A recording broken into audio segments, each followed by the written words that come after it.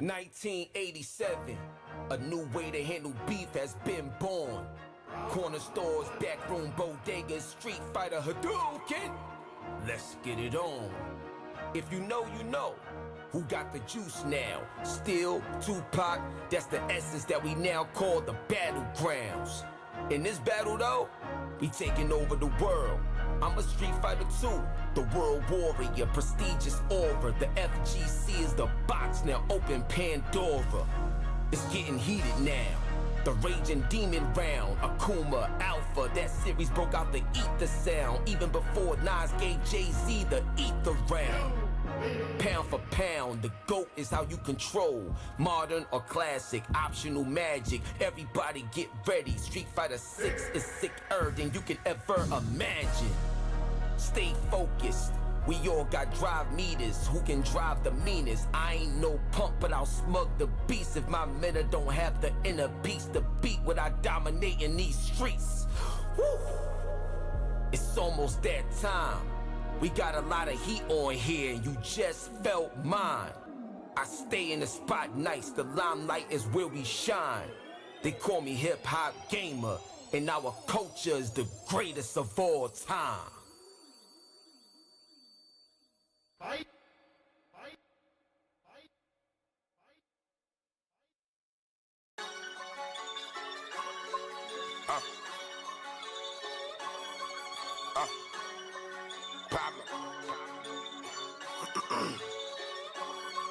We went from cream with orange hairs like Blanca, flocking like Waka. $100 might could last me a week. Change up my pocket, mine torn like gal.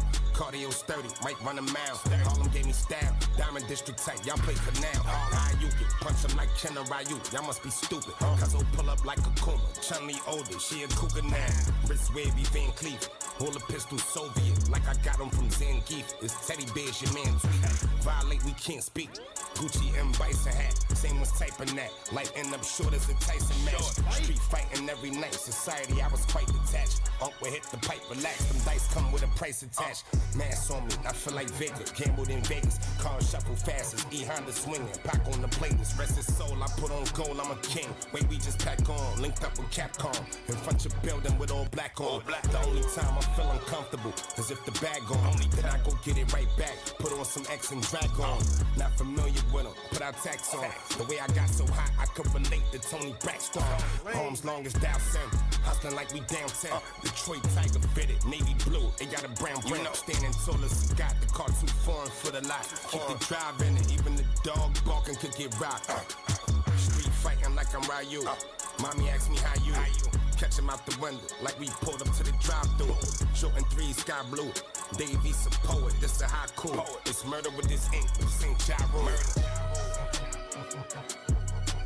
You win.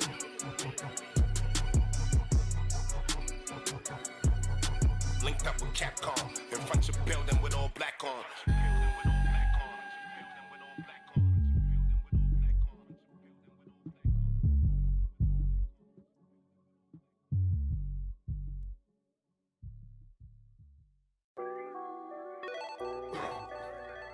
Yeah, I'm your worst nightmare. I'm the one you don't want to see in all black. This time, all blacked up. Yo, I wake up and I hear the streets calling. Nobody's safe no more. I'm cut from a cloth that they don't make no more. I get you clipped in the name of war.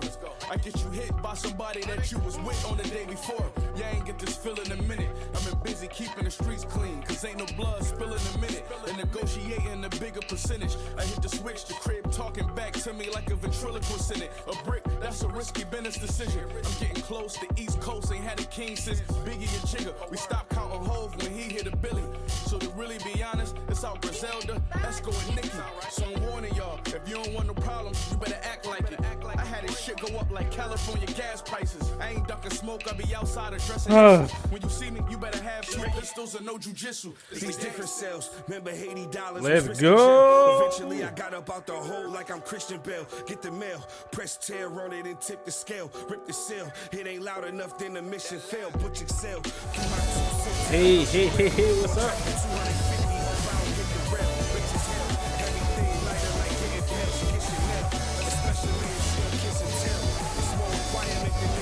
That's why my shit they sing. They asked if I could carry it, I just like it's Tennessee. Him or me, I said the same thing like I'm getting jinxed. Had the Ruchis, niggas switching minks. 9 pieces, different links. We just was washing resi in the kitchen sink. A long way from risking freedom just to get me They free. know. Tell Buddha to loop the beat and let me do this shit for No, me. I'm gangster, street rider. They see me, they keep silent. All right. Squeeze till he gone and don't never cease fire. They capping and keep lying. I'm gonna start off with some quick matches real quick. Got a problem with the mob, I promise you he dying, leave your body still. Chopper kicking that karate kill. That 4 pound made him strong like he body build. They acting killer, never did a drill. We only shoot to kill. And I got a heart made of steel. He caught a body when it made it real. That's when you know it's real. Next morning found him in the field. He John Doe, heard they shot his grill. That's a bloody spill. Like nigga tell me.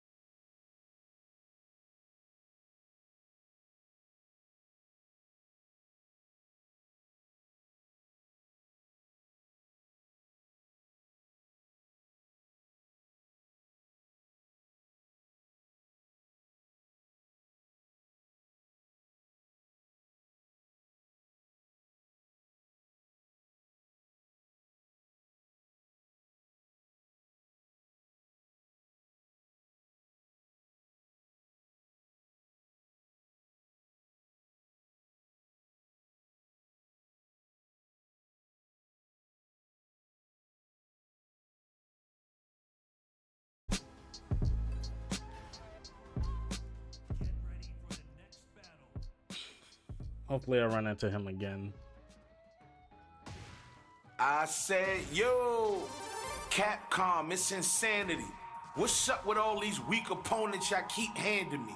Just cause y'all decided to name a dude Ken, don't mean we gotta be family. Perfect. Oh, it's about to be a slaughter. If I rush in like Zangief, they gon' find Ken by the border. Getting kicked more than a bonus round when the car's sitting by the water. I take him back to the old school Street Fighter. I'm talking about when a Hadouken was kinda shorter. I'ma beat Ken up and the screen gon' read, please insert another quarter. Oh, you going against the best? Mr. Shoryuken in the flesh. Ooh. Don't believe me, then act Saget, how he get that scar across his chest. And this the part where I make sparks. Damn, I got fly. perfect. Cause Master I got Goken perfect. always Damn. said I was a smart guy until I linked up with Akuma. And then he helped me get in touch with my dark side. So here's where it gets frightening. I laugh every time I see Ken fighting. Cause he the type to lose all his energy with one punch from M. Bison. And they put him against Ryu. Do you know I could throw a Hadouken, make the room split, do a broom kick with a Sasadu, get into a short Ayuken? And you think you can do the same moves I can do, huh? Stop studying my game tapes. Always hype and lying. Keep that cap calm for the game's sake. We first met in 1987. I didn't bring that up to get cheers. 1987. My Shattercon style been better for 36 years. And no matter how many times we fight Ken, you gonna always be family. Psych, I lied. You a female. You should be with Chun-Li and Ken. It's always Street Fighter that. And damn. I got perfect again, bro. I'm up here in the big leagues. These niggas out here real. Yo. I'm up here in the big leagues. Oh, shit. We got artillery tucked there, Cartier buffs there. She said it's fuck, yeah. You're right, I don't want to get demoted. You just getting up, nigga, we already up there. You say it's up, man, it's already up there. Oh, gun in hand, I'm surgical, no training, they let shoot a movie. Choppers bang on you, don't dance, I make your shoulders little oozy. Wanna rock the trap house line, got what you need if you a foodie. Got more dog than a humane, we selling pits, come get a Scooby. Half of these niggas is groupies, more than the hoes, excuse me. But money and clout don't move me, I ain't no goofy. You say that it's up, we shoot. Yeah, we ending that fucking 7 streak. Been in the gym recruiting, my young niggas ruthless. Cartier lens, 2000 a leg, I wear on my face to see through the fake. She wanna fuck, don't know I'm polygynous, married the game, and cheat to this day. Shit getting wilder, love when you up, they all on your nuts and smile on your face. Money been piling, but I say ready before every meal say ready. I didn't even know she had a slide. Cartier buffs there. She said it's fuck, yeah. I said fuck, yeah. You just getting up, nigga, we already up there. You say it's up, man, it's already up. We got artillery tucked, yeah. Cartier buffs there. She said it's fuck, yeah. I said fuck, yeah. You just getting up, nigga, we already up there. You say it's up, man, it's already up. Couple of my niggas was outlaws. What? Cause they was I tried to niggas was noble, but ended never up mind. being fatal. Strays floating inside you like microwaving potatoes. To show Pedro what you would do for a buck or a peso. From the Tupperware bowl to hustling yay on the table. Knife and ladle, the life of a future muscle. Damn, I shouldn't have hit that button. From the brave to the little babies, that's raised to be greater, raised to be slaves. To go straight to the grave from the cradle. She shake that ass in the trap, toss it like 80 in straight bands. She making it clap, gave her that standing ovation. She came to my shit. face and came out that lace, then put her face in my lap. I gotta change that fucking. I gotta change from run and grab to something else. I gave her that straight hand. She came with Fuck. a gap, but Supposed to be walked down away with that grab. straight hand. We come to your town, of course you party with us. Of course you wanna be down now, we already up. We got artillery tucked there, Cartier buffs there. She said it's fuck, yeah. I said fuck, yeah. You just getting up, nigga, we already up there. You say it's up, man, it's already up. We got artillery tucked, yeah. Cartier buffs there. She said it's fuck, yeah. I said fuck, yeah. You just getting up, nigga, we already up there. You say it's up, man, it's already up there. Damn, let me switch. It's time. Lean on man. Grew up in a street fight and wildin' all over housing. Yeah, hey, she's way better than me. Get ready for the next battle. She was way better than me. And plus, I don't fight Ninas like that.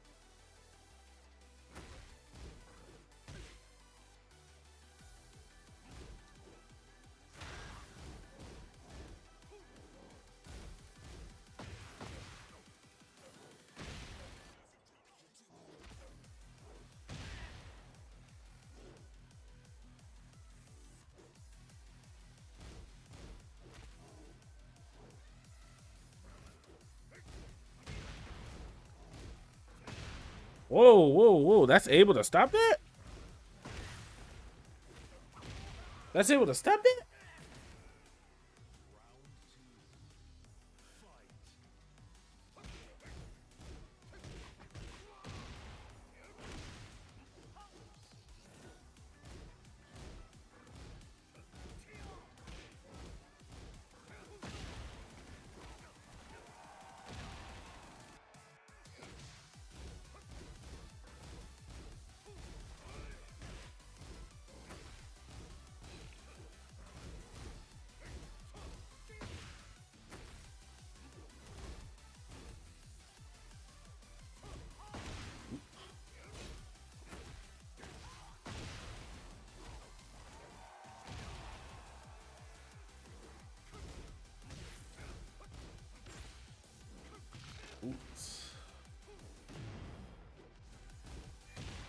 Wait, what?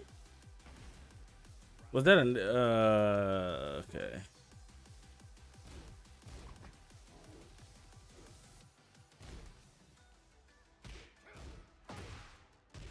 Oh?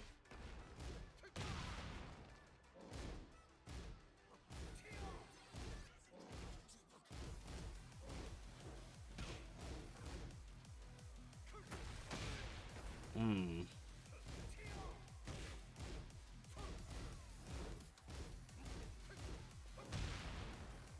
Whoa, how fast was that? Oh my god. He's just destroying me.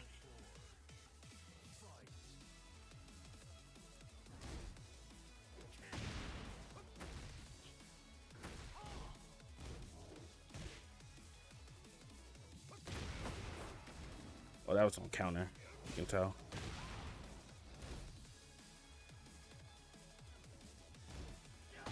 Oh shit.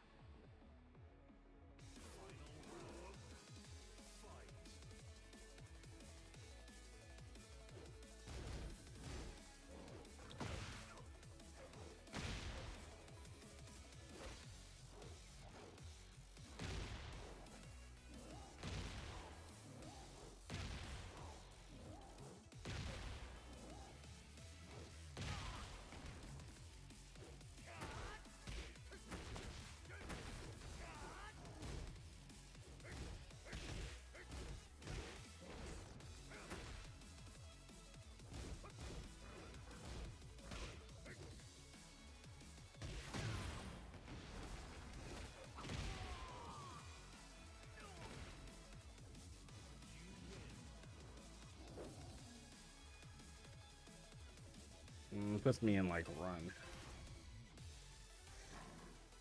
So that's how I was able to get that, because sets up the run.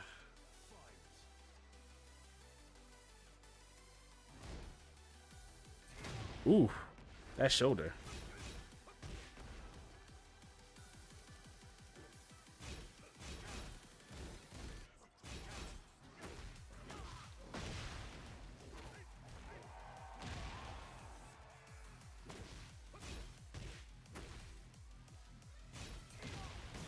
Damn, that shoulder. Ooh. That shoulder rush. Damn.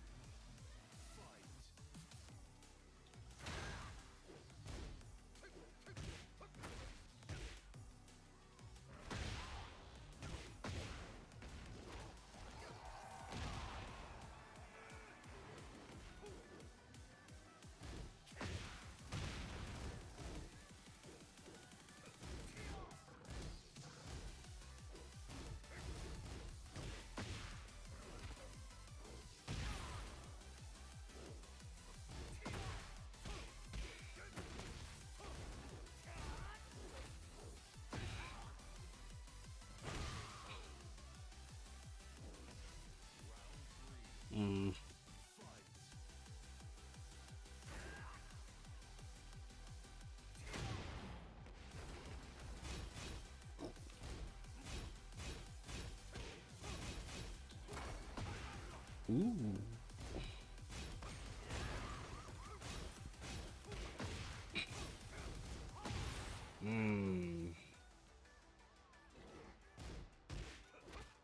He got me. He got that perfect. I couldn't break through his defense.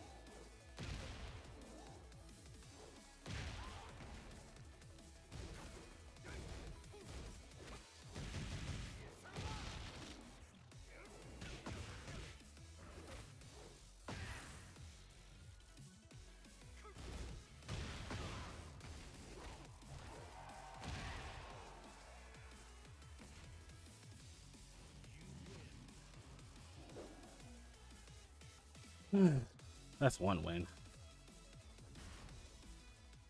Get ready for the next battle. Let me see if I can find something easier to listen to.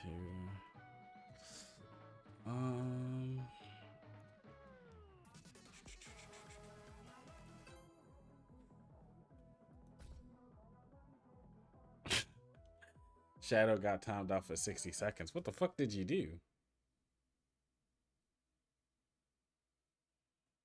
Get ready for the next. It says you.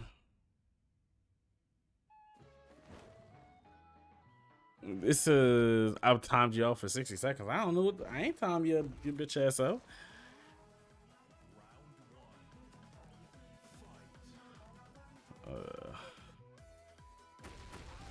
I do need to get good. I do in fact need to get good. Okay. I appreciate the Luffy cosplay, okay? Oh my god!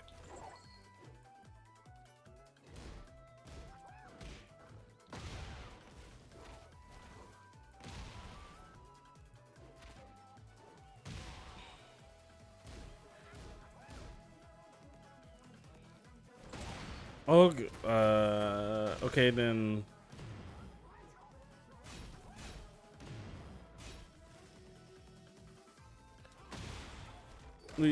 So what should I do then instead of the lariats?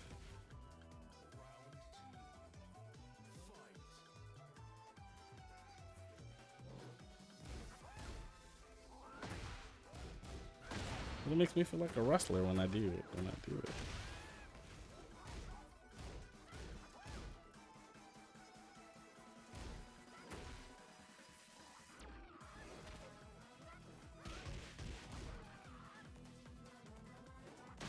Damn.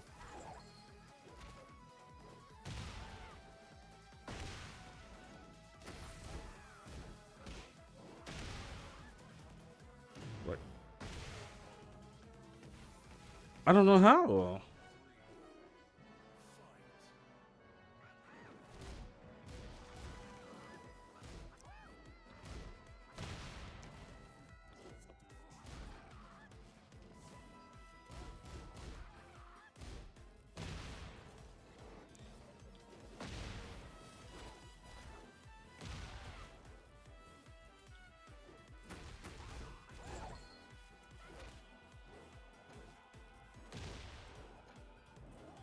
Look at him. He's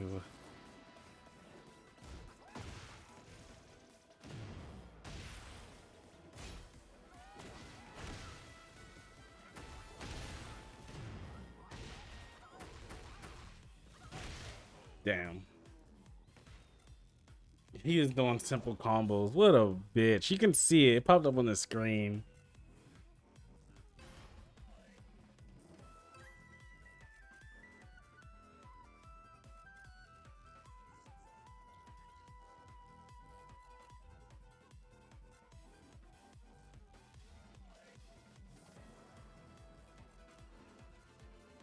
Mm.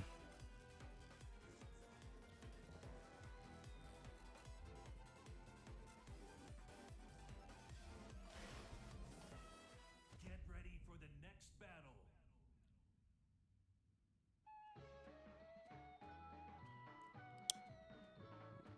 Listen to something real quick.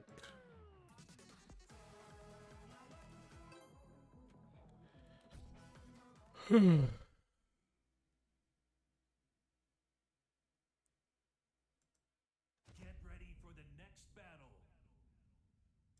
Go to YouTube.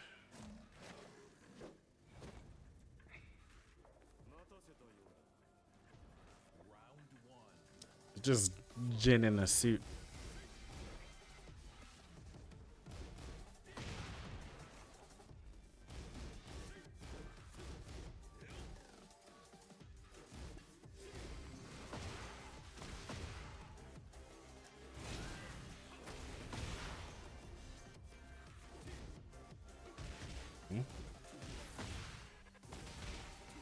Okay, I'm letting him get away with too much.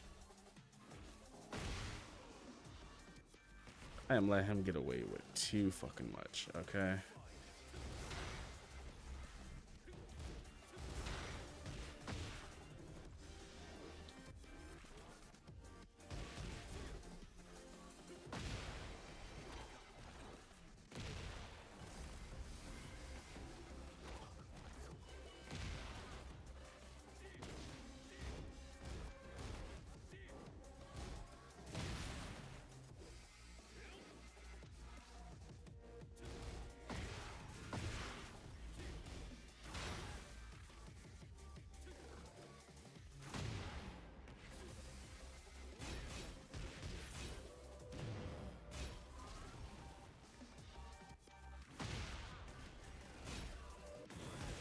What? What?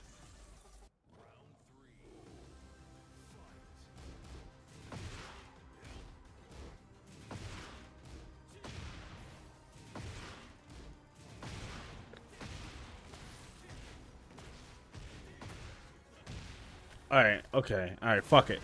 I need to start blocking lows now. I have a problem fucking figuring out when the lows are coming, dude.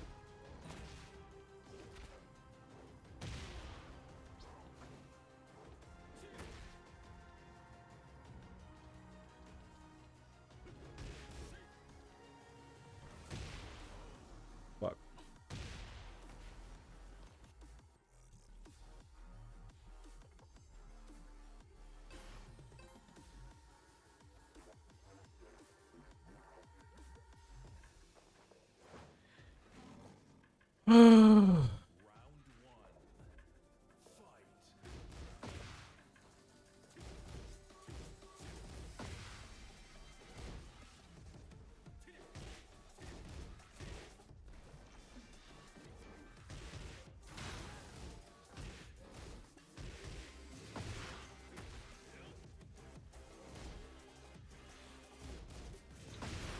What the fuck?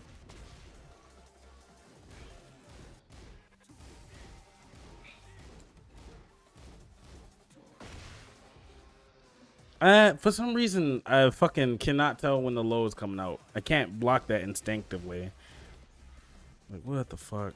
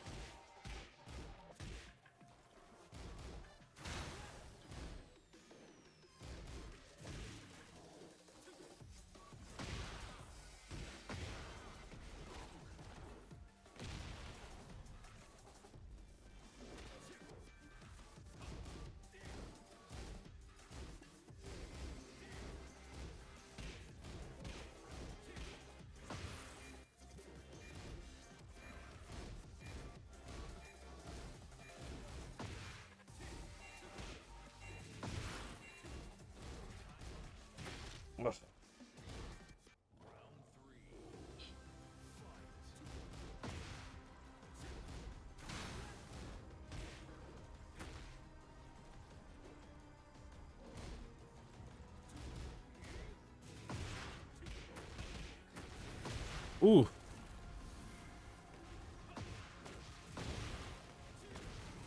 Damn.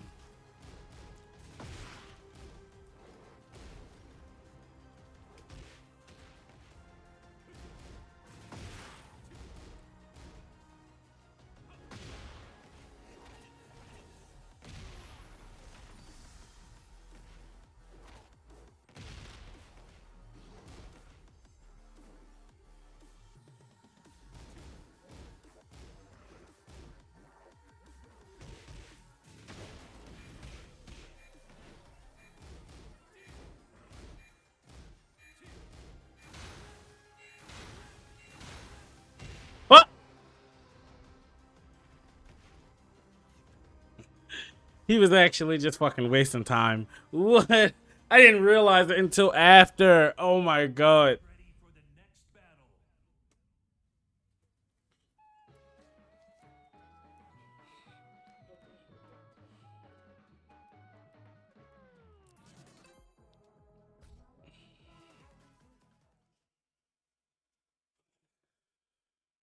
What do you mean I don't play him like I play you? What the fuck? I play y'all niggas the same. What do you mean?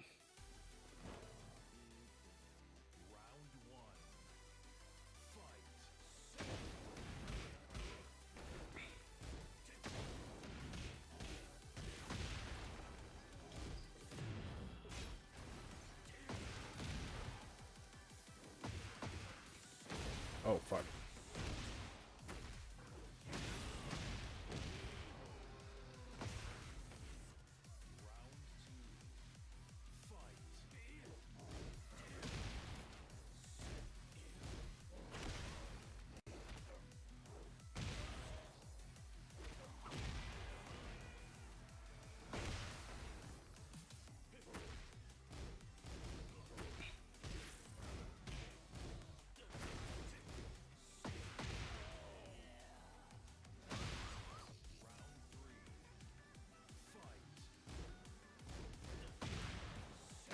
Ooh.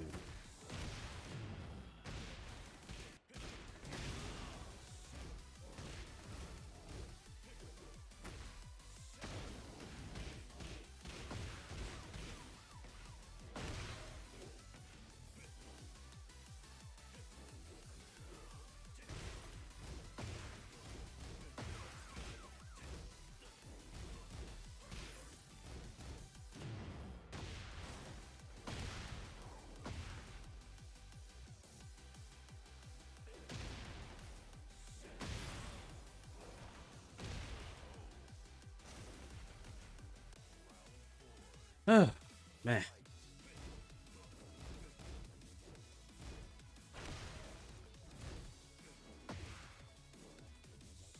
Oh shit.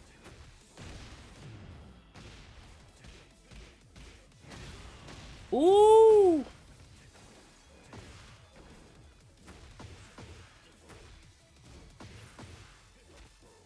Damn. Okay, he got me.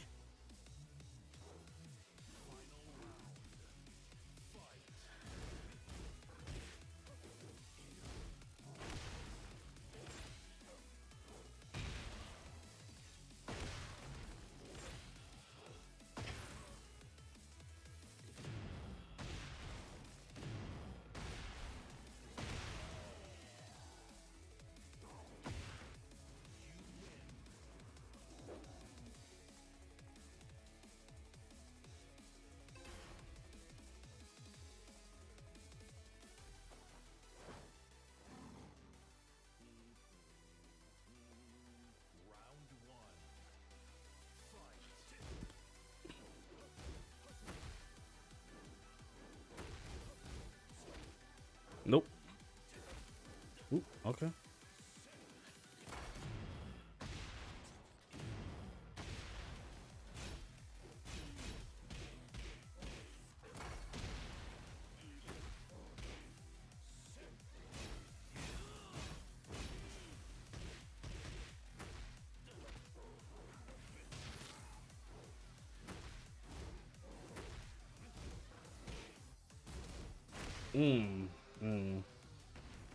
I should have blocked that shit in the air.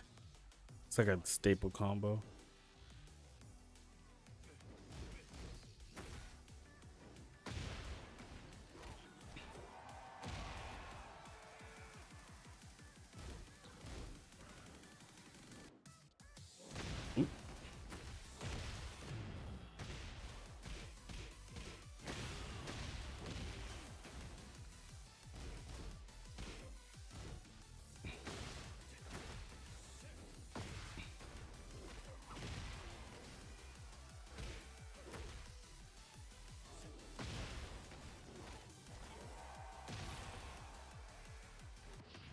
Whoa.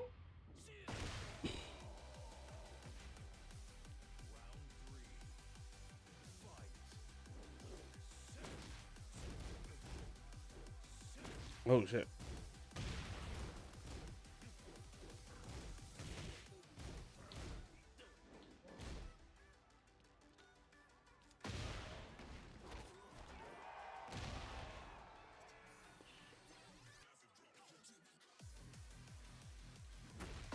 I don't know. Somebody just invited me to a party. Fuck off. I don't know who you are.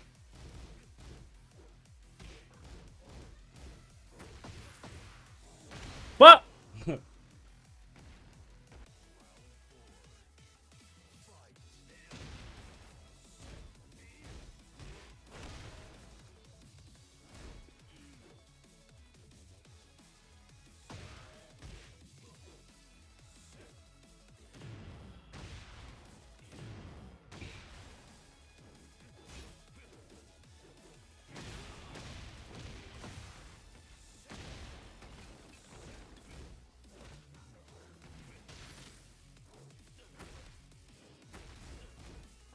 Oh my god. Fuck.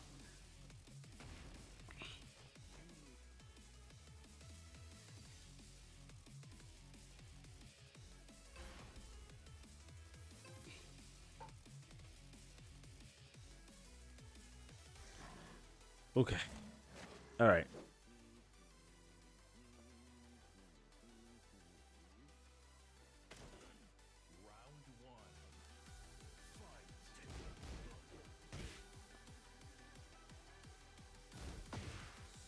Fuck, I should have went down.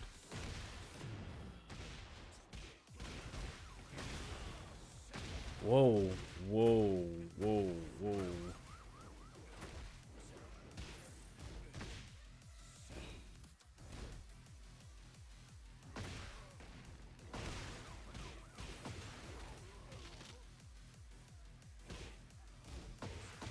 Fuck? Ah, okay.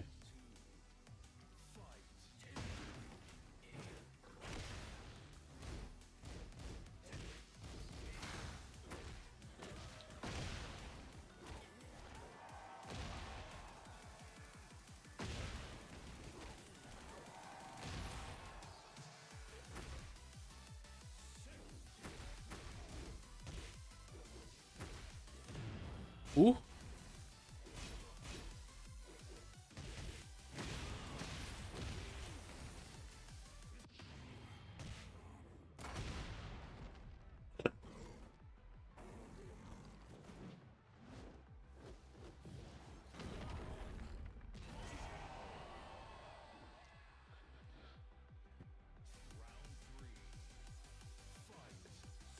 Oh shit.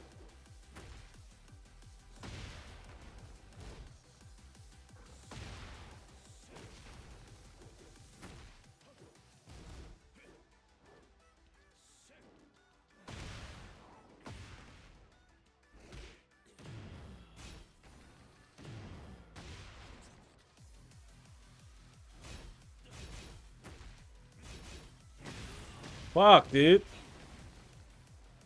Oh my god.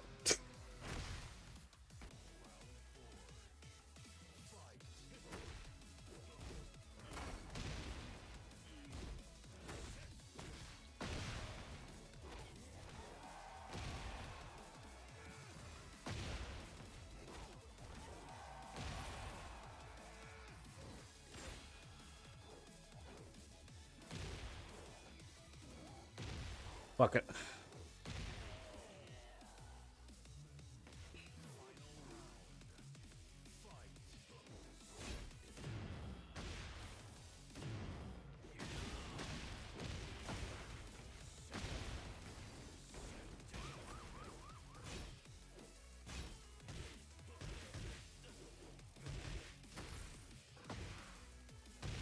Fuck, man. Can I, like, at least do something?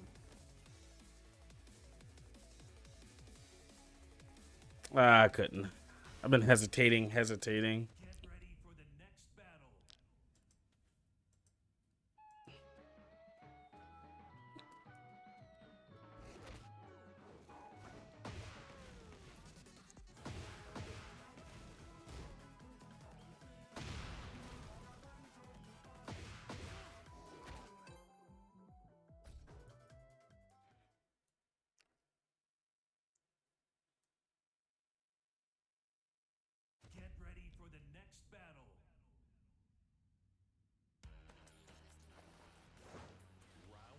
Another dragon.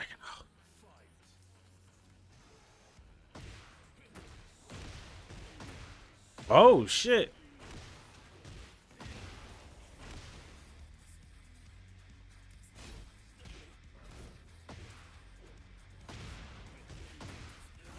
Oh my.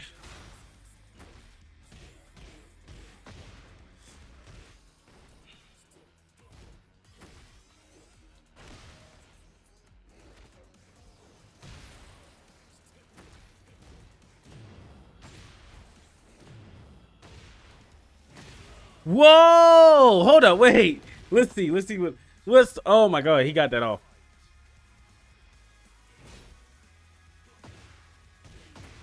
Ooh.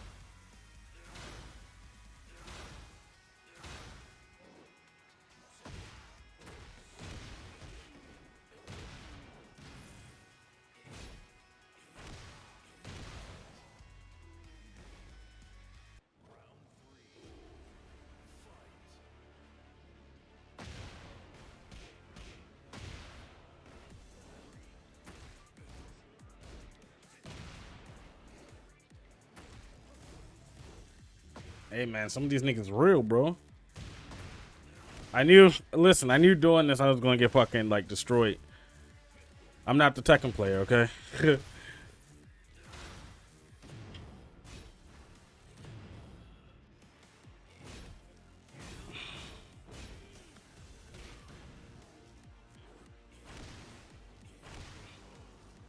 Okay, I was never that good of a Street Fighter player.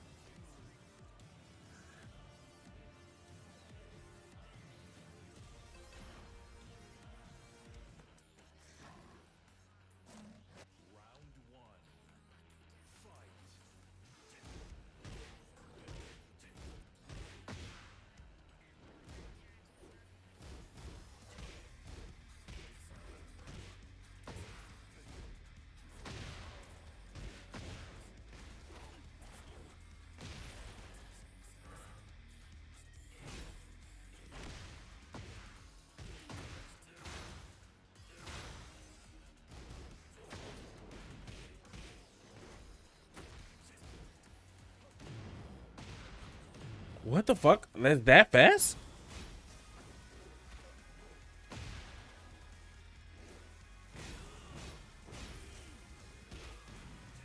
Fuck. Oh my god.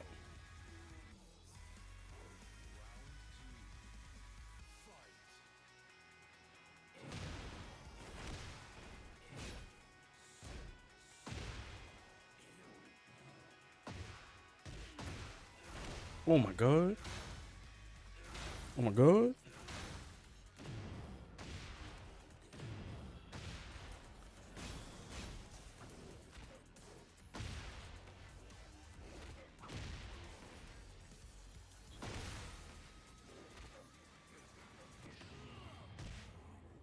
I'm hitting all the buttons. Fucking, I'm winning one. I'm hitting all of them.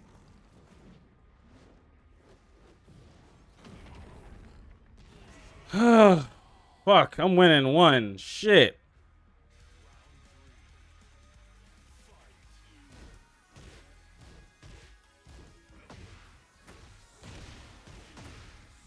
Fuck. Damn.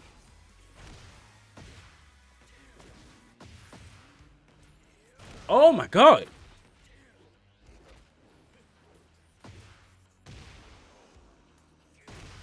Okay, you got it, homie. You got it, bro. Yeah, I know, right? I had to give it to him. Yeah, I had to. Like, I thought he just mugged me. He just fucking beat the shit out of me on the wall. I was like, okay, bro, you got it. Yo. I don't know, bro.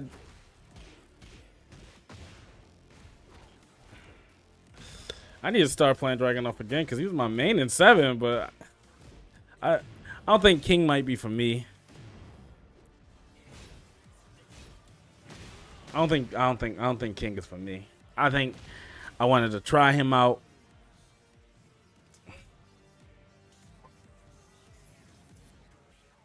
I mean, you could have always played them. Get ready for the next battle. Huh? I mean, you was better king to me anyway.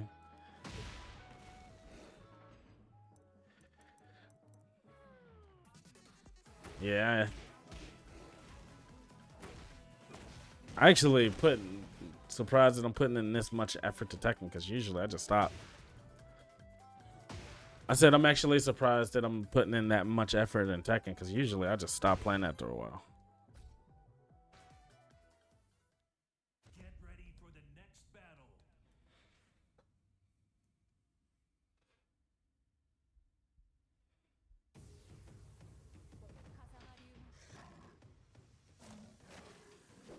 Round one. Fight. Damn.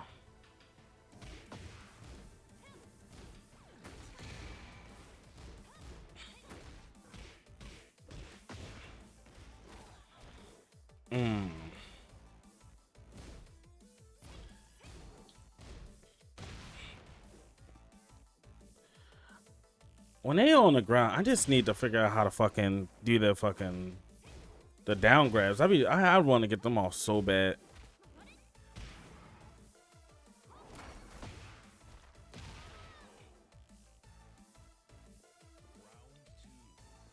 The fuck did I just do? That was cool as fuck.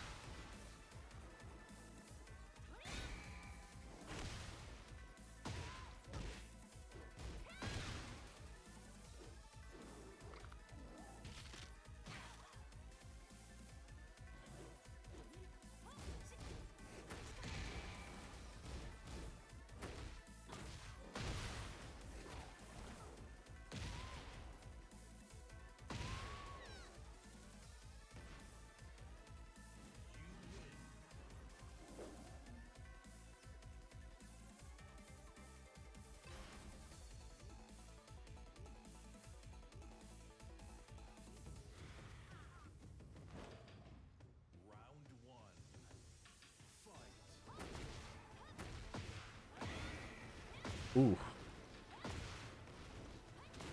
Damn. How did it fucking go through my back forward 4? Oh my.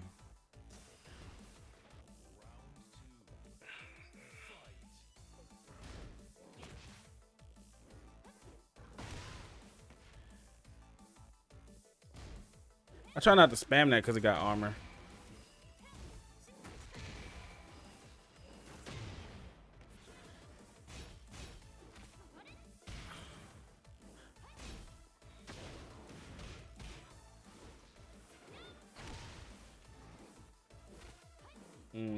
Like, the reason why is because you guys said I was grabbing too much, so I changed up the way that I play.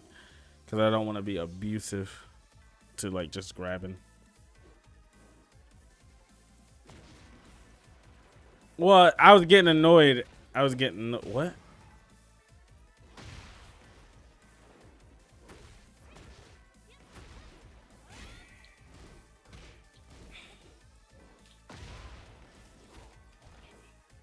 Compared to the niggas spamming low like 4 or 5 times.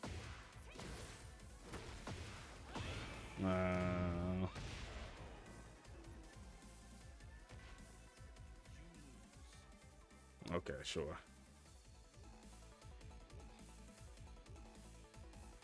Huh? Huh?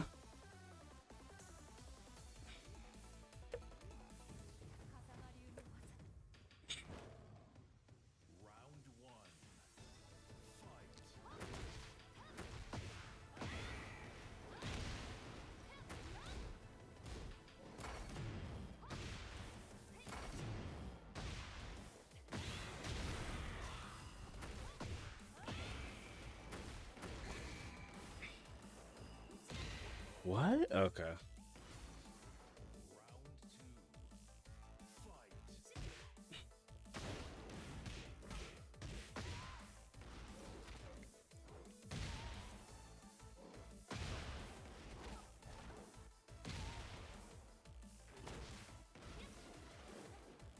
Okay.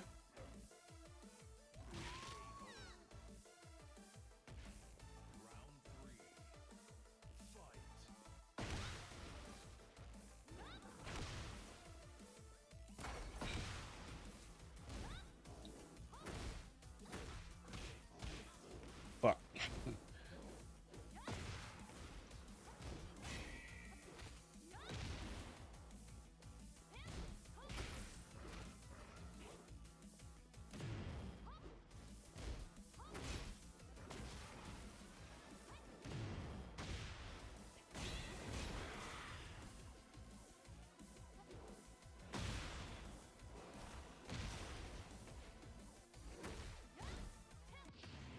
They got it. What? I thought they had it. What the fuck?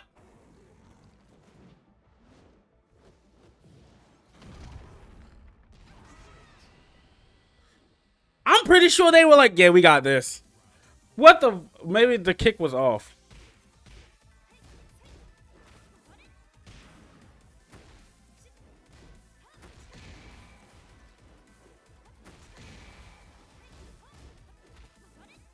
Wow, she's just gonna, okay.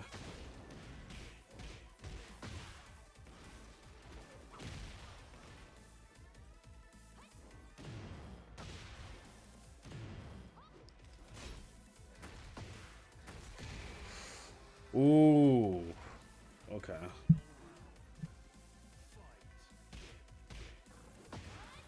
Fuck.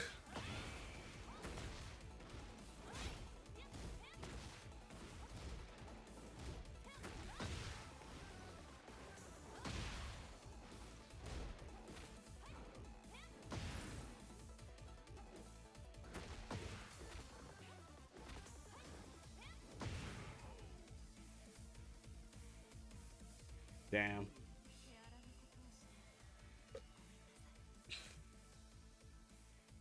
These cherry? Get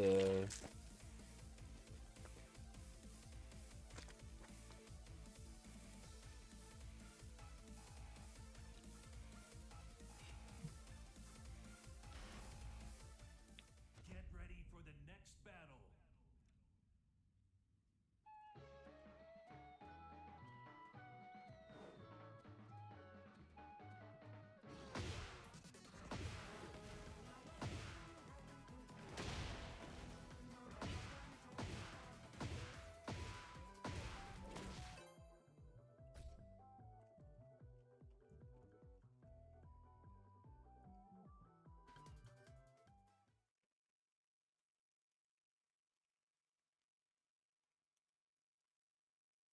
Get ready for the next battle.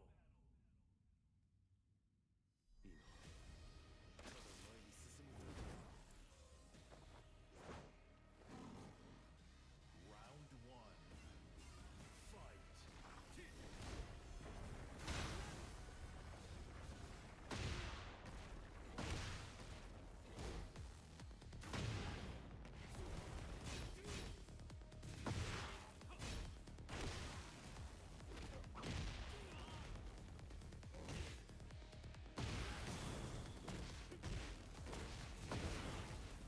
Bro.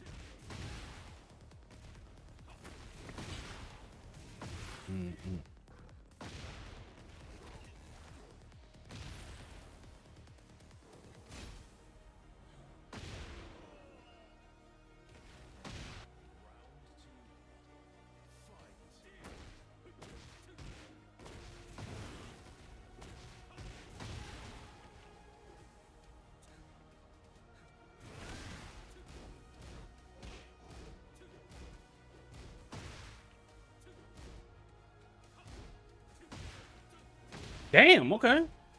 Thought I had that. Okay. Whoa. Okay. All right, okay. Trying to get the feel for this gen.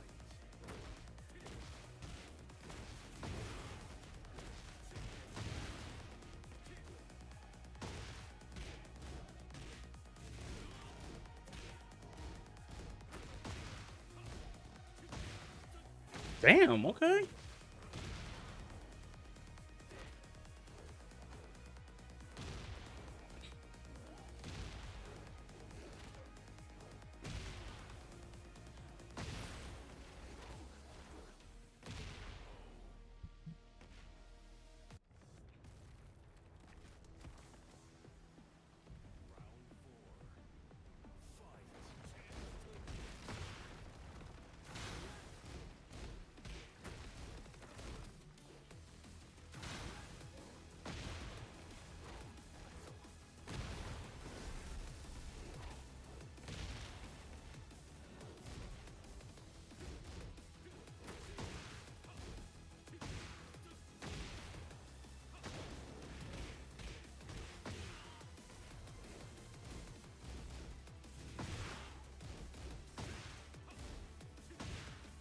Hmm.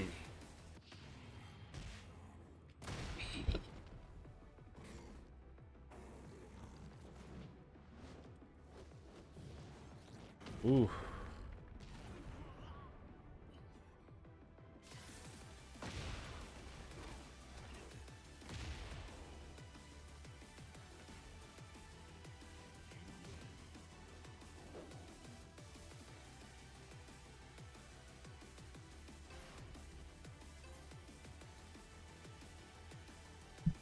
How was that? How was that?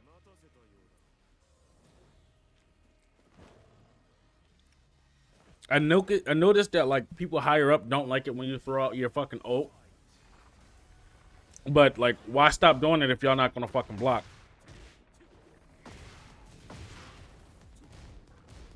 It's like, oh, it's free damage, so it's a grab.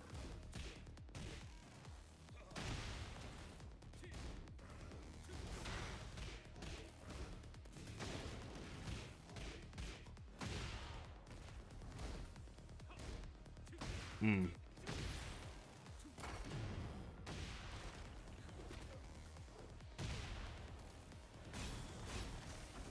All right, that's. Hmm. Whoa! Oh, I thought I had an inch because he's. Oh, okay.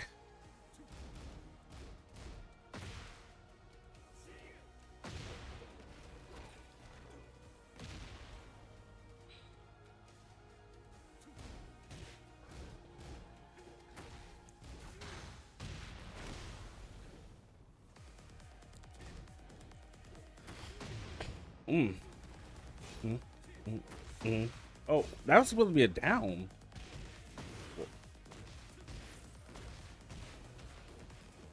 I'm so. That didn't used to do that, did it? The whole thing that didn't used to push you away. Did they change? Oh, okay. Like,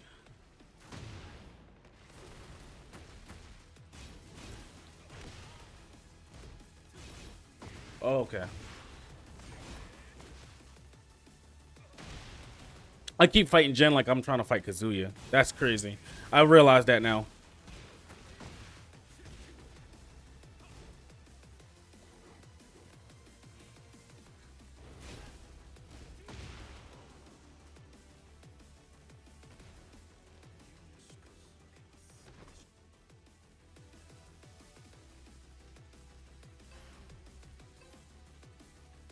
I keep trying to fight Jen like I'm fighting Kazuya. And I didn't realize it until now. But I need to fucking. All right.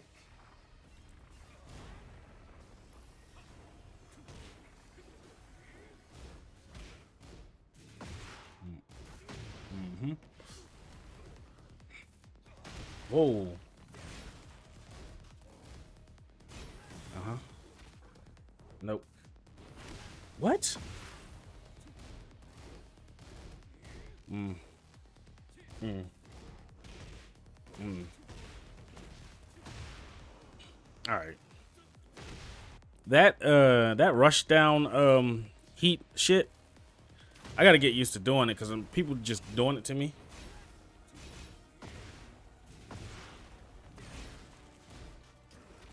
How do you do the heat rush down dash? Oh, okay.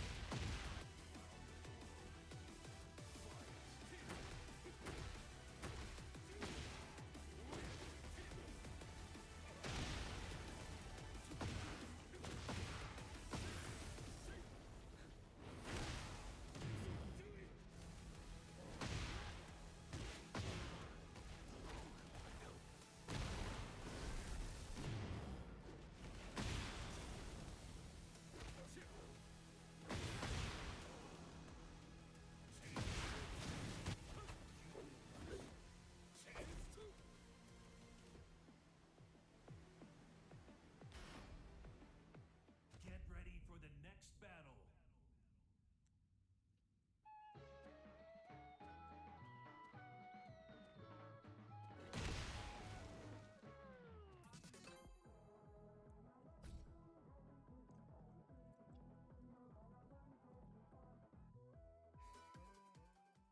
So it's back down. So it's back down both Rav's buttons for knockdown.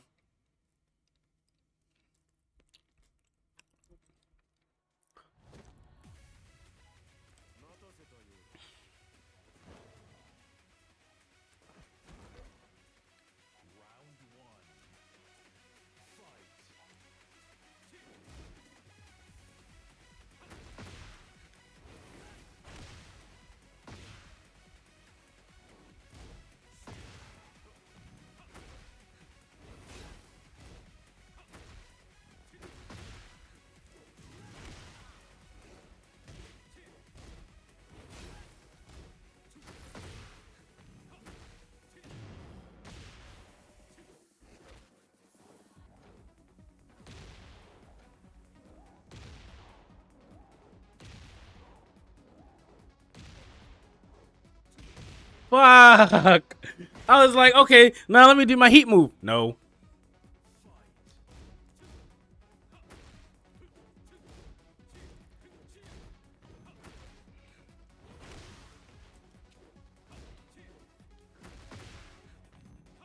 Mm.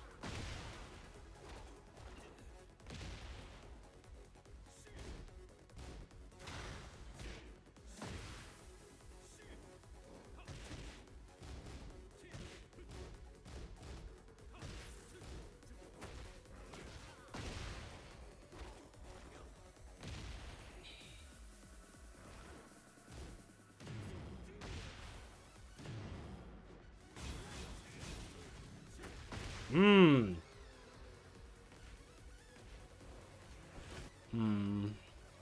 didn't know he was going to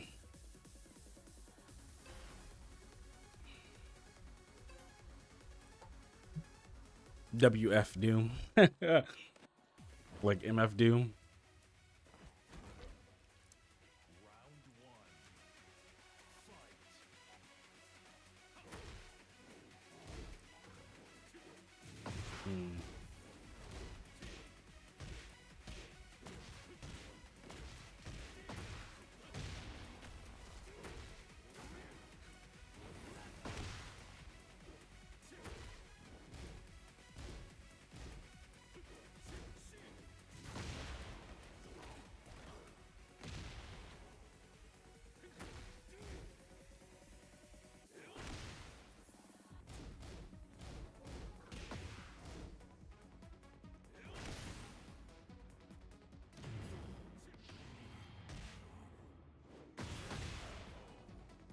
Damn, I thought he was just gonna fucking come to me.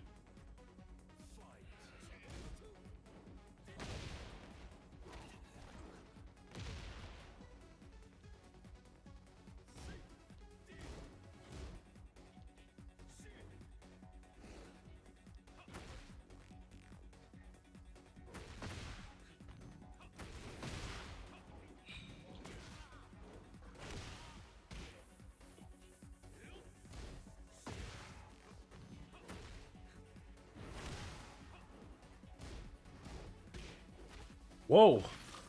No, no, no. Oof.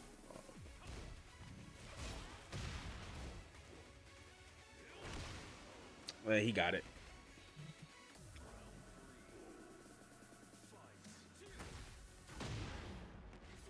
I'm gonna look up a video on King.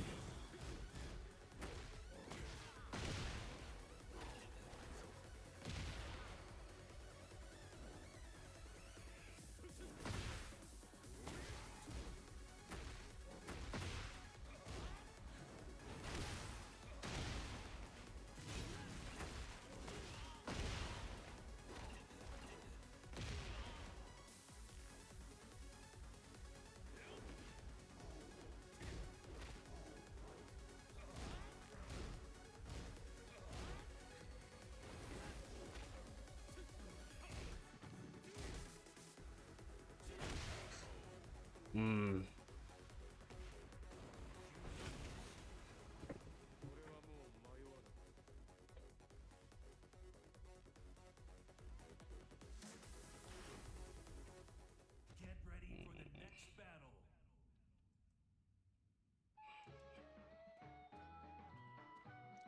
King Tekken 8 breakdown.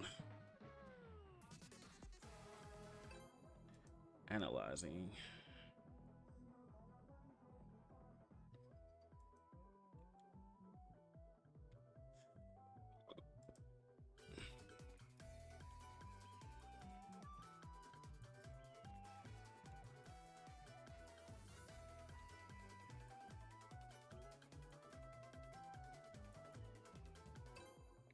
Hey, Shadow, can you hear my sound in the game? I mean, on Twitch. All right, so I'm gonna turn up the volume and listen to this video with me.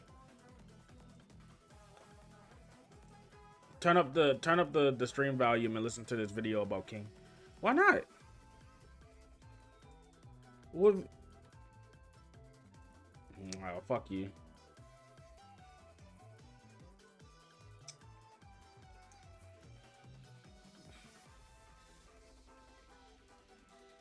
Cause you're my friend, and you support me through my tough times. Okay. It's an analyzing King video. Hey guys, welcome back to the Free to Play channel, and today is the third and the final day of the Tekken closed beta test, and finally I've played around enough with King to the point where I think I actually want to do an overview of King, considering next to Jin he is one of my mains in Tekken 7 as well. And yeah, let's just get into it. And to start things off actually, once again let us go into the combo challenge environment. It actually muffles the audio now that I've realized for a better commentary. Alright, so King in Tekken 8. One thing that we'll quickly notice, definitely everyone, any King player noticed this, is that his backdash is non-existent. As you can see here, I'm trying my best to do a KBD, and it basically barely covers any distance. Well, given that I am very bad at KBD, but the backdash in general is very nerfed. Like, barely. Compared to the other characters, King barely has a retreat tool, and that might seem very bad in Tekken 8 where movement is basically buffed. However, we'll get into this soon where King basically trades his backdash for hyper armor and a bunch of other armor gimmicks such as Jaguar Dash and muscle armor, as we will see later. And his wrestler identity is really pushed in this game, much stronger than in Tekken 7 and the games before, where previously he would play around counter hits, down back 3, back 1, forward forward 1. All these would lead into counter hit launches.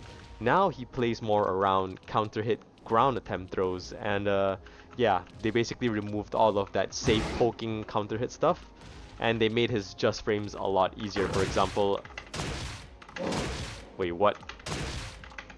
Alright, this is easier. Is forward 3 still a thing?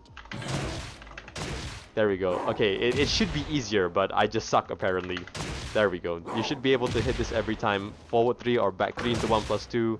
You should be able to hit these, and I believe his ultimate tackle is a lot more lenient as well. Yeah, I basically got the whole the chain grab there. The just frame should be easier.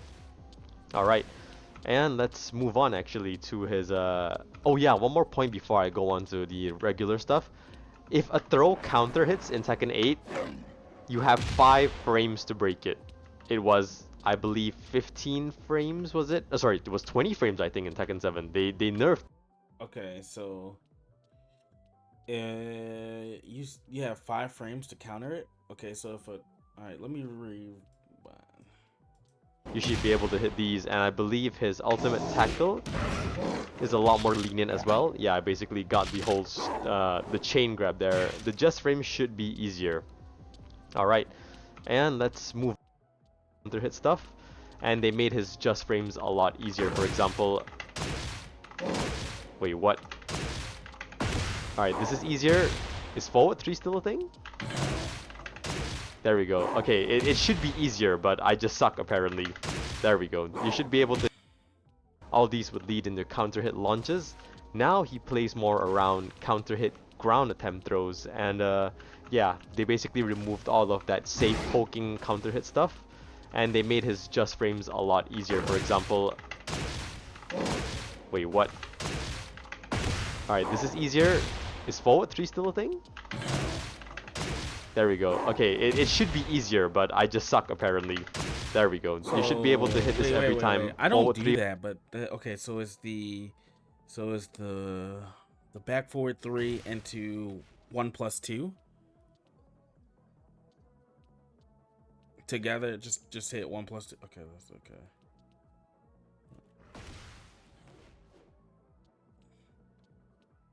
Is it together or simultaneously? I mean, simultaneously. Is it 1+2 back together? When I do 1+2, it does that.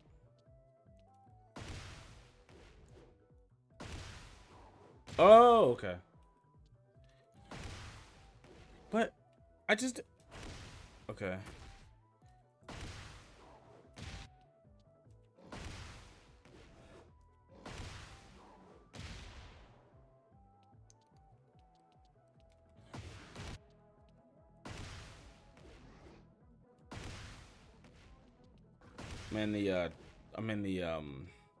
I'll go to trainer mode. I was in the combo thing.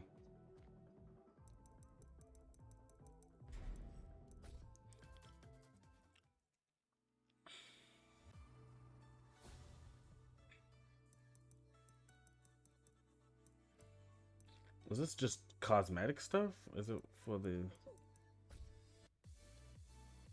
I might be just meshing it out, so I'll do it to where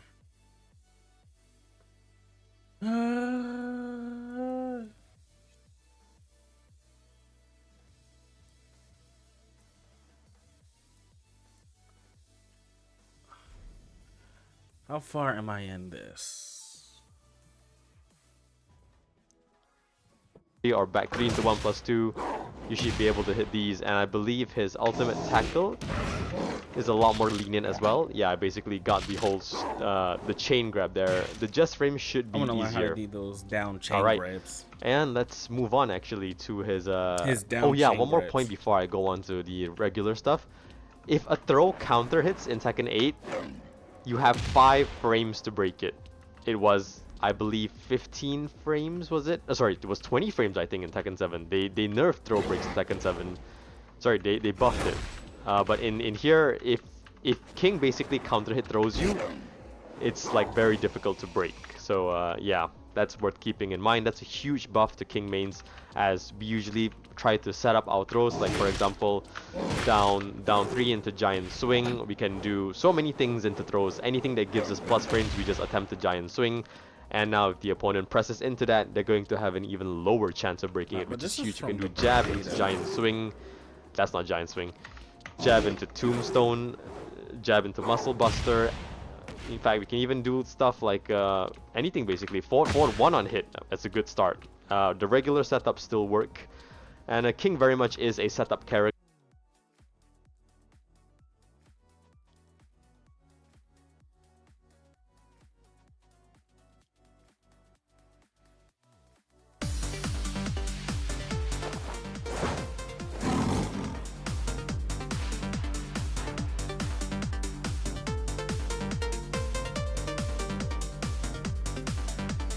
King, the mysterious jaguar-masked pro wrestler, is as close as you're gonna get to a grappler in Tekken.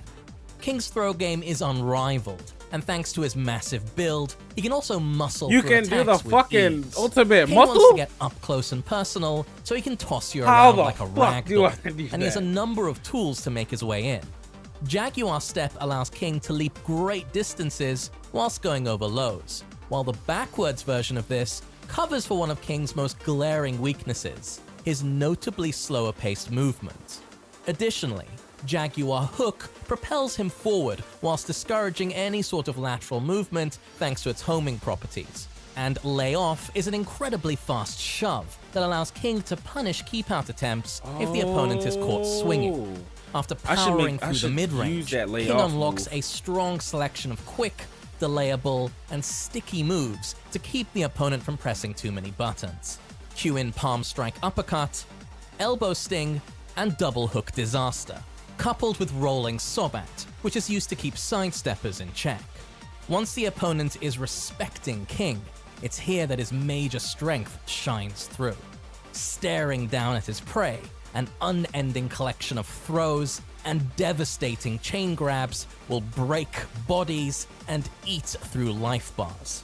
In particular, mixing Shining Wizard and Muscle Buster with the devastating Giant Swing can be incredibly hard to break on reaction, making it one of the few true throw mix-ups in Tekken. Oh wait, how do I do that low punch? Whoa.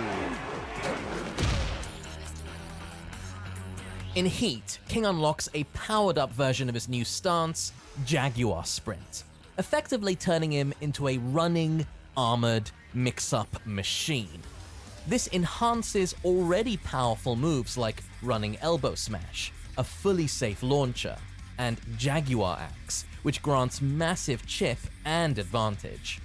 On top of that, a lot of his key throws gain the ability to partially recover the heat timer, with the previously mentioned Muscle Buster, Tomahawk, Giant Swing, and the newly added Rapid King Onslaught from Jaguar Sprint, to name just a few.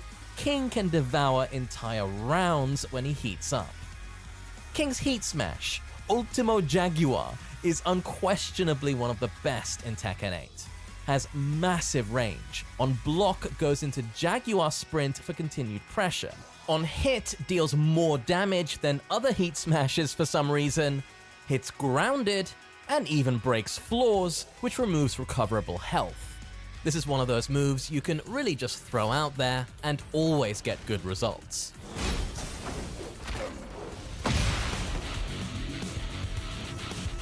By this point, it should be clear that Jaguar Sprint is a big part of King's game plan now. This is essentially a full-screen mix-up stance backed with powerful highs, mids, lows, and most notoriously, the Rapid King Onslaught, a heat-engaging throw. King's new Wait, what did you moves say? really emphasize his raw power and ability to muscle right through here? attacks, making him more dangerous to pressure. Muscle armor is a stationary power crush used to bait, absorb, and punish attacks. This can either be paired with its follow-up heat engager, Emerald Elbow, or cancelled into Jaguar Sprint. Similarly, Soul Crusher can also transition into Jaguar Sprint, but it's usually used when on the offensive. Toll Kick is also one of the stronger power crushes in Tekken 8 due to its sheer speed, range, damage potential with the guillotine drop follow-up, and ability to tornado stray airborne attacks. Keeping up the theme of pushing forward and gaining terrain on the opponent, which one am I Shoulder looking at? Tackle is now a safe heat engager, though it has lost its armored you said number properties. It's important to mention that throws themselves have become stronger, since they now track, are impossible to break on reaction on counter hit, and also guaranteed against both power crushes and parries, which in turn also makes grapplers like King inherently stronger.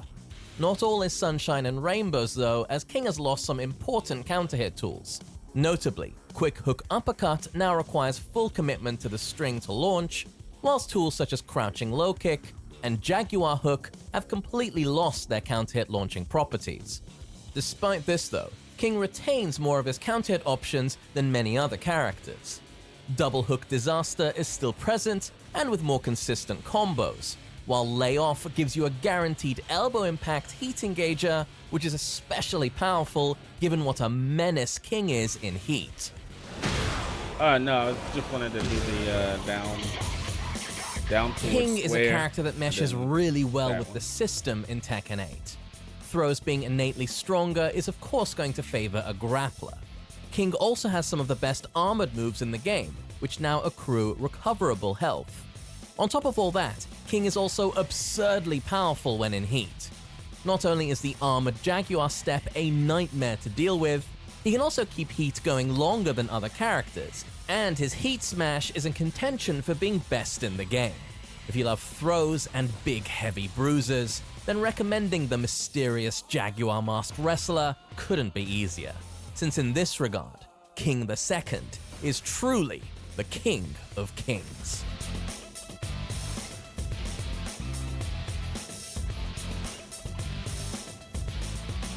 Friends, thank you for watching, and a massive shout out to our patrons. For just $1 a month, you can help support this channel and gain early access to upcoming videos. Up next is the White Reaper, Sergei Dragunov.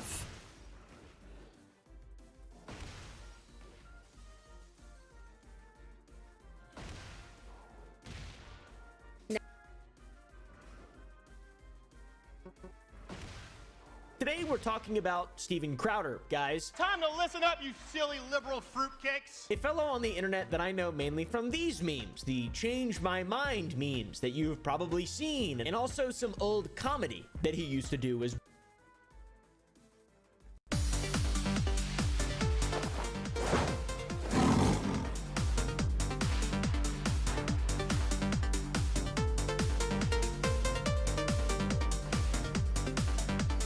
King, the mysterious Jaguar Masked pro wrestler, is as close as you're gonna get to a grappler in Tekken.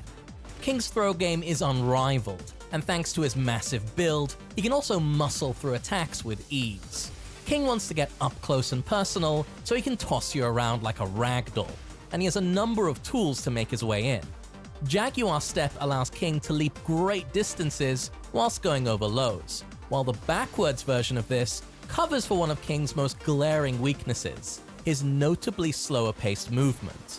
Additionally, Jaguar Hook propels him forward whilst discouraging any sort of lateral movement thanks to its homing properties. And Layoff is an incredibly fast shove that allows King to punish keep-out attempts if the opponent is caught swinging. After powering through the mid-range, King unlocks a strong selection of quick, delayable, and sticky moves to keep the opponent from pressing too many buttons.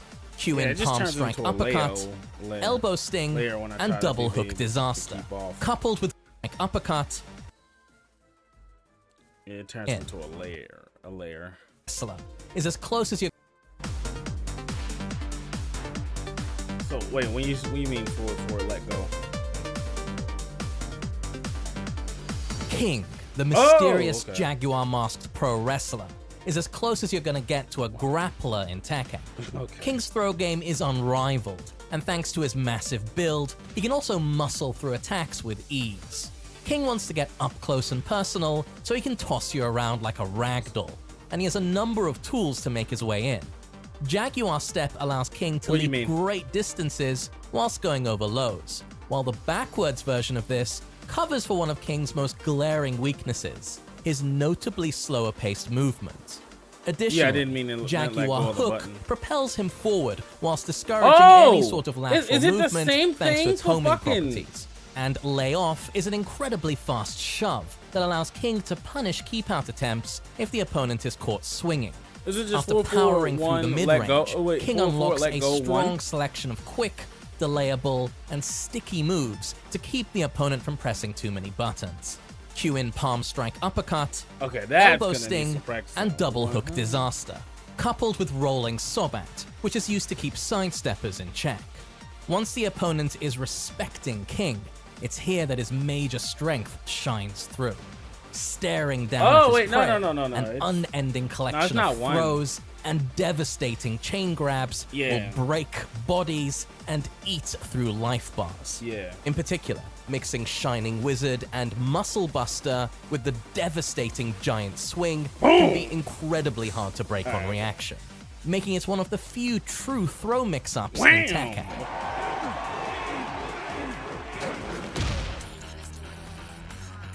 In Heat, King unlocks a powered-up version of his new stance, Jaguar Sprint, effectively turning him into a running, armored, mix-up machine.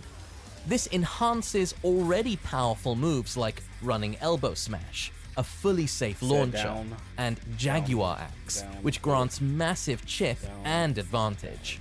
On top of that, a lot of his key throws gain the ability to partially recover the heat timer, with the previously mentioned Muscle Buster, Tomahawk, Giant Swing, and the newly added Rapid King Onslaught from Jaguar Sprint, to name just a few. King can devour entire rounds when he heats up. That's one counter hit.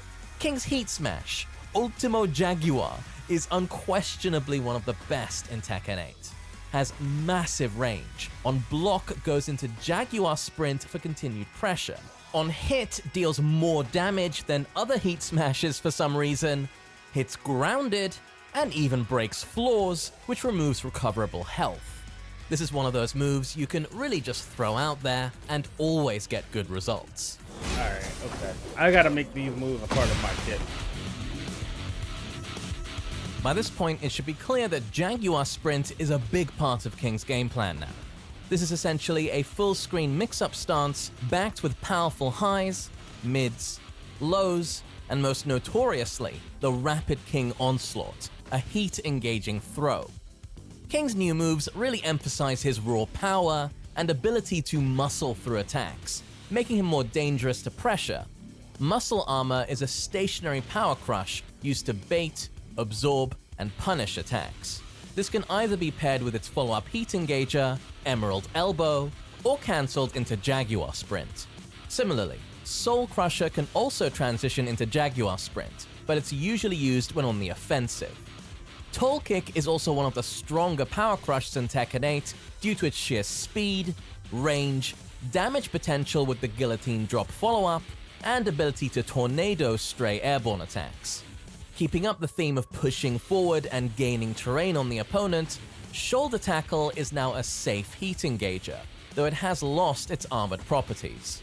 It's important to mention that throws themselves have become stronger, since they now track, are impossible to break on reaction on counter hit, and also guaranteed against both power crushes and parries, which in turn also makes grapplers like King inherently stronger.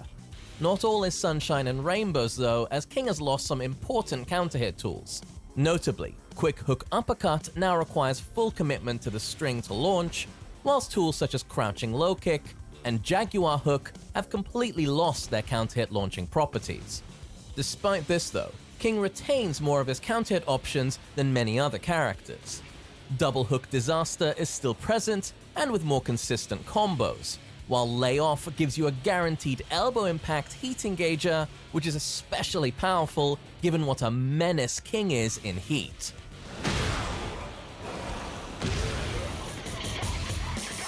King is a character that meshes really well with the system in Tekken 8. Throws being innately stronger is of course going to favor a grappler. King also has some of the best armored moves in the game, which now accrue recoverable health.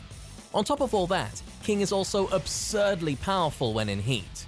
Not only is the armored Jaguar step a nightmare to deal with, he can also keep heat going longer than other characters, and his heat smash is in contention for being best in the game. If you love throws and big heavy bruises, then recommending the mysterious Jaguar masked wrestler couldn't be easier, since in this regard, King II is truly the King of Kings.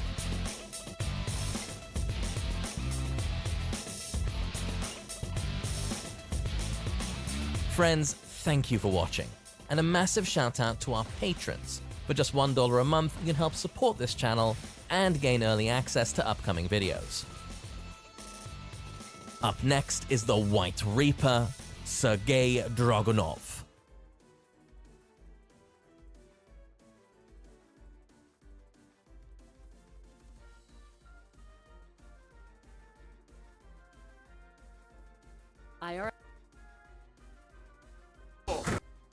This video is sponsored by Instant Gaming. Stick around to learn more about them, as well as a special offer they're making available through this channel.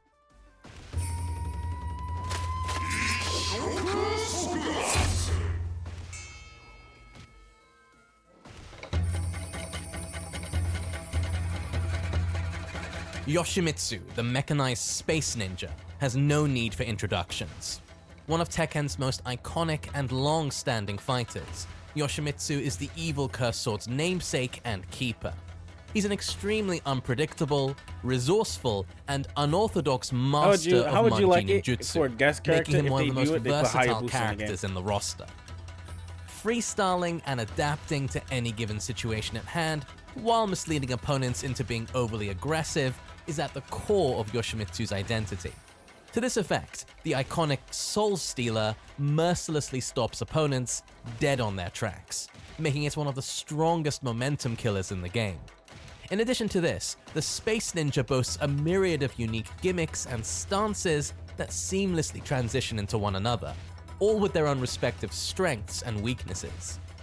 Yoshimitsu can lean into a more grounded, honest game plan, thanks to some powerful generic tools such as Basic Uppercut, Autumn Leaves, and Nozuchi Fumi, all of which make up for a robust poke-based offense at minimal risk. To shut down lateral movement, avoiding the puddle is an integral mid for both its homing properties and its abilities to knock down opponents, making it a perfect mix-up option to complement Kneecap, an extremely risky yet evasive counter-hit launching low. On the other side of the spectrum, some more unorthodox tools come in the form of Spinning Evade, which deals self-damage upon use. It's great to escape sticky situations and force opponents into whiffing their offense, leaving them completely vulnerable to the heat-engaging Oma Kugiuchi, playing right into Yoshimitsu's trickster shenanigans. Despite Yoshimitsu's many stances being very situational, Kincho, Manji Dragonfly, and Muto no Kiwami, or better known as No Sword stance, are the most important. Let's start off by looking at Kincho, which has an active, albeit brief, built-in reversal upon manual activation. During Kincho, Yoshimitsu is able to move forwards and gains access to moves like Ishigaki Kuzushi that functions as an extremely long-range, relatively low-risk low, knocking the opponent down for a guaranteed follow-up on counter-hit. Additionally, in order to deal with ducking opponents, you get what I'm saying, Doshi right? Kitty is a mid that forces crouch on hit, netting Yoshimitsu great advantage whilst laying the foundation for various frame traps. To both discourage sidestepping and fish for an opportunity to activate heat, Guntor is a full-blown homing move, which will either reset the neutral situation due to its immense pushback on block, or surprise opponents with its gigantic reach. I'm very delayed. Some of the most common ways to shift into Kincho are baked into Toe Smash, Oma, and most notably, Iwatsubute, which guarantees gun tour on hit for some chunky damage and heat timer activation. Next up is Munji Dragonfly, which primarily works as a mix-up stance where Dragonfly Twister is a safe mid-heat engager and can be considered the primary threat. Spirited Away is an unbreakable throw that forces the opponent to duck or press into Yoshimitsu to avoid getting grabbed for big damage. And Ubume, the fastest option, serves as an interrupt that launches on counter hit, but is very risky on block. The first hit of Ubume can loop back into the stance indefinitely for further mind games, making it quite annoying to deal with. Important transitions into Dragonfly are Tobi Ushiwaka, a forward advancing move that gives plenty of advantage to work with, especially on hit, and Kincho Munji Dragonfly working in tandem with Shibakari as a way to fake out and confuse opponents. Lastly, Muto no Kiwami, or No Sword Stance, sees Yoshimitsu sheathing his cursed sword, unlocking modified versions of existing moves whilst restricting access to others, namely some of his stances like Munji Dragonfly and Flee. No Sword Stance really stands out for having a much stronger version of the Soul Stealer, with the added ability to launch on hit and a bigger hitbox. Moreover, Spinning Cleave, a stance-exclusive attack, greatly benefits Yoshimitsu's mix-up potential, as it's an unseeable low launcher. Most crucially, No Sword Stance also functions as an install mechanic in Tekken 8, granting new properties to specific sword-based attacks such as Nagiri Kabutowari, Doshi Kiri, or Sword Slash to name a few, imbuing them with lifesteal, which regains actual health, not just grey health, bigger hitboxes, and more explosive damage. Transitioning into this stance will often mean utilizing moves like Toe Smash, cancelling Heshikiri Barai, and scoring a punish with the newly introduced Mushibami.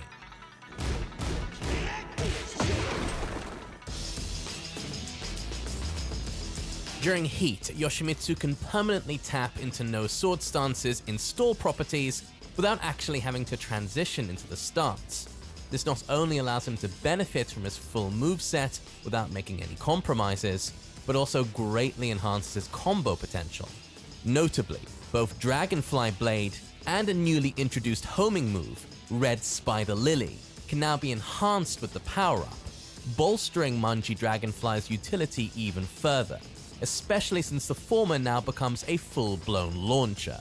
Yoshimitsu's Heat Smash, Divine Sword Kagekyo, stands out for having great range and restoring a good amount of grey health upon successfully landing it.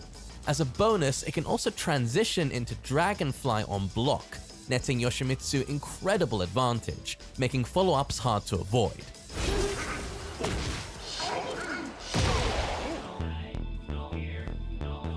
Coming into Tekken 8, Yoshimitsu maintains his identity as a trickster, but with some significant quality of life and stance-related changes. Perhaps the most important nerf is that Soul Stealer now only launches when in heat or no sword stance. Out of a regular stance, it now only guarantees certain follow-ups, most notably Omakugiuchi, a heat engager. Kamikaze's previous armored properties have now been ditched, making it significantly harder to use, and Manji Backfist's counter-hit properties have been reduced from a tailspin launch into a knockdown. On the plus side, plenty of new moves have been added to Yoshimitsu's secret Manji technique scrolls, primarily Emma's Flame, serving as a punisher and transition to Heat and Dragonfly. Kuzuryu, a riskier yet heavy-hitting heat engager that catches opponents who stay grounded for a flip-over, and Cleansing Sword Yoshimitsu, a powerhouse sword slash with enormous range which knocks down. All of these also benefit from No Sword Stance or Heat's install enhancements. Yoshimitsu's juggle routes have also been strengthened with the introduction of Enma's Cleansing Sword, filling the role of Ender and Wall combo, Heshikiri Seibatsu and Suka Atemi Shredder being stable and versatile combo extenders, and Submission Chakram elevating Kincho's wall pressure to whole new heights.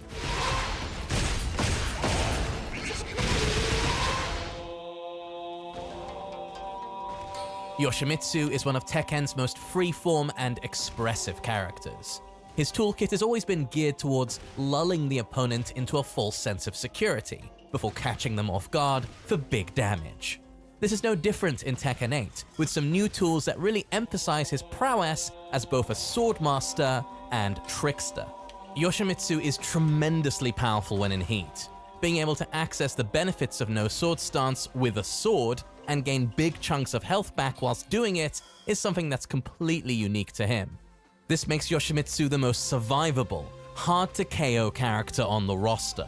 Unpredictability and staying one step ahead of your opponent is key to being effective with Yoshimitsu.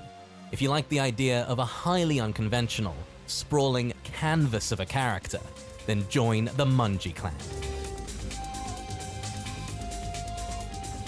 Thank you for watching. This video was sponsored by Instant Gaming, a website you can use to get big discounts on games. I've used them a lot myself, and they're very easy to use and reliable. Right now you can get nearly 60% off on Cyberpunk Ultimate Edition and RoboCop Rogue City. There's also a special offer exclusive to this channel. If you click on the link that's on the screen right now, you can win a free game of your choice. Also, a massive shout out to our patrons. For just $1 a month, you can help support this channel and gain early access to upcoming videos. Up next is the high-tech annihilator, Jak 8.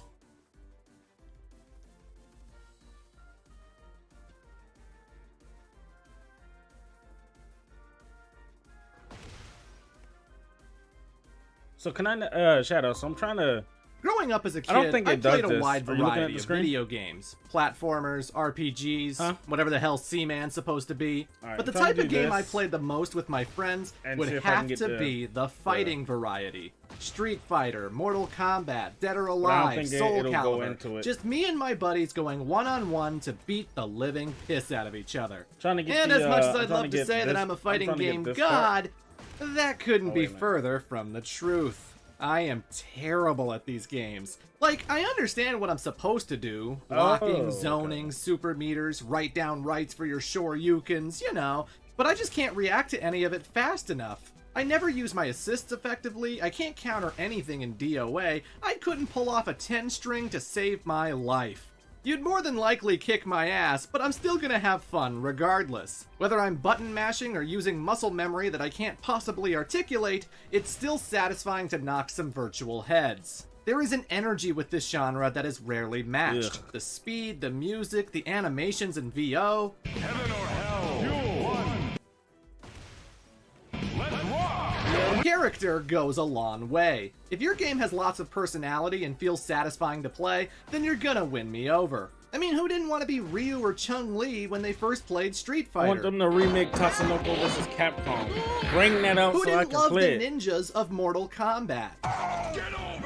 Release that shit on the I remember the booting Wii. up Soul Calibur 2 and being instantly drawn to Nightmare, the Azure Demon who wields the demonic blade I also Soul Edge. like Nightmare too. Darkness, come unto me. And that was On a before surface the level, Blizzard thing. Nightmare is just an edgy Dark Knight, but these characters have lore behind them, and digging deeper helps you discover that this scary-looking fighter is actually a tragic figure. A man named Siegfried, one who sought the evil blade to gain the power that could avenge his father, when in reality, he was running away from the truth, that he himself was the murderer. And this delusion only fuels his descent to the dark side as he falls deeper and deeper into insanity, ultimately becoming a shallow husk of the person he used to be. There's no turning back. Except there is, because when we get to Soul Calibur 3, Siegfried rejects the darkness inside him and regains his humanity, his story continuing on redemption. It's a fantastic soap opera that just expands with each new entry. But you had to find out this information yourself. See, nowadays every fighting game has a story mode of some sort, but back in the 90s and early 2000s, that wasn't the case. You picked your fighter, you took on a list of opponents, and if you were lucky, you got an ending with still images and text. Hell, Mortal Kombat is the only game I remember that had biographies in the attract mode. Every other time, you had to consult the instruction booklet. And Virtua Fighter never had endings to their games, so those manuals are essential to know anything about the lore. Oh, Did you really? know that Pi is a Hollywood actress? Neither did I! Figuring out fighting game Oh, she lore is? is like going to IKEA. They give you the Pi's a pieces, but Hollywood you have actress? to assemble it yourself. And that takes us to the topic of today's video. I'd like to no, talk no. about Tekken. He was talking about like how in the old days, like some fighting games didn't have a like story. They had the books, and the books basically told the story inside the thing. Right, that's what he was talking about, and he was like, "Oh, like King of Fighters is one of those games that don't have it." He basically was saying that, what can I say? What the fuck can I? He's basically saying that, you wouldn't know that Pi is a Hollywood actress, because there's no like stuff to it. Like there's no story in the game, so you wouldn't know that.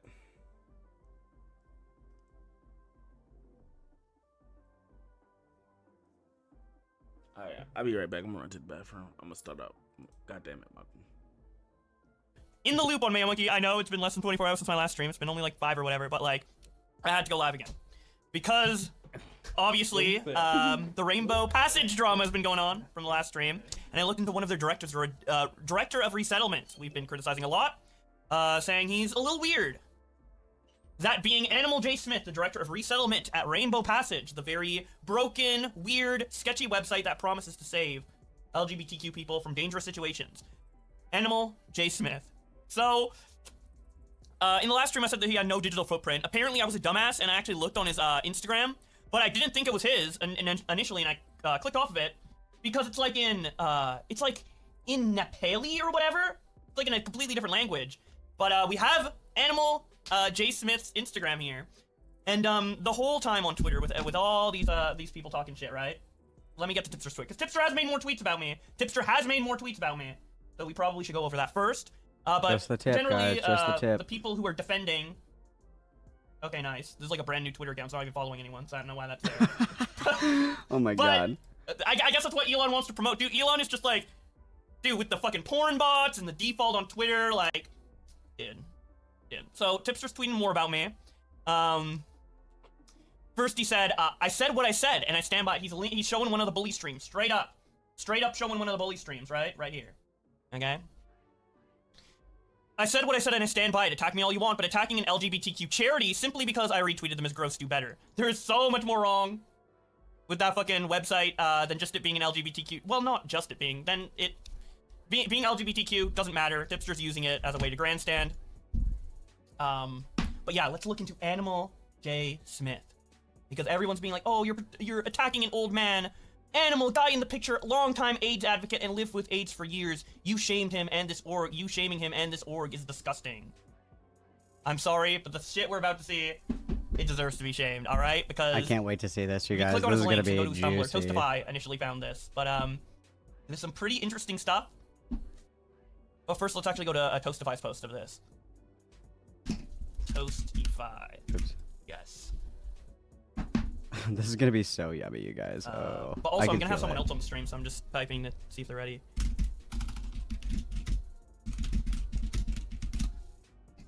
But Toastify showed some of this stuff, and oh my god, dude.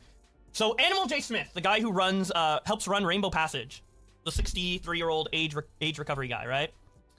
He does 9/11 roleplay in Discord as a dog, and dog roleplay. So, you can't make this up, dude. You can't make this shit up. Like, I where do these people come from? What inspires you to do 9/11 roleplay?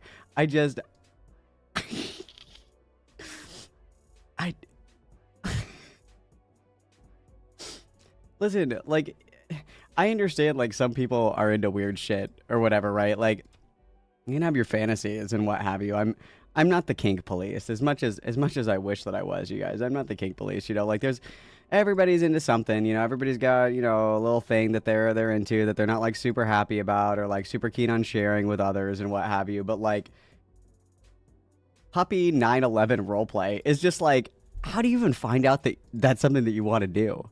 How do you even find out that you're into that? Like, did you just like get a boner when you saw the footage at Ground Zero? Like, how do you guys figure out that you're into this shit?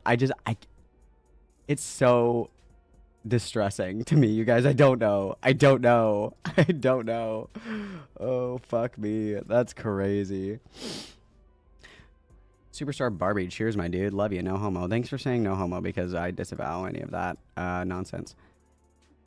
TT the cat. Unfortunately, my TTS is like incredibly fucking slow. If you give it just a minute, it will read it to you, but you have to wait. You have to. We're just gonna wait. It'll read it to you. You just have to give it a minute. I've listened to all of 2 minutes and I'm already done living. You've really gone and done it this time. This is next level degenerate shit. Okay, guys. Would you rather be forced to be a member of the Poppycule, or would you rather be forced to engage in Pup 9/11 roleplay? You have to choose one. Death is not an option. What do you pick? The Poppycule, or we'll say you have to be in the Poppycule for like, we'll say you have to be in the Poppycule for 2 days. Death is not an option. You have to choose one. 9/11 Pup roleplay or the Poppycule. What do you choose? Hot as fuck outside. You know it's about to I be know. summer. I'm sorry. I was sarcasming you back, Superstar Barbie. My bad. We didn't connect. I'm sorry. We'll try again later. Okay. Honestly, I genuinely want to know how they came up with furry 9/11 roleplay. The writer in me needs to know how they world built this shit. I don't think that I want to know. If I'm being completely honest, I don't think that I want to know. I don't think that I want to know. Pop RP because I wouldn't be getting abused. Okay. Okay. I respect your guys' choices. It's a hard choice for me because I think both would cause me like immense psychic damage. The psychological damage from those 2 days wouldn't be worth it.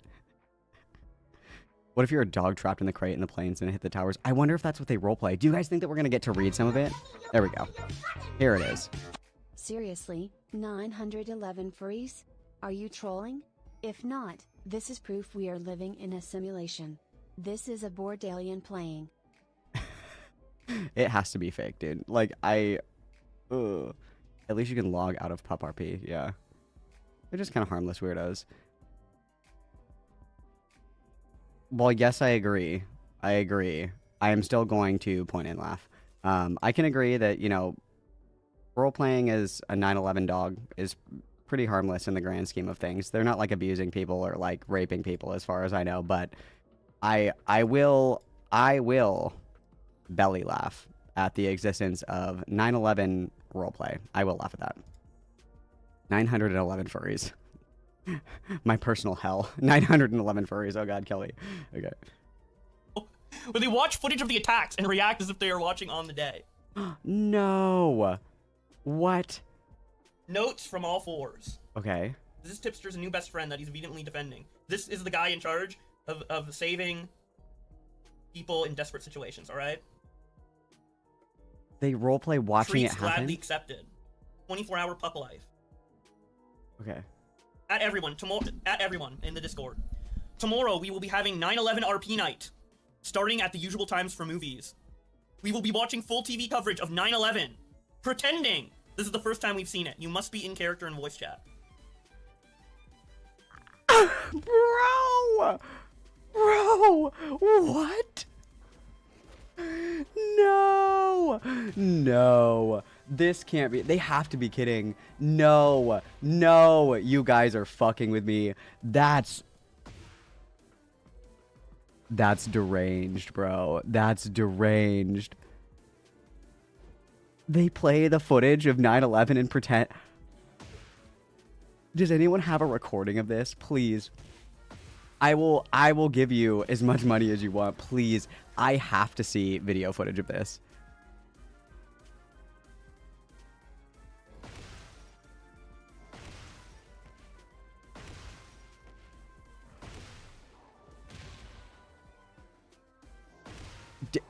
I need a recording. I don't know if it's an erotic experience. I'm scared because if it is, I'm not going to be okay. I'm not going to be able to recover if this is an erotic experience. The other question, okay, so please excuse my insensitivity because this is a genuine question, okay? Are there people that like roleplay the Holocaust too? I would imagine if there's people that are willing to roleplay 9/11, I would imagine there's people that RP the Holocaust. Where do these people come from? What? Oh my god. I need a recording of this. Please let me know. Wait, what's this? I'm scared. What's this? I am a survivor of the terrorist attacks who lived 4 blocks east of the World Trade Center. Lost my home that day, spent many years homeless. Damn, dude. If anyone doing this RP needs character coaching, or if you need help with authentic scenarios, I'm available for consulting services at reasonable rates. DM me here. If you guys want to make your RP of watching 9/11 happen in real time, if you want it to be more real, let me know. Oh my god. And leave your number on the men room's wall at any leather bar. Happy 9/11, y'all. No! What the fuck is this? Happy 9/11? Happy 9/11? What? What the fuck? Oh my god, dude. Oh my fucking god. Happy 9/11. Yeah. Oh my god. Well, yeah, because I feel like it's essential. I'll never get to use it that much. It's something that I could use, basically. That's what I'm saying. I don't have words. I don't use this move much because I try not to do what I did in Tekken 7. Because remember, Tekken 7 had a fucking... Thanks for the membership, had Small like Moth. dumb super armor. King had dumb amounts of super Is armor. Hassan working for them? Dude, this is crazy. Happy 9/11. I want to learn how to use this move more. Dude, what? No one's taken me up on it yet, but we're still 2 weeks out. I'm actually serious with this offer. I am an established performance artist and composer with 33 years experience and trained as an actor, director, and playwright. Dude. Kink practice of puppy play. So they just like... Dude. So it is kinky. It's horny. It's erotic 9/11 roleplay. Yes. Is that? Did I just interpret that correctly? That it's like kinky 9/11. Oh,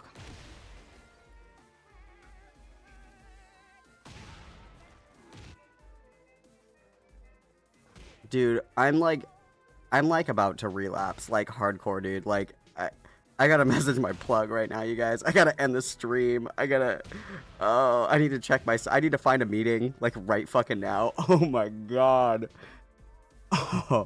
Oh god. Dude. Kink practice of puppy play. So they just like... Dude. Yeah, okay. And anyone who's crazy enough to do it needs to be aware of the frank, psychological, emotional, and spiritual danger in this kind of RP. Dude, he's going to the edge, bro. I take precautions before going on it cold. This RP could really help folks who have unresolved issues around 9/11 and want a deeper understanding of the events of the day. Yeah, barking at the TV, like, with this fucking dog guy, that's gonna give you a deeper understanding to know what the pups were feeling like when the towers fell. This is why I haven't withdrawn from the world. A third of my life was almost stolen from me. I embrace it so I can live I'm now listening to this video while I'm practicing. Oh, I was a Kinkster and pup player, co-founder of the practice, in fact. I'm the second earliest pup, long before 2001, 14 years earlier, from 1987. I was fucked up by anything. If I was fucked up by anything, it was relentless. Damn, dude.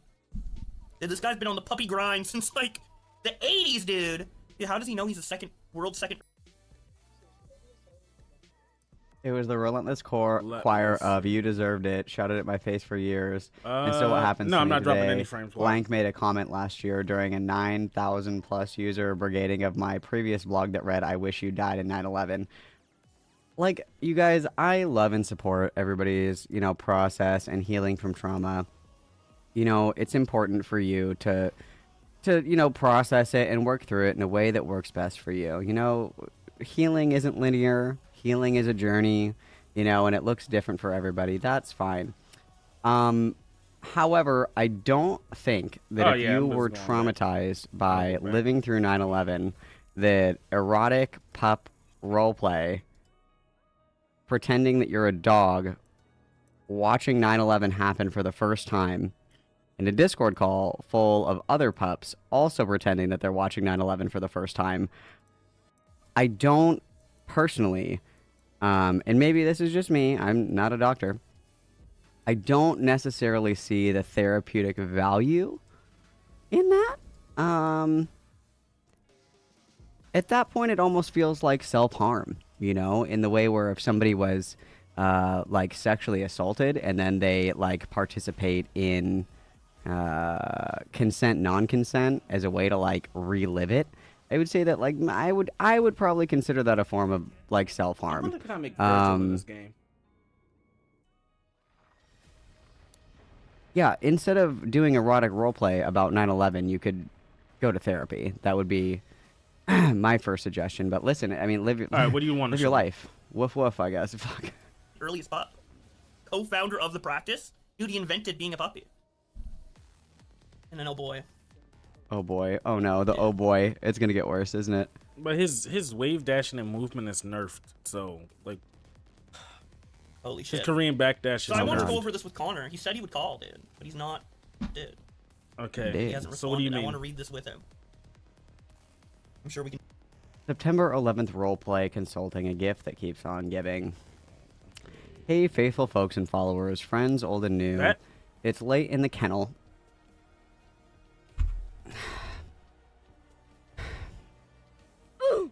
It's late in the kennel, and I've got an early class, should be in bed, but I wanted to drop a note about the 9/11 roleplay post where I offered to be a consultant for a Discord reenactment that's picked up more than 100,000 notes since my edition last August. 7 months down the road, continues to draw comments and reactions that pop up from time to time in my mentions. A few are designed to work my nerve, of course, but a vast majority are balm to my spirit. Most are variations of, quote, he had me in the first half, not gonna lie, keyboard smashes around, many make me laugh out loud, and I truly wish Tumblr allowed reactions to direct reply to tags, because so many ask how I'm doing and want to know more. I don't think I want to know more. I get a lot of grief across social media as a queer activist, especially these days, and my initial foray into Tumblr was married by a 10,000 person brigading stoner post I made that was picked up by some 20-year-old in Scotland, of all places, who thought it a sport to make fun of a 60-year-old pup player with AIDS. Oh, I wish he died in 9/11 is a memorable comment, and I'm afraid I'll never forgive certain were something who joined in. Followed by mass reporting that wiped out my queer resource blog. Don't mix your pup erotic 9/11 roleplay with your like actual professional life. Is this not what we started with, you guys? If you are somebody who wants to work in a professional capacity by any means, like, separate these two things. Keep these two things as far away from each other as possible. If I'm like a fucking psychiatrist and I have a private practice and I have a, you know, a fucking blog for my psychiatry practice, but I'm also posting on that blog, you know, that I like to pretend that I survived the Holocaust. Hello? Do you not see the issue with this? Oh, God.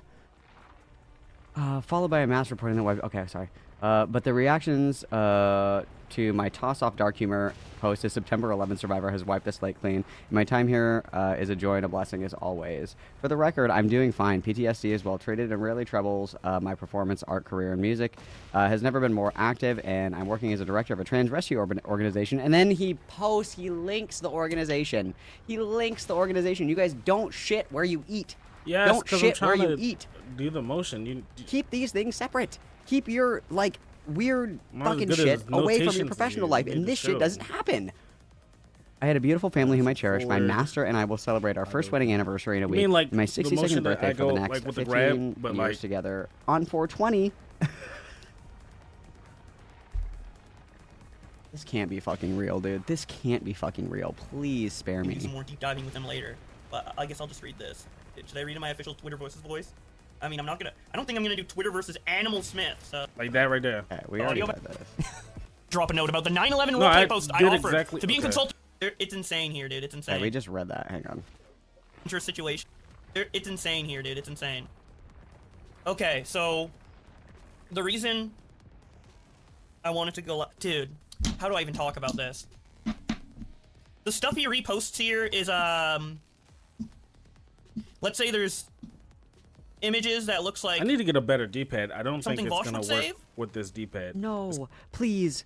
Oh So- no, don't do I this don't to know how me. far Don't down do it is. I this to don't even know me. if I should Don't show do it, this but to yeah, me. Dude, even his normal posts though are like, did Jesus say to his friend after he shot his load like?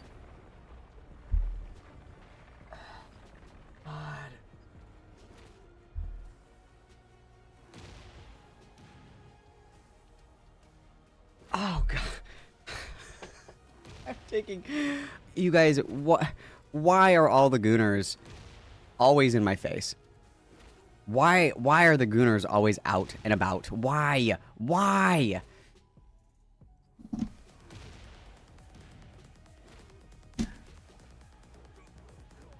Finding animal? Animal returns to the blog after 3 months on Berlin Standard Time. What the fuck? What is this? What are we looking at, guys? This is like a live research stream at this point. What the fuck? What is this?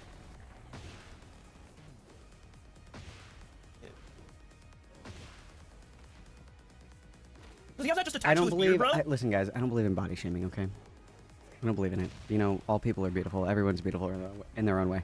If I saw this guy at the bar, I would run away. You know, this guy would come up to you and be like, "Woof woof," and you'd be like, "What?" Like, there was one time I went to a bar and it was a gay bar, and there was this guy in a brony shirt that kept calling me Cupcake, and I was like, I know that you're trying to rizz me up right now, but all I want to do is vomit all over you. Like, you know, this guy has no riz. He's gonna be like, his opening line is like, "So where were you on 9/11?" That's his pickup line. Where were you on 9/11? Oh God, guys. Bro.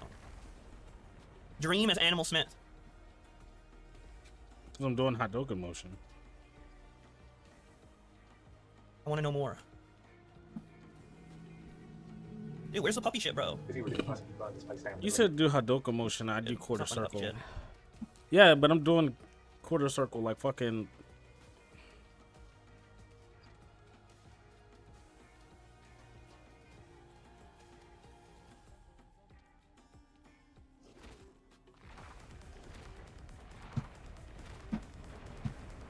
All right.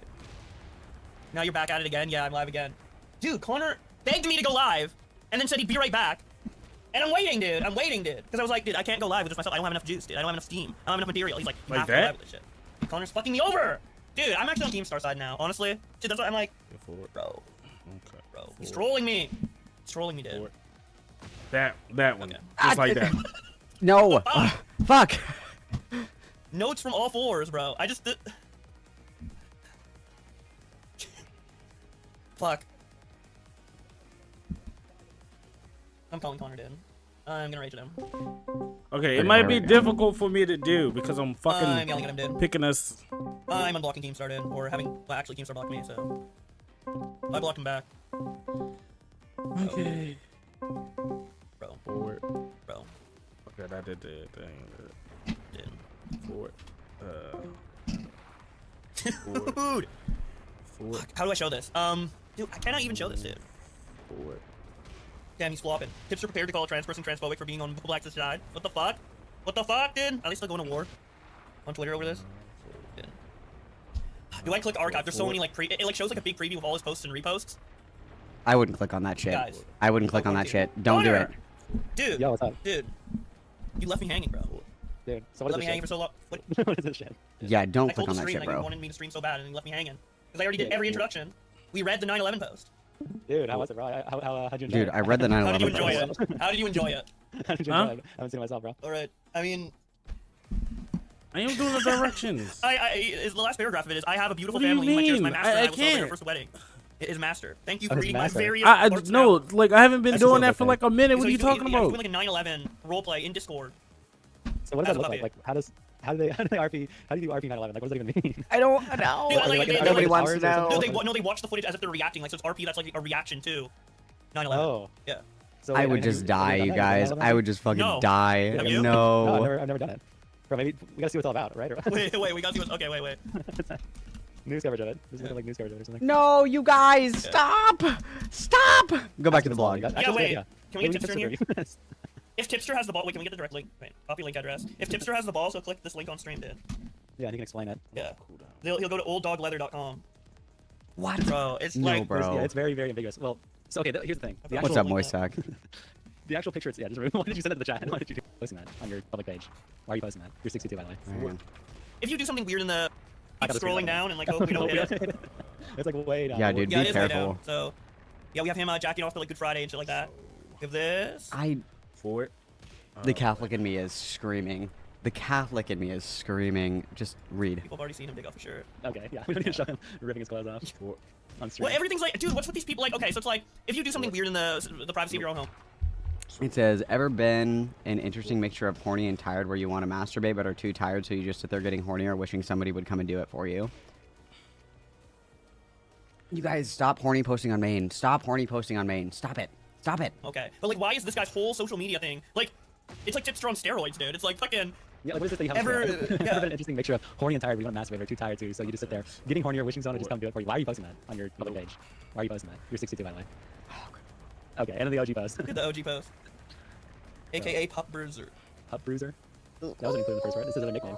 Dude, how many names do he got? He's been by many names over the years. Doggo Man, Spot, Fido. What is this? Okay. Seems Might safe. be hard to do. I'm really scared, Okay. you guys. Dude. I feel like something bad's It's like gonna this, happen. and then you get to like the fucking video we were talking about. It's like, yeah, it's just like normal shit. No! No! Okay. Fuck! You guys, please. This was his queer resource blog. This was his queer resource blog. And this is the shit that he's posting on it. Like, Oh, man. I'm literally gonna fucking die. Why? This guy's page is just like, and this is, by the way, this is Tipster's new best friend. Yeah, This like guy- this is the guy Tipster's endorsing. Can we get to Yeah, let me okay, get. like we're not just scrolling some random guy's page. We're just like, well, we found some guy on Tumblr and he posts weird stuff. No, this is Tipster's best friend, and also Yeah, dude, he's one of the getting owners of Rainbow protected. Passage. He's an AIDS activist. This is disgusting. Don't bully him. Tipster's like, yeah, I love this guy. I'm gonna go on his page right now, dude. I'm gonna go on all fours right now. Notes for all four from all fours. Oh dude. god, It's also please funny to be like, kill don't me. bully AIDS activists. Kill me, Like, guys. we're Kill going me. to say, Kill like, me. he's Kill really me. not Kill AIDS, me. like, what do you- we're bullying him for his disgusting, like, fucking sexually degenerate dog posts. Yeah, like raping the sketchiness of rainbow passage and shit like that. Yeah, I never mentioned exactly. like. So what the fuck does me and AIDS activists have to do? That has nothing to do with what we're talking about. He's posting Dude, horrible Tipster wants to things. wants to be a fucking pup in training so he can be Keffel's little puppy. He's learning learning from the from us. Grandmaster dog. He's learning from Animal. No, I did not need the mental image of Tipster on Catboy Ranch. No. Oh my god. This is gonna be my intrusive thoughts for like the next fucking month. Is Tipster on Catboy Ranch? Did they even make collars that big? That's fucked up. Fuck, dude. Oh no. Jay Smith himself. Cactus says, is he an activist for or against AIDS? Oh my god, you guys, please put me out of my misery. This is terrible. Figure it out. Yeah, dude. I mean, that guy's been doing it for decades. This is horrific. So, dude, He's been doing it since before Tipster was. This is my version of 9/11. Like, in the spirit of talking about erotic 9/11 roleplay, this is 9/11 to me. Born dead. he's been crawling around. Yeah, I think Tipster was like a fucking not even delivering his mom's eye when he was crawling on his hands and knees. What is this? Cuddle Dong deactivated 2023, May 25th. Manhandling but soft and intimate. Lightly grabs your face, lifting up and kissing you. Dude, why does it always have to be so sexual? Dude, why can't there just be like a company like Rainbow Passage or whatever who's like trying to be like legitimate and it's not sketchy or whatever, and it's just run by like normal people? Like I literally look up one guy from Rainbow Passage and their entire history is just like, 9/11 roleplay. Okay, the 9/11 roleplay is more than enough, though. No, easy. like, is that not enough for most people to be like, what the fuck? Like, again, you guys, it's a free country. You can do whatever you want. I don't care. But like, in the same right, it is my God-given American right to be like, what the fuck are you guys doing? What the actual fuck are you guys doing? Stop it. Go to therapy. Get help. What do you, like, this is so disturbing to me. Puppy, Donnie Mommy, like what the fuck's going on, dude? Is there anyone that's like... It's like they have no filter for the digital footprints at all. And also, again, I would not trust someone vulnerable to be around these people. I'm sorry, but Yeah, I like... don't. Okay, this is a fair point. I'm not saying this guy's like a molester, creepy groomer or anything like that. I'm not saying that at all because I don't believe that he is. Ooh. Bo Blacks is obsessed with Tippy.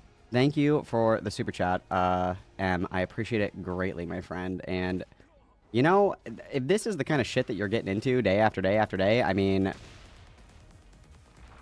I'm obsessed as well. If this is just the tip, so to speak, I too am obsessed. Let's just say that. Fuck.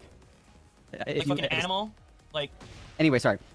What I said was like, if you're somebody who's in charge of like vulnerable people and I know that you like goon to 9/11, I think that I might be like, hey guys, maybe we should let somebody who doesn't goon to 9/11 do this. Like just a thought that I have.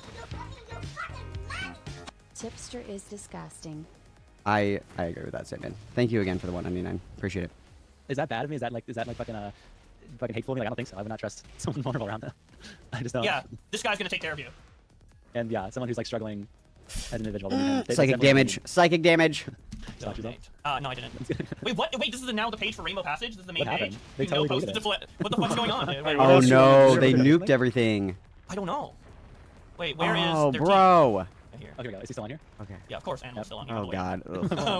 But there was something like it was like the steps or something. I had it in our process. Yeah, our process. So yeah, so he okay, we need to go to my team here. So Animal is the director of Resettle, right? Mm-hmm. And in the process, in step 3, the stage oh no, the Resettle stage. So this is his stage, right? Step 3. We ensure the client is given their own space and never meant to feel as though they are unwelcome in the space. The ideal host is looking for more than just a good deed. They are open to adding more friends to their circle and introducing their client to their surroundings. You the suite? What?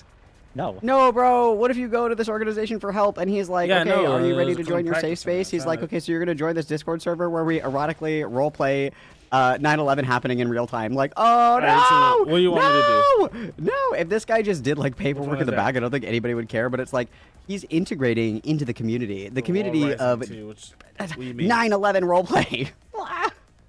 Why are you? This is the surrounding, dude. Please. Okay, all I'm gonna do is so 3 tabs, okay? 3 tabs, and this makes my point. Animal director of Resettle. The ideal host is Resettle. Ideal host is looking for someone to introduce them to their surroundings. Animal. Oh That's God, it, please. dude. That 24/7 King. By the way, he's very open that he's 24/7 constantly. Yeah, you can like rent him out as like a pup. Snap from a sweet weekend service for Master. He's like, no. Bro, I got a few things I can do, but they're low Look damage. look at my queer liberation So, like- dog. No, we're never getting right. Yeah, give me. So that means that when he's hosting, Alright, he's dressed okay, up as so- a dog. Yeah, he's 24. Oh my God! Imagine going to somebody's house. They're I got like, I'm that. gonna help you with resources, and you show up and they're in their That's fucking like 70 fetish cake damage. shit, and they're listening to the 9/11 footage on the Yeah, TV in the then I background, have- dude. Oh my God! No! I would. Oh God! Oh God! This is a service for I gotta vulnerable fuck that people. up. That would be my 13th reason. Like on the doorstep, I would like Chris Hansen that shit. Just like, oh my fucking God! Ugh. 7 ready to go like pup mode, dude. He literally lives as a dog. He calls himself a pup. That's He's a 58. 24/7 service dog. Why it look kind of sexual too? Because it is. Please. Yeah, also, what the fuck is Sorry. that? Show that on Wait, is that actual? Bro, this is Instagram. Why is ever? Dude, we go to the one member of Rainbow Passage, and all of a sudden there's cock everywhere, dude. Like, Very is fucking this, horse. yeah, Fucking what? wolf How dog. is this like a legit organization? And of course, Tipster's gonna be like, well, see, guys, they have business numbers, so they're legitimate. They have a Those tax are the ID only number. two things Isn't, that like, I got. Everybody have a like. Yeah. I have a tax ID number. Tax ID number is literally like the easiest process in the world. Like it takes. Yeah, probably most 30 big minutes. YouTubers have like LLCs or whatever, you know. So it's like. Yeah. No, I mean Jeffrey Epstein had a fucking Yeah. tax number for probably his island. Like that doesn't mean anything. If Tipster put he should put this for like Jeffrey Epstein. Someone should edit Jeffrey Epstein's like organization and him. Yeah, what was the fucking IRS number for that, bro? Well, Like, it's what the like, fuck? okay. Come on now. Oh my God! Like doesn't mean anything. I'm in so much pain. So this is That's the so weird. Watch wait. Safe from Ass Eating by Alex Johnson. Yeah. That's the lariat. That's the high lariat. Oh, I guess that's I got that.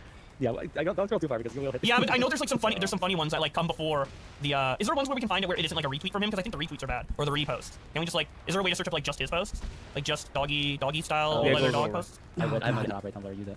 So if I make someone in the chat, that's Wait, let's try it one more time. I'm Okay. gonna try it one more time. Please stop showing it, please. I'm begging you. Yeah, I'm not getting anything. Reaction. It, Check slash yeah, archive. it hit. Okay, that's what we want It to do. hit. Okay, open archive, but just whack But it it's on like the screen or put 40. something on screen. Like, make It's it like monkey nice and 41. big on screen, dude. Okay, I'll make my monkey big just in case. Yeah, dude. Yes, this is actually- Fuck. Make your monkey nice and big. Big monkey. So we can. Oh, Okay, there's. you can see the alleged post very close. No! To One Oh, yeah, No, once the I hit pretend I do not happens, he see. said down I'm shielding my eyes. So, Okay, which one was the funny one? okay, let's see. Dude, all of this just what am I looking at, bro? One, okay, so That's when I that's get the the one hit we that with the we are fucking knockdown, people. okay. Some of us are kids. I misread that as we were like fucking people. Like, don't even. That's so bad. This whole oh my god, dude! Like what am I? Can we show it? Can we show it? It's 18. He's gotta be 18. It's really he wanted. It's Tumblr though. Didn't they get in trouble for this shit? Yeah. But I mean, I okay, thought they I think you didn't do guys not can safe like for work believe anymore us. on Tumblr. If you really want to check yourself, you can go to his Tumblr. But I mean, from the top and like some of the images that you do see, like this image I'm hovering over right here, this probably like, you're lucky you're seeing that, not something else. Like I don't know, dude. This guy like, I'm afraid to even click on him, bro. Like, that's why I'm like. Okay, what's this guy's Tumblr? Oh my God, you're so generous This today. is the one goon sesh Poppy doesn't have. This is the one poppy-free goon session. True. You're being so generous today. Thank you. I'm for the 199. What? Okay. What is this guy's fucking Tumblr? What was it? I'm scared. What is it? Actually, that's right. And Yes. there's their post not there. Okay. There's their post. I can't What? see. Why? What is this guy's fucking Tumblr? It might be on Blowblax's Twitter. Hang on. Or Bowblax. Yeah. Oh wait, I forgot about this one too. Like, give me a second. What is this That guy's? one too, and that's 45. See? Just...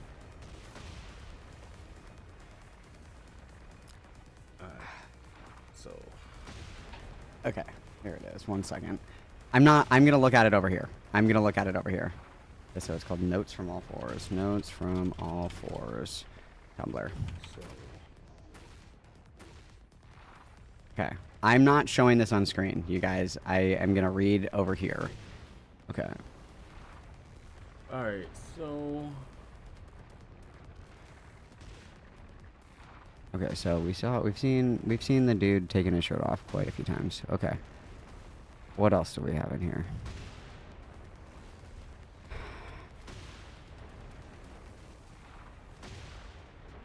God, the gimp suit. Okay. So horny you said, posting. okay, Lots so of we can horny do down. posting.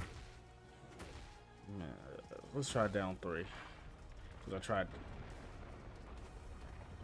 You said I want to smoke together. We're you meant outside. that? This right here? It's after dusk, but we can still barely see each other. The higher we this right get, here, the right? less inhibited we are. I hear you unzip your pants and the clack of your belt buckle. Oh, I can't read the rest of that. Oh, God. Oh, my God. Guys, please. Guys, please. This is like his queer archive blog. This is his queer archive blog. Mark safe today from ass eating by Alex Jones. Okay. More gimp shit.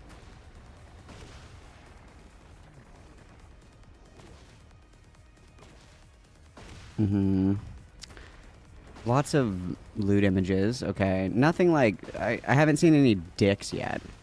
I haven't seen any dicks yet, so that's good. That's refreshing, I guess.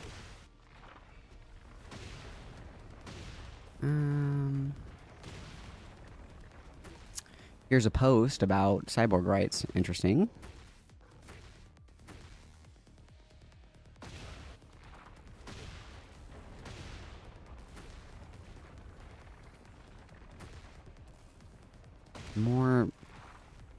More thirsty posts. More thirsty posts.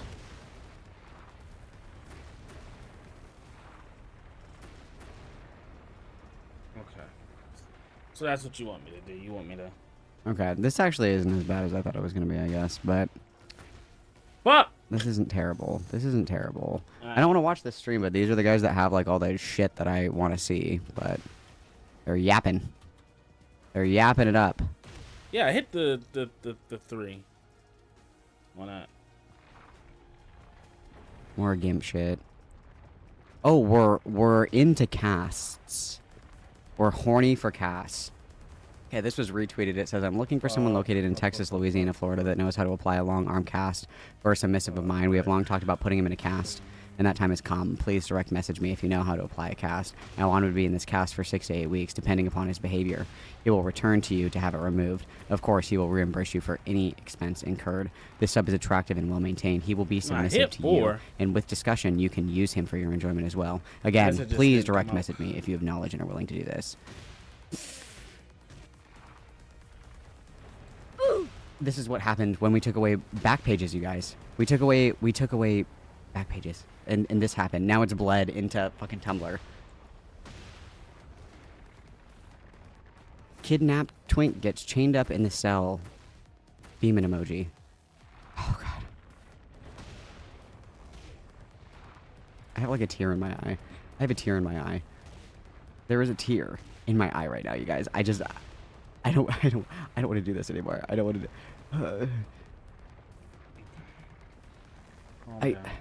like the 9/11 roleplay is just, I didn't need any more information. The 9/11 roleplay was enough for me. Like and again, when will people learn to stop cross-contaminating their horny posting on main with their like actual like jobs and shit? Like, if your queer resource got nuked because you couldn't stop posting about your erotic 9/11 pup roleplay, like, maybe it's time to get, like, a private account. Like, why don't you guys have a separate account for gooning? Oh, God, the gooning on main has taken the internet by storm. Anyway, like, is there anybody on this earth that tips or won't defend, you guys? Is there anybody that tips or won't defend? Like, it's like he intentionally chooses the most depraved people to defend. Like, where does he even find these fucking people? Oh my god, dude, this organization is so BTFO'd. It is so fucked, dude. Oh god. No. I don't even Wrong want. thing. I have to move on. We have to do something different. We have to do something There different. we go. I can't think about erotic 9/11 roleplay anymore. I can't do it. I can't do it. I'm sorry. I'm sorry.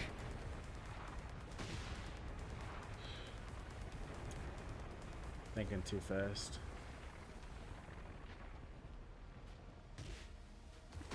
Rowan.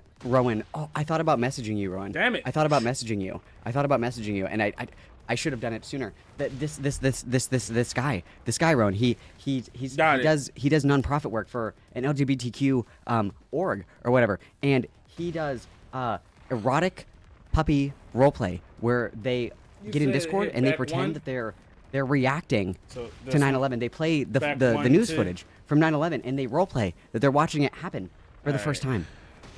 Rowan, help me. Rowan, I needed you of all people to know about this. I had to tell somebody, and I was My like, mother's calling. Give me a second. yes, Rowan, I know. As dogs, they roleplay as dogs watching 9/11 happen for the first time. And then this guy was like, you guys, if you want an authentic experience, I can coach you through how to have an authentic reaction to 9/11 happening. I'm not one to kink shame, but and then in one of the posts, Rowan, in one of the posts, he said, happy 9/11. He said, happy 9/11. He said, happy 9/11, Rowan.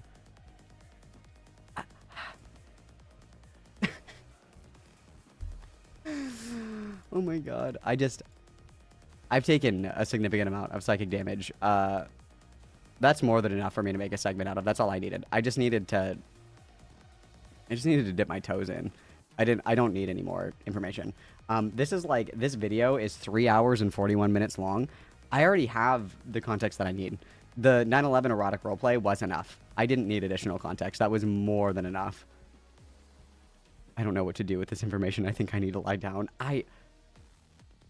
We might have to take an early bathroom smoke break today, you guys, because that was... I thought that they were joking. I thought they were joking. They posted on Twitter that this guy did 9/11 erotic roleplay, and I was like, what? No way. They're not doing that. They were doing 9/11 erotic roleplay as pups. God in heaven. This is proof that God is dead, you guys. This is proof. And then again, at the end of your post to say happy 9/11. Happy 9/11, you guys.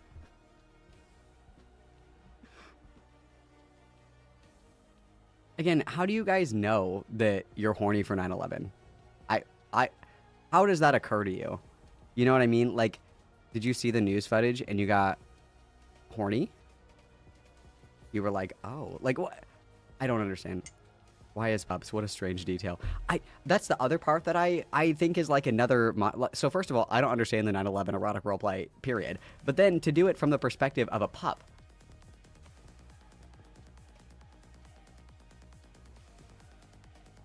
When I would think of pup play, I would never in a million years think of a terrorist attack. Happy Jonestown, woof, woof, woof.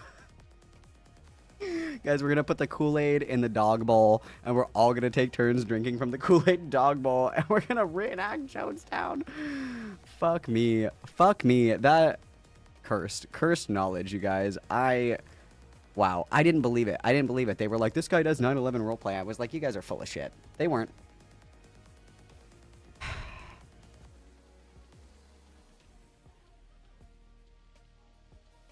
I can't recount this anymore. I have to go and smoke a cigarette. We have to take a break. I need a break. I need a break right now. Okay, you guys, I need some fresh air. I need like 1 minute, you guys, of just being left alone. I need my scheduled alone time. This is holy shit. I have to go outside. What do you guys want to watch? Let's do Vine compilations. Here you go.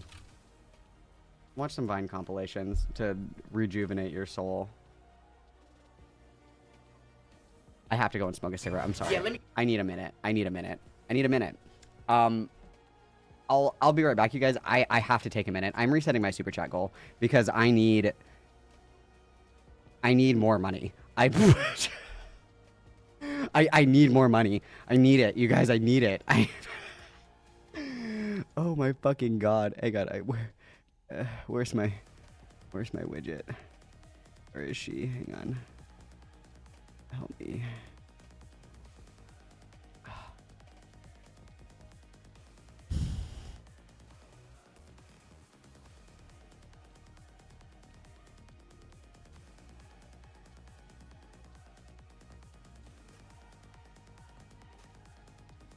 Hang on, I have to...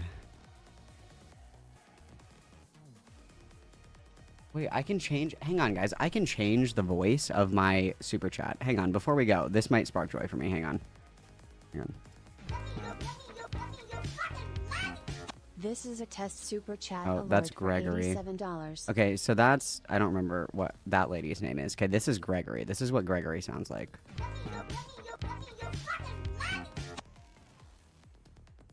Oh, is Gregory not going to talk to me? Hello?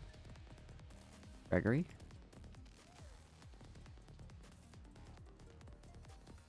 Oh, this guy is Welsh. Let's try this one. Let's save this one. Let's see if this guy will talk. Okay, speak. Speak to me. Okay. This is a test super chat alert for $5. Ooh, that's kind of hot. I kind of like that one. Okay, who else do we have on here? Oh, we have... Okay, so we can do French, Canadian, French, Belgian, German, Italian, Japanese, Norwegian, Polish, Brazilian, Portuguese, Russian, Spanish, Swedish, Turkish. Oh, wow. Wow. Okay. What does the Finnish guy sound like? Let's try that. What does the Finnish guy sound like? Let's try him. This is the Finnish one. Let's try this one. Oh, hello? Is he not going to talk to me? Wait.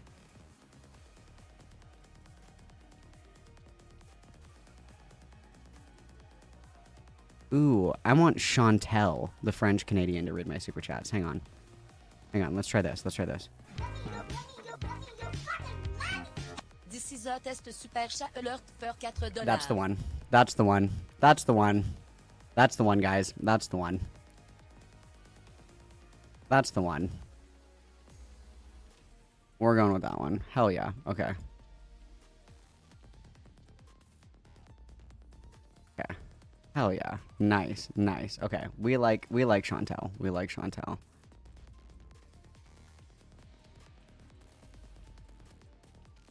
Okay, I just have to figure out how to reset this if I'm smart enough to do this. I don't know if I am.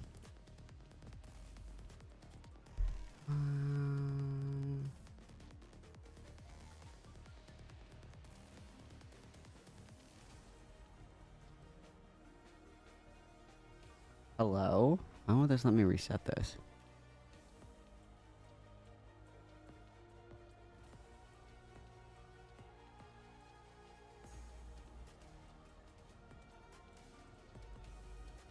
Oh, I think that's in my widgets. Is it?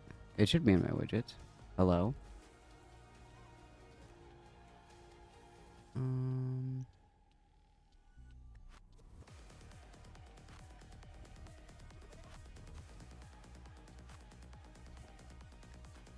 I'm having a stroke. I don't know where the fuck this is. I'll have to do that later. That's fine. I'll do that later. Anyway, now we have this sexy French lady to talk to us. Hang on. Here we go. Let's hear her again. This is a test super chat alert for $96. That's hot. Love that. Love that, guys. Love that. That's hot. Okay. Please, Kool-Aid Dog Bowl, please. What's up, Ethan? Magnifique. The Apple Daniel UK. That one isn't on there. That one's not on there. Sorry, guys. Sorry, guys. Okay, I'm putting on Vines for you. I have to go and fucking smoke a cigarette. When I get back, we're going to watch a trans red pillar. And then at 3:30, we're doing a cast report debate. So we'll start going over that shit after we watch this trans red pillar video. I'll be right back. Enjoy your Vines, you You guys. get 4 large pizzas, 1,000,000 hot wings, and family-sized pasta. And give me some. Get this nigga a cup of ice. That's it. Yo, what up? Say hi. Hi. Who's that, What? Oh, so you're the guy taking my sister to prom. Sorry, excuse this. Nice to meet you. I'm Brennan. I'm gonna tear you apart. Peggy is so dumb. Hey, just calm down.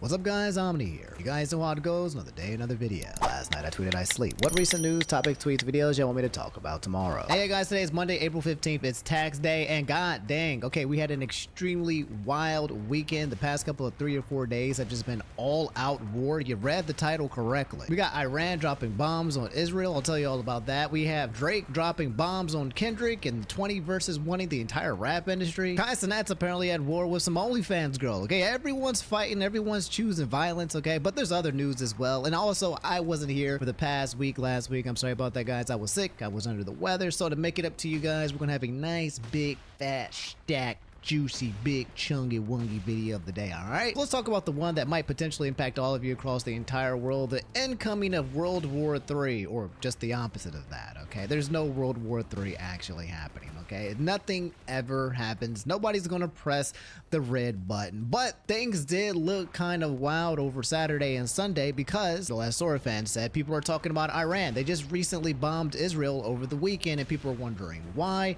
what does it mean, and what's gonna happen going forward. They're freaking out and they're worried about World War III happening, okay, but I don't think we have to go there. So what had happened was that on Saturday, okay, it was announced that Iran was basically dropping drones on Israel. It's set to take several hours before reaching Israeli airspace. Drone activity sighted over Iraq, the airspace of Iran, Jordan, Israel set to be shut. Israeli military and air defenses on high alert, and the first direct Iranian attack on Israeli territory itself. It ended up being around over 200 drones in total. However, with the aid of United States, they came in and they wiped out all the drones before they did any major damage. I believe maybe 1 or 2 bombs might have dropped, I believed, but this all started because last week Israeli had dropped a bomb on an Iran embassy. Iran was not the first to attack. This was their retaliation. Suspected Israeli warplanes bombed Iran's embassy in Syria on Monday in a strike that Iran said killed 7 of its military advisors, including 3 senior commanders, marking a major escalation in Israel's war with its regional adversary. The long and short of it, and I'll keep it simple and sweet for you guys and explain it to you like you're 5, is that all of this stuff is just escalation, prodding and trying to hit each other with sticks, but without actually creating an actual war. The simple idea here is that if somebody bullies you, you retaliate. You fight back to kind of puff out your chest, because if you don't, then people around your region will start thinking like, this person looks like somebody I can step all over. So so that's how it kind of works whenever there's any kind of action. And there's a lot of indirect action as well. There's no direct wars towards anyone. There's a lot of like cuts that are happening around the regions, around the places, that are kind of making people hurt tiny bits, little cuts, but not actually making anybody bleed. It's a very roundabout proxy type wars that are happening around in the Middle East. TLDR, it's about communicating the strength of your nation, okay? Not only for your own nation, but for people who are around you, just trying to see if you will actually keep others in check if they try to keep you in check. A lot of the news coverage over the weekend kind of echoes the exact same statement here. Even journalists here, Reza Sayed, saying that speaking from Tehran, says that Iran's strikes on Israel over the weekend appear to have been a performative operation intended to send a message after Israel attacked its consulate in Syria, but avoid further escalation. So like I said, kind of just puffing out your chest and saying like, hey, don't do that again, otherwise we will just, we'll attack you. The question now people are wondering is Israel now going to retaliate after, Iran's retaliation? Because now Israel was saying that, hey, we're going to come back and we're going to fight you as well, and everyone's puffing their chest. United States and Biden is saying don't escalate any further, and Biden is also saying that they're not going to participate in any kind of offensive maneuvers when it comes to fighting and going to Iran as well. So even though we're here to protect Israel from the bombs that are being dropped on them, we're not going to be there if they want to go retaliate and attack any of these other Middle East countries, at least for now. But that's the TLDR in a basic objective layman's terms of what's happening, okay? I don't think any of you guys need to worry about any kind of World War III that's going to be happening or impending anytime soon. No type of Russia versus United States American things, okay? You can relax, you can breathe, you can come out of your Mark Zuckerberg 200 feet underground facility now. It is all right to come outside. Well, I'm tired, guys. I overslept last night. I honestly don't even know if I have the energy to finish this video. Is what I would say if I didn't have my G Fuel. Scoop, mix. And we're back. That's right, guys. Omni X G Fuel is back, and I got something really freaking cool to show you guys. Ooh. Bam! Ooh. I know.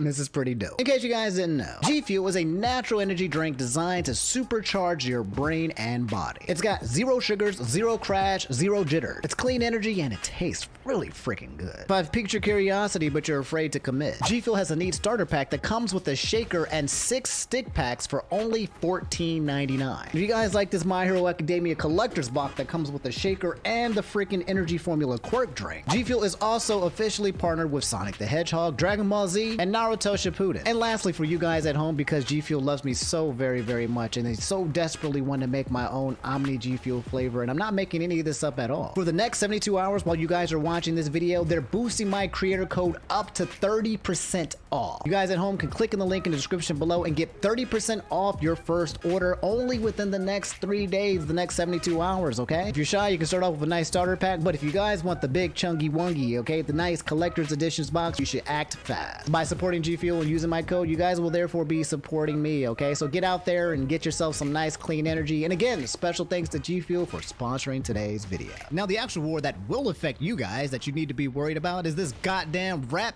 beef that's happening between Drake and Kendrick Lamar.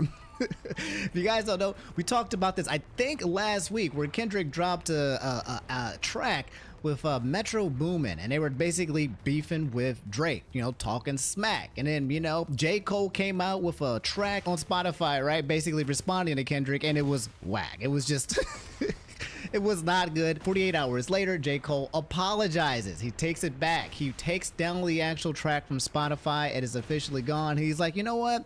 I don't want to be part of this beef. I'm sorry. It's feeling heavy on my conscience. But then Drake, aka Dreezy, aka Young Degrassi himself, came out and dropped his own. Well, at first it got leaked and then it dropped officially. But yes, a Drake disc came out. I believe the name of the song is Drop and Give Me 50. And it was pretty freaking good. Drake's diss track towards Kendrick Lamar, Metro Boomin, Rick Ross, and more has seemingly leaked online. He called out The Weeknd. He called out everybody. It literally was Drake, one person versus like 20 other people in the industry, and somehow this man actually looks like he came out on top. Now, obviously, I can't play the actual track without getting eviscerated from the YouTube platform for copyright purposes, but I will let you guys know some of the wild verses that he dropped here, who he was talking about. The ones where people were like, dang, that's wild, homie. I can't believe you would say that to our boy Kung Fu Kenny. Starting with this one where he says, you won't ever take no chain off of us. How the F you big steppin' with size 7 men's on? He found out Kendrick Lamar's shoe size and is basically talking about the fact that he's short and he's got small feet. Another verse, extortion baby, whole career you been shook up cause Top told you to drop and give me 50 like some push-ups, huh? This one had basically had to do with the fact that apparently Kendrick Lamar, whoever his label is, has been taking like 50% of his cuts for like the entirety of his career. Yeah, Drake is implying that at least 50% of profits from Kendrick's music goes to Anthony Top Tiffins, the CEO of his former label Top Dog Entertainment, and therefore has been legally extorted throughout his music career. The next big verse here was where he said, you ain't no big three, SZA got you wiped down, Travis got you wiped down, Savage got you wiped down, implying that SZA, Travis Scott, and Savage is apparently better than Kendrick. I don't know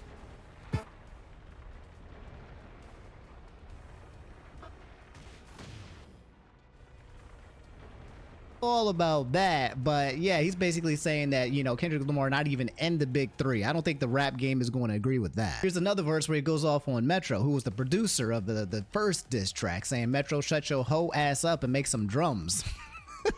This one was wild, okay? He mentioned Kendrick Lamar's wife's name, Whitney, and said, I be with some bodyguards like Whitney, okay? And I think there's some story, I can't confirm or deny it, that apparently like Whitney back when before they were married, I think when he was his fiance, might have cheated with Kendrick Lamar, with Kendrick Lamar's actual bodyguard. I remember seeing that newspaper flying all over the place. So he's basically, he's throwing shots now at his wife, which is wild because in the rap game, okay, there are civilians and he's going after a civilian now, right? So now if Kendrick Lamar responds, he gonna be pissed. He about to drop the fact that that like Drake got a daughter or like 2 wives or something. Now everybody's about to get caught. This is the war that you need to be terrified of. The last diss that I recalled, which was big, was when Machine Gun Kelly basically came at freaking Eminem and said Haley's name in vain. And I knew, everyone on the internet knew when Machine Gun Kelly was trying to take down Eminem, as soon as he mentioned Haley, it was over. It's a wrap. If you know Eminem, you know that Haley's like the most important thing to him, his daughter, right?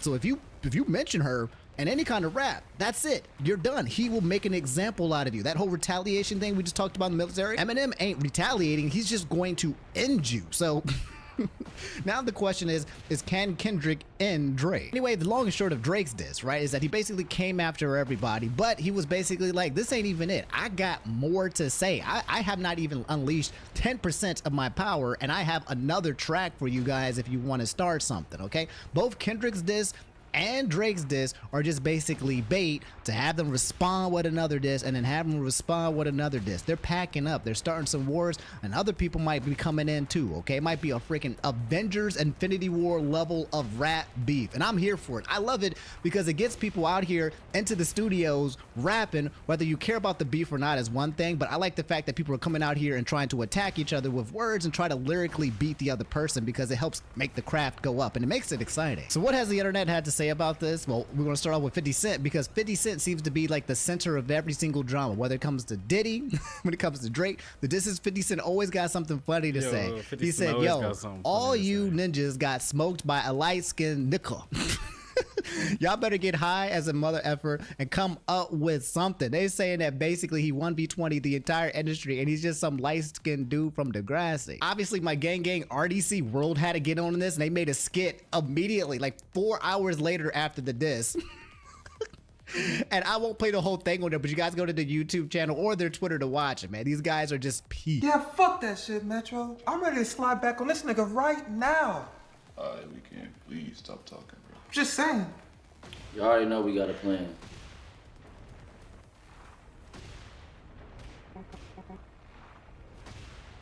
Come on, let's do this right now. Hey, we want to appreciate all y'all for coming to the studio to diss Drake. Chris Brown? Y'all beefing? I said, yo, that nigga got me fucked up. All right. See Breezy in the studio. That's cool, that's cool. To diss Drake again for the 3rd time, we about to drop a comment? Yo, much love, peace. Desmond is so funny, dog. Desmond literally nailing every single one of these people. He nailed Chris Brown. He nailed Common like immediately. Mans was hella funny in this skit, bro. There's one more place here I wanted to show y'all. Oh, no, isn't that Yes, me too. Ah, he got me too. Chance, what did he do to you? He dissed me on Trash Day, remember? Pick a name like Chance the Rapper. Come on. Bro, that's a reach. That's a reach. You doing it. Chance, bro, get up out of here, bro. Get out of here, Chance. Oh, this some bullshit, man. We just gonna put it. Casual reminder that if you guys aren't hip on RDC World, you need to get on that ASAP. So anyway, Rick Ross, as soon as the leak dropped, right? Rick Ross went straight into the studio. I think like 4 hours later, literally dropped his own diss. And the summary of this whole diss with Rick Ross is that he basically said that Drake's got a BBL on his nose. So then he got his nose shrunk, and what else did he call? Oh, and he called him white. So he said, "Don't care, doesn't matter. Plus, you're white." And then and that was his response. Realized BBL Drizzy called his mommy on me. He shared their text messages between each other. Cupcake Drake, tell your mama you stayed out past your curfew, white boy. You wanted to hang at the park with the niggas, smoke weed with the niggas while we washed our old school Chevys. White boy, you got a Chevy, white boy? I doubt it. But anyway, big nose. Boy, you had 25% body fat with a carved out 6-piece. Stop. We know what time it is. That shit costs 40 bands. Stop. But tell your mama, well, in Miami, we say old girl. Tell your old girl she a beautiful lady. I told you that before, and I meant that. But you tell your mama, white boy, you stayed out at the park too late, and you can't call her when you get in this shit. This shit too deep to call your mom. basically saying that Drake is a fake black guy and hanging out with black guys, right? And you need to call your mama and go home, okay? Because that's what you're really about. And also saying that he's 25% body fat with a carved out six-piece six-pack.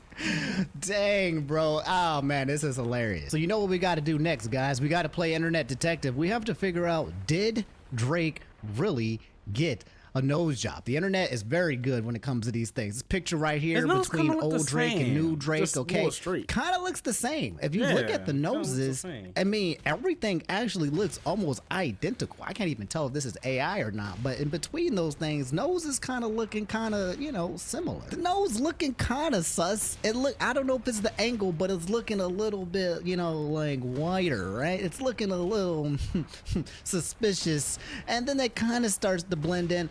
I don't know. You know, the mystery's still up there. Drake is denying it, but some people are saying it's an actual fact. We need some receipts. We need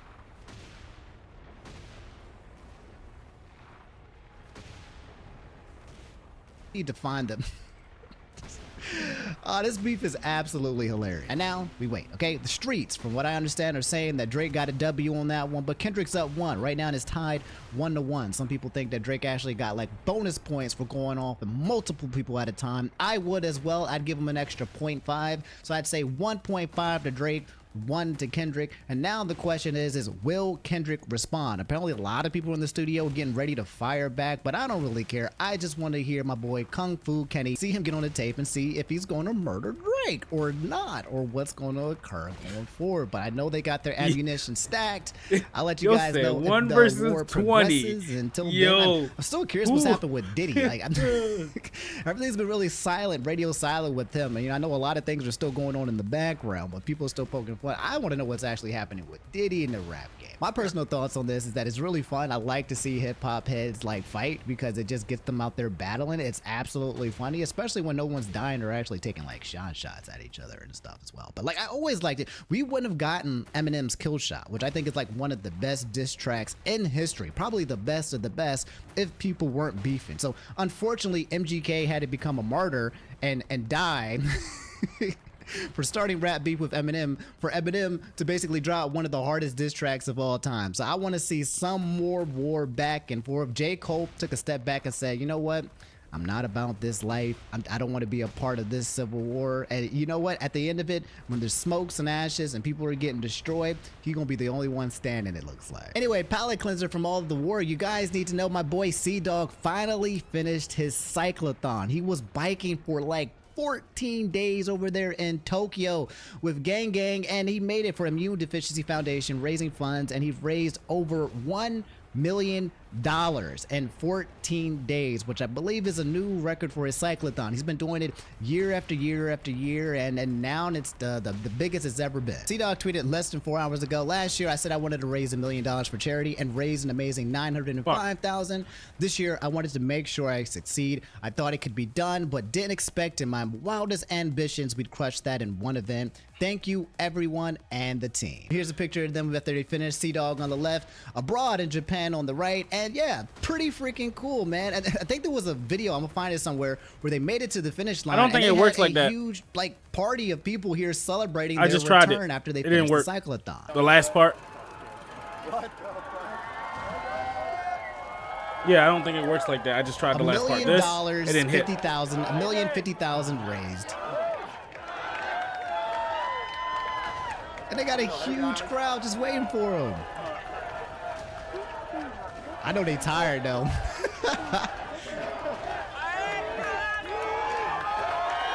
Oh, wait, you said. Oh man, wait, that's so awesome. This one right here?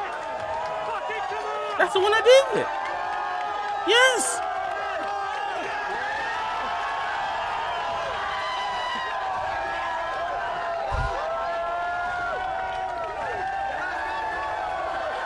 Fuck, that time it didn't come out. That's awesome. So as you guys can see, the entire world is not all just doom and gloom, okay? While we got wars out on Iran and rap beefs out with Drake, we got your gangs over here raising money I took for the Iron Mouse to defense protection. come out yours.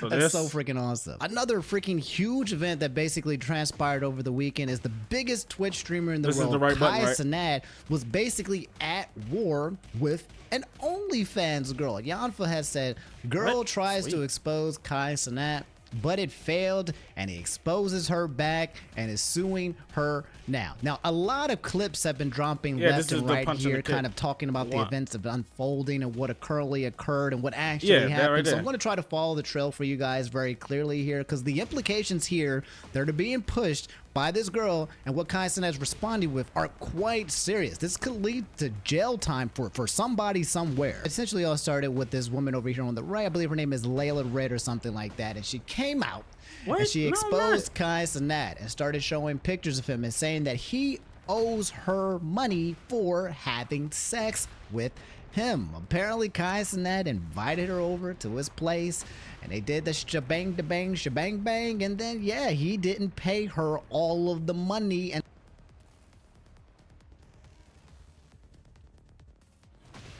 and so now she was saying, well, look, if you're not going to pay me the entire money that you owe me, then I'm going to leak some videos. I'm going to do some revenge porn. I'm going to tell the I'm going to come out here. I'm going to basically figure out a way to extort you. Literally publicly just basically extorting him. And then Kai Cenat started streaming and basically made his entire stream talking about the situation, trying to put up his defenses up, saying that it's not true, and then also kind of counter reverse Unoing her as well. That's the TLDR, but let me break it down for you. Disclaimer, by the way, $5,000?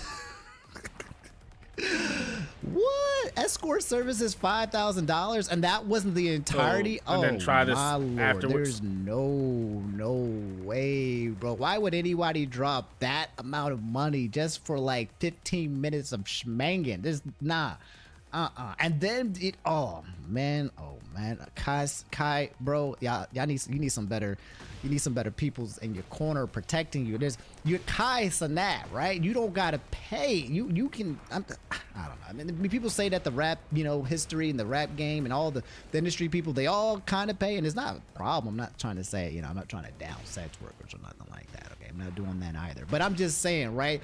Sometimes you get in bed with sketchy peoples like this, so you gotta be careful who you co-mingling with. Let's look at this objectively, okay? Is she in the right? Does she actually not get paid? Is Kai Cenat coming at her? What happened? Oh my god. Woo! Yeah, this is bad. There you go, 76. Bad. Okay, as I was looking, it looks like Layla actually, oh my lord.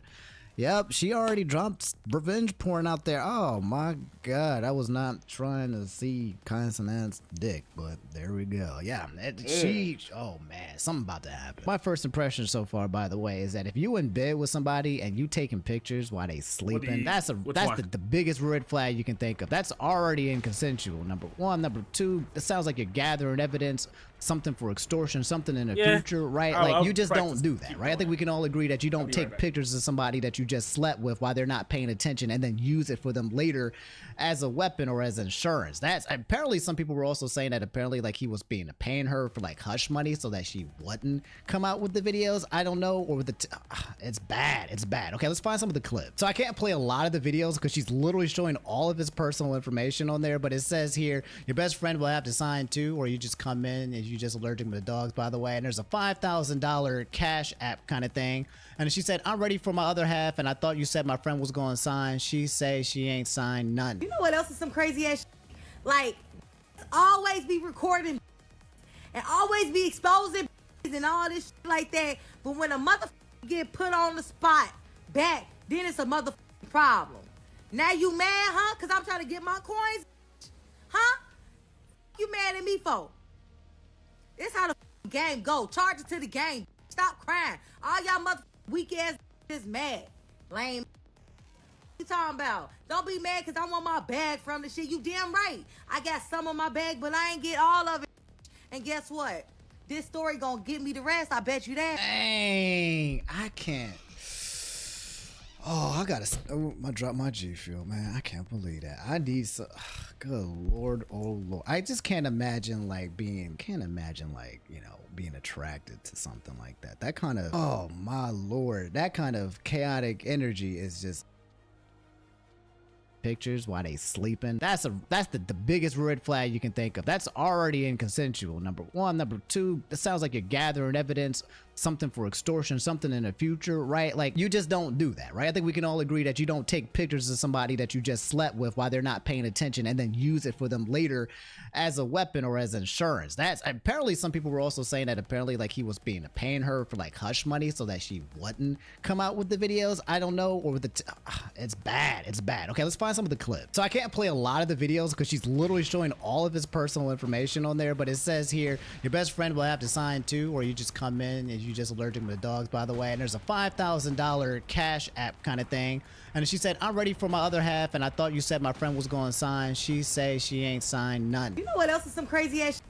Like, always be recording and always be exposing and all this shit like that, but when a motherfucker get put on the spot back, then it's a motherfucking problem. Now you mad, huh? Because I'm trying to get my coins, huh? You mad at me for? I mean, she do got a point, though. That's how the game go. Charge it to the game. Stop crying. All y'all motherfucking weak ass is mad. Lame. You talking about? Don't be mad because I want my bag from the shit. You damn right. I got some of my bag, but I ain't get all of it. And guess what? This story gonna get me the rest. I bet you that. Dang. That's some toxic energy right there. Oh, I gotta drop my G Fuel, man. I can't believe that. I need some. Good Lord, oh Lord. I just can't imagine being attracted to something like that. That kind of, oh my Lord, that kind of chaotic energy is just absolutely just like a boner killer to me. I just would have got my money. I would have shut up. Well, I mean, since I'm going to court, I might as well leak the nudes, the addy, the videos. Bet you gotta hit that link in my bio. Video coming soon. Oh my God. Oh my God. Oh my. Another thing, if your house and all this stuff is under NDA and all this, you can't record and all this. Why did you call me back 3 weeks ago to come sign an NDA then and promise to pay me money? Damn. Money after that and before. Nigga.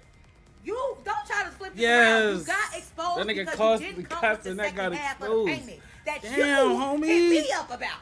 Let's tell about how you hit me up about all of this. Now, who extorting who? Come on now, y'all. Of course he was going to come back with a story saying he going to sue me. How else was he going to look good to the vlogs? I mean, you like a certified trick right now. Duh. Did y'all know that selling pussy in New York is legal? Oh, really? Yeah, Vegas too. Man, what the fuck? Oh, man, what did I say? Atlanta? Okay. So that's what she's been saying. That's her side, bro. She's saying she ain't get paid, so she just revenged everything, and she's going to expose it to get money back in some kind of way. And this is what Kai had to say. Wait, Kai, hold on. You also sent $5,000 on November 10th at 12:34 a.m. Okay, following me. Y'all following me? Yeah. Watch this, chat. Okay, cool, right? You want to go ahead and lie and say I sent you this money. Now, I could have easily run in my text messages and just easily showed it. It just wasn't there. But I know that Twitter has the most annoying on the internet. Wait, Kai, you could just delete it, gang. Kai, that doesn't prove anything, Kai. Yeah, Kai. You could just delete it. Hold on, you forgot. I'm 10 steps ahead. Let me cook. Let him cook. I'm sorry. Let him cook. My man is out here fighting for his life, Phoenix Wright style. He's saying like, yo, I know what you guys do. I know the bait and trap here, why you wouldn't believe me, but let the nigga cook. I got evidence. Let him cook. Let him cook. Hardcore evidence that's going to shut all of this down. I don't know how I feel about this too. Just pausing, but the fact that Kai is streaming this entire event, right? There's a lot of legality issues here. There are things that are going to be shot down in court. They're going to be used against her, used against him. Damn. Like they're basically kind of just The best thing to do is just hire a lawyer, a really good one, which he can't afford, right? And just say, what is the strongest, best way to destroy my opponent, right? But they're kind of just creating this, they're creating a lot of information that can be used against them, essentially. But I'm curious to see how it plays down. I think Kai wins out at the end just because, essentially, yeah, not only is he going to be able to afford a lawyer, but she actually revenge porned him. She doxed him. She, oh my gosh, she really went the full way. I don't think she walks away from this unscathed at all. Whatever money she tried to secure from doing this transaction will definitely somehow be taken back tenfold, in my opinion. This is my phone. Here we go. Here we go. Screen record, as you guys can see. Thank you, Apple, for the wallet. Let's go to transactions of 2023. Dang. Let's go to, let me see, October for me, please. Okay, as you can see, these are my good friends. There's a Escalade in there that my Deuce get 2,000 whenever she wants. She get whatever she want. Okay, nothing there. She saved as Layla Red in my phone. On God, you're saved as Layla Red in my phone. Kiara Rush, I'm on you now. November, Kiara nigga. Rush, Go to we November. call you KR now. All right, go to November. Yeah, let's go to November. Stop. Flyer artist.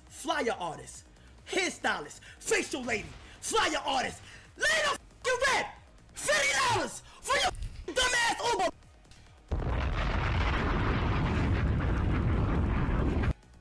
I got you a Uber, $50. Damn. What you talk about? Stop talking about, yo, what my mother? Let me tell you something, bro. Stop speaking on me, bro. Hold on, I'm not done yet. I'm gonna crash up for $50. You got in the Uber and came here. Now I'm about to crash. I don't give a This the retaliation I was telling y'all about. Again, you see how everything kind of all mixes up. You know, we're talking about Iran and Drake and the wars. This the retaliation. All out war, okay? nigga. Kai basically gotta retaliate like this. Because if anybody else gets any kind of ideas, any girls from the past, oh, I got some clips, I got some videos.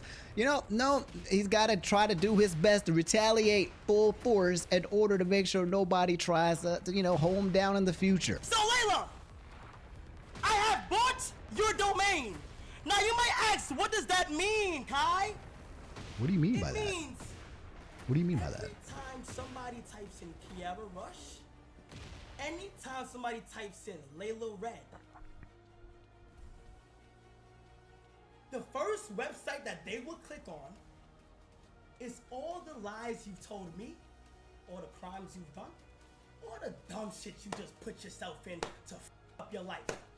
So no, your OF link won't pop up first. No. No Pornhub or anything like that won't pop up first. Oh no. Oh shit. The top link will be Kiara Rush. Okay? Showing everything that you've done. Okay? And you made a mistake with me. Now I know you don't understand the streaming world. And I know you don't understand what's about to happen. Oh my God. This man, all right, this is war. Let me type it. Let me do it. Layla Red. Damn. It didn't work. Damn. The first thing I see is Pornhub. Verified and user. Nah, it didn't work. It Kiara didn't? Rush. All right. The first thing I see when I type in Kiara Rush is a YouTube video saying, Kiara Rush, you are done.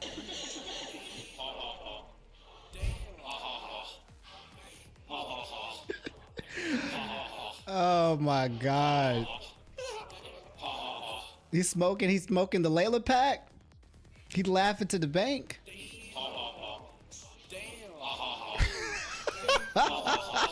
So that's the long and short of it. That's some wild stuff. That's the long and short of it. Okay, there's more niggas, bro. clips floating around the wild. Okay, but Kaizenat's basically about to go in on Layla.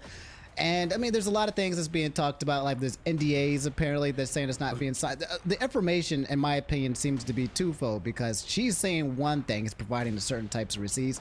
He's saying another thing that seems to also be proving like specific type of receipts. And to me, at least, it looks like that she is the person that's basically committing the crimes here. Okay, she, even if he didn't give her money, right?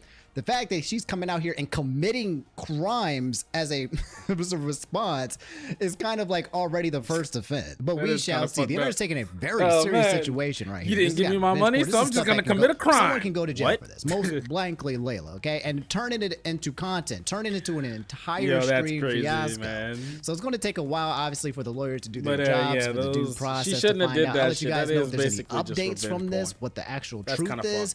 I think Layla is cooked. You guys can let me know how you guys feel in the comments. But man, just I did not see that happen on the bingo card, man. And Okay, yeah, I'm gonna I'll give watch you guys all of updates as X-Men, the updates come. the We also have a original, completely and then- huge update when it comes to that whole Quackity situation. This has been such an absolutely dumpster fire of a nightmare for both Quackity and the QSMP. If you guys don't know, Quackity is a super huge popular Minecraft YouTuber who's trying to create this thing called the QSMP, where they basically create a server on Minecraft where people can just talk in any kind of language and you can communicate with everyone while playing Minecraft. It's a huge endeavor that he's been creating, and he got, canceled a couple of weeks back because apparently some people had came back and talked about how the actual work environment was terrible and was making people suicidal. And then Quackity came out with a video talking about how, yes, he did not know these things were going on and he's going to come to the forefront to fix everything. They ended up getting the French Union came in and said, hey, we're now getting involved and we're going to be taking testimonies from people who were in the QSMP, and then it just became a dumpster nightmare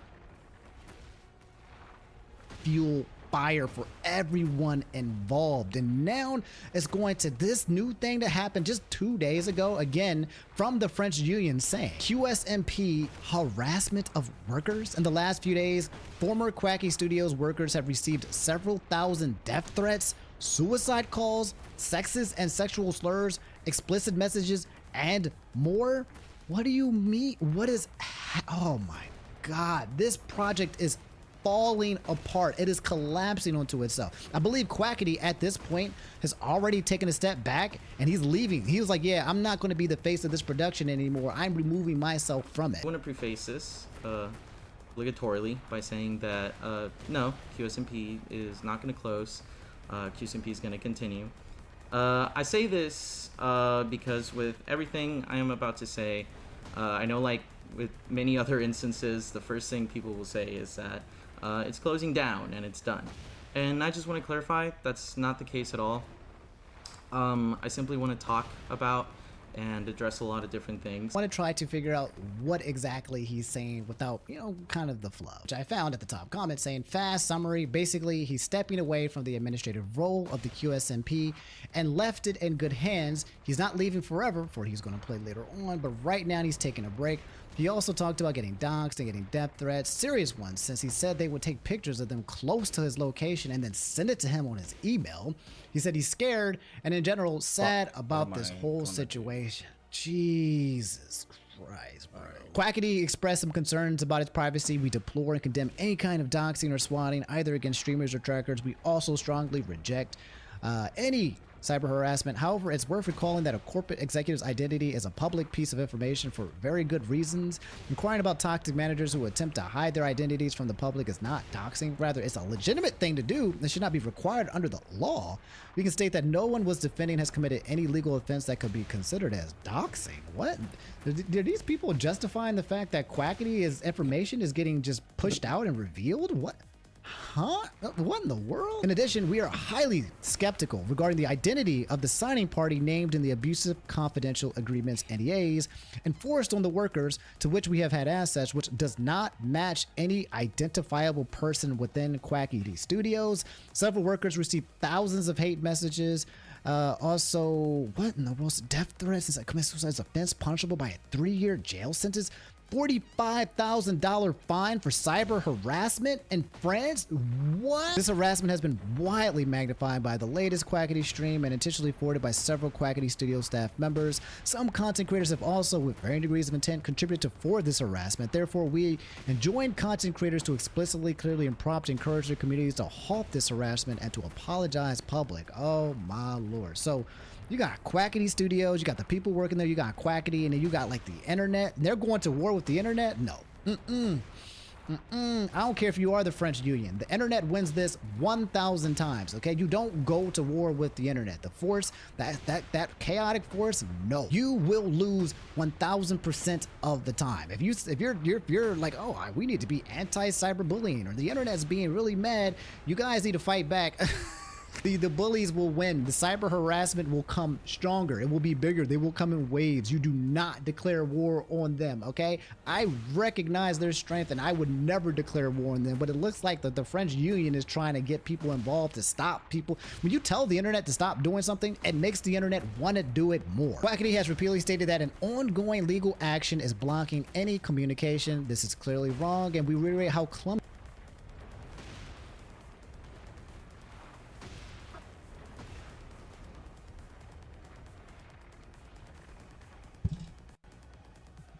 it is. A dialogue and an out-of-court settlement would avoid a trial. In French labor law, a conciliation stage is included in the process to obtain the recognition of an employment contract, yada, yada, yada. As we said earlier, all the workers are unanimously calling for a dialogue. No attempt, either through us or directly in public or private, has been made. Dismissed workers are still without explanation, and suspended employees have been excluded from all channels of communication for several months. Still, without information on whether and when they are to be reinstated. Oh my man, this snowballed completely out of control. They're still collecting testimonies, whether it's in France or elsewhere. Wow, what is going to happen to Quackity? This is just a mess. Good freaking lord. You imagine trying to start a project where you're like, hey, I want to create a Minecraft server where everyone can just talk in different languages, la la la la la, and it devolves into this?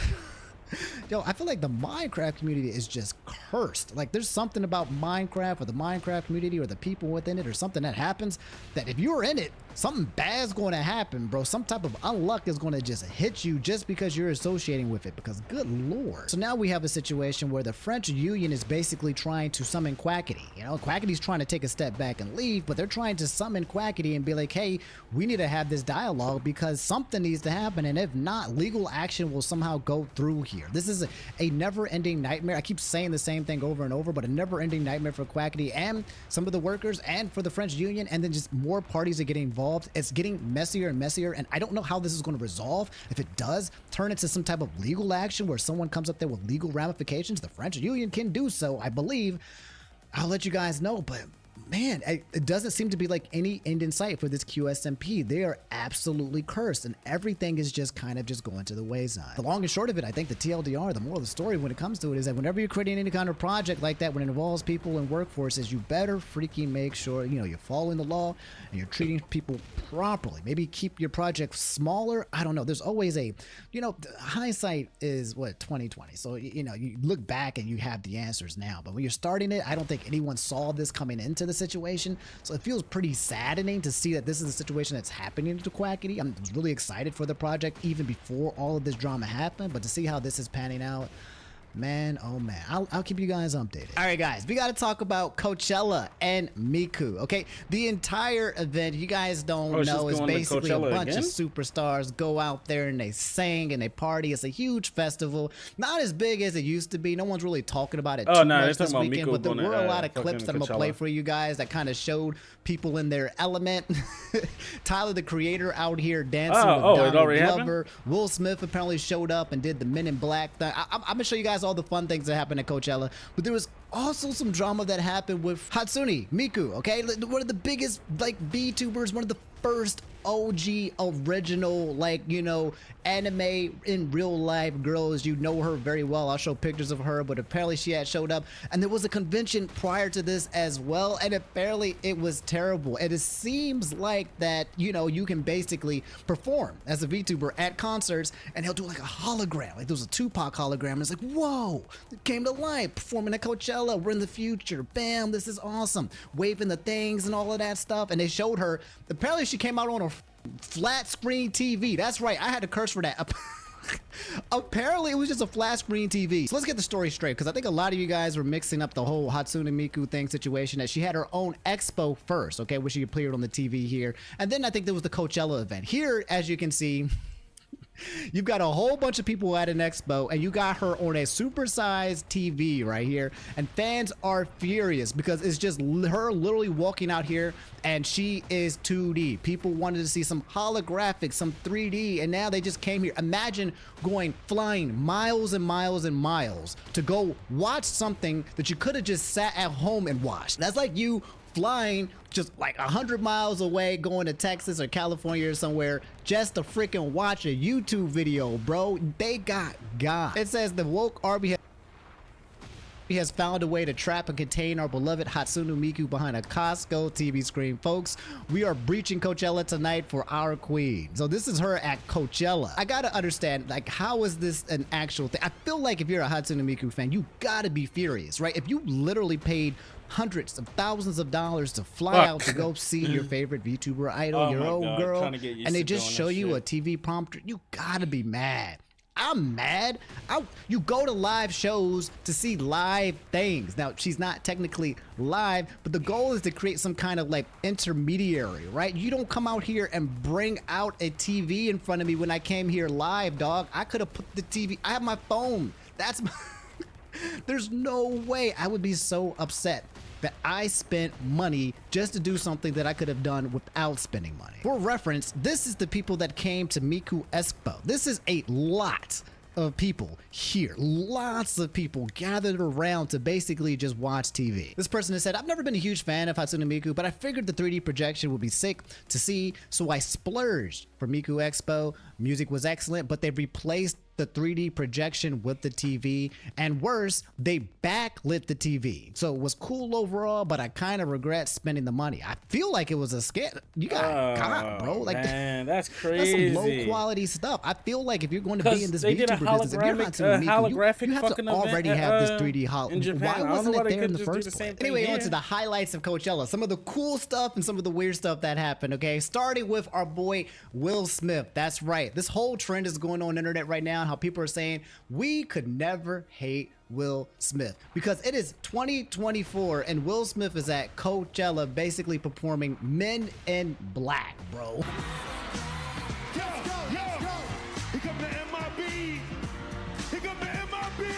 Yeah.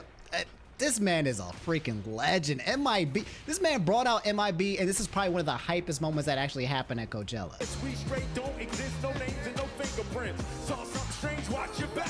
Oh, he still got it. He's still a lyricist. He still got the rap, bro. Now freeze. But yeah, everyone is like Team Will Smith after this. This definitely, raised his cred a lot. People, they will never make me hate you, Will, was trending on Twitter. And people were like, the only person that actually hates Will Smith, outside of potentially Chris Rock, is his wife. Freaking Jada Pinkett Smith, bro, basically saying that she was the downfall of Will Smith, and people are still villainizing her because she is kind of wild, bro. But yeah, people are saying that the whole thing that happened with Will Smith is just because of Jada Pinkett Smith. Yeah, Rihanna out there at Coachella. I don't think she actually performed. I think she just came out there to watch Doja Cat and everybody else perform, but she was out there. It seems like, one of those things that if you're at Coachella, you're having a good time, and if you're not, you're out there talking about how it's terrible. People on Twitter are like, why would people go to Coachella? It's dying. This is garbage. And people at Coachella are just literally having a blast. Apparently there's a clip here with Jaden Smith and Justin Bieber where I'll just show you.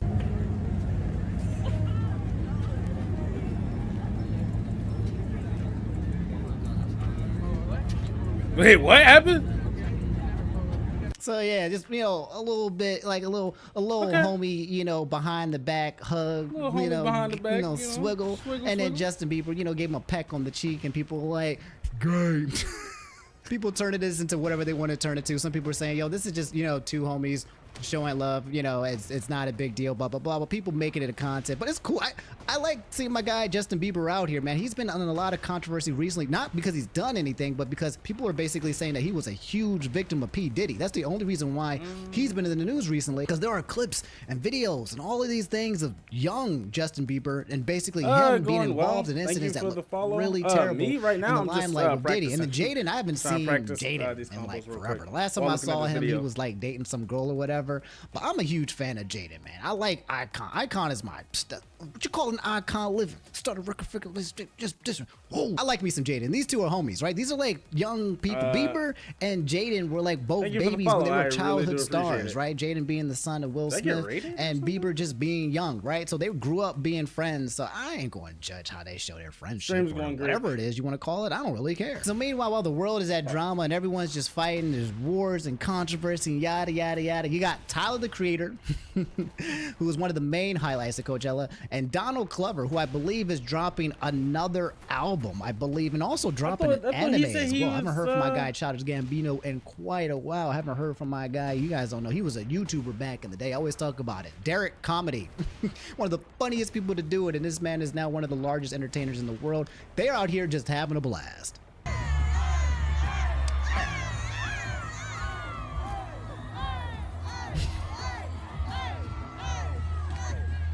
It's good to see that. It's good to see that. You gotta think to yourself, like, all of these things were simultaneously happening, right? You got people on stage watching Donald Glover, watching Tyler, the Creator, having a blast, having fun, listening to music, probably drugged up or whatever, drinking, and just living their best lives. And then you got people out here fighting in these wars. It's good to see that, like, Will Smith you can got still like fucking C-Dog, rap you know, a little these bit. are all happening Like him at the singing same time. the It Men just in kind of Black makes you song. think, man, that It's actually sometimes pretty- it is pretty just what fucking you put cool. yourself. Your environment is what's going to make what your energy is going to be. Like, If I your agree with environment that is not Twitter message. in one They'll of these never let me places hate where it might you. be a little bit more You can positive, never you get me to might be hate in a you, place Will. where it's a little bit Never. negative. I feel like a little bit of retrospection is needed there for you guys to know that not everything is always doom and gloom. The doom and gloom is always going to be the energy that you choose to surround yourself with. So that's why I keep telling you guys to protect your energy and be careful what you let in. And also, when you find something that's good, that makes you feel good, then get in it, take it, seize it. Let's unwind a little bit, guys, and let's talk about something that you really need to know. A show that you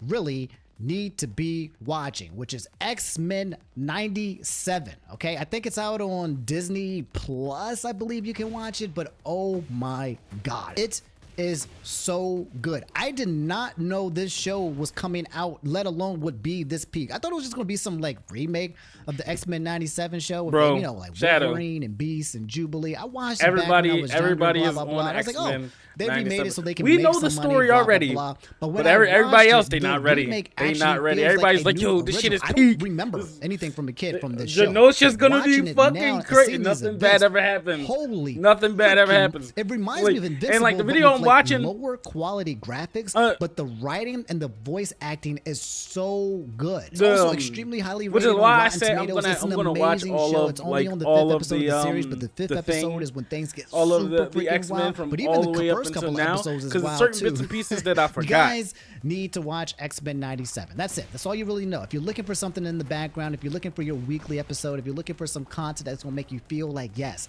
this is good content, this is good TV, this is good film, this is it. Don't miss out on this. Don't sleep on it like I did. Okay, I caught up on it over the weekend. Literally just binged it in 5 episodes. Look and I at was look like, at how dang, consistent I'm. this is peak. Look at And now how I am consistent I'm getting ready, it now. ready. I am ready for these weekly drops. Speaking of a show that apparently we need to be watching, I haven't caught this yet. The Fallout TV show is apparently good. Fallout, a famous game that's come out. I haven't actually played it, but I know it's one of the GOATs that people always love talking about. But they came out with their TV show, and it's a 94% average tomato meter with 88% average audience score. It's amazing.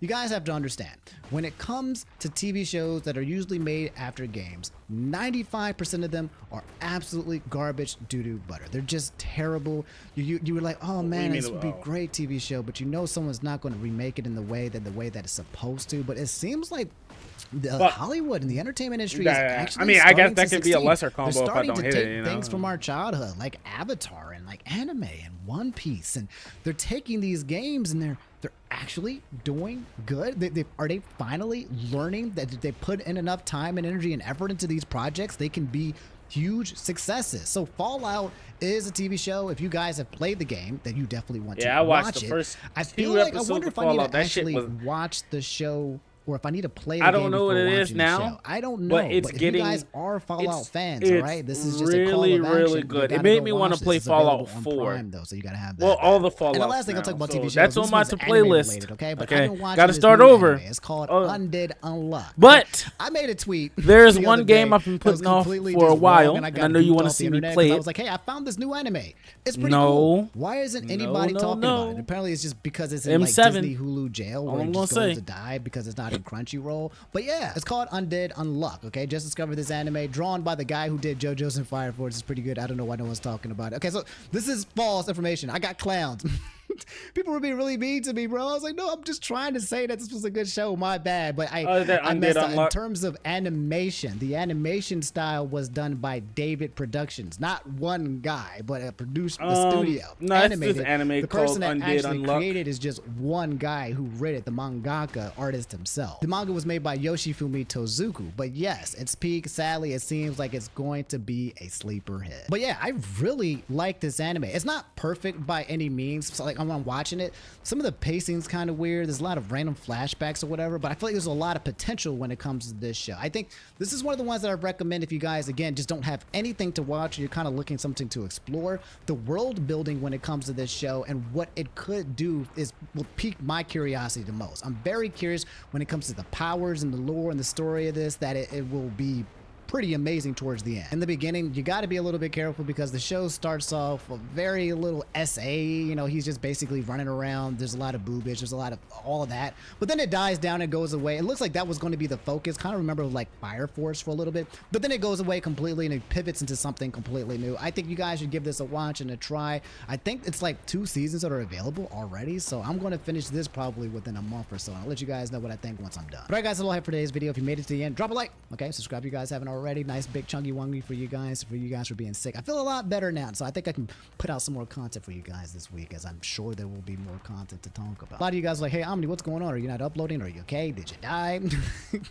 Did you explode? My notifications not working? Yada yada. Sorry about that. I had to take a breather because my health was kind of wild, but I think I'm back in place. I'm in shape. Not going anywhere anytime soon, hopefully. So yeah, I'll catch you guys on the next episode. Thanks for listening. Thanks for watching. Take it easy. Be safe out on them streets because them streets stay safe. And yeah. All right, let's look at the damage compared to this one. Okay, so we know that this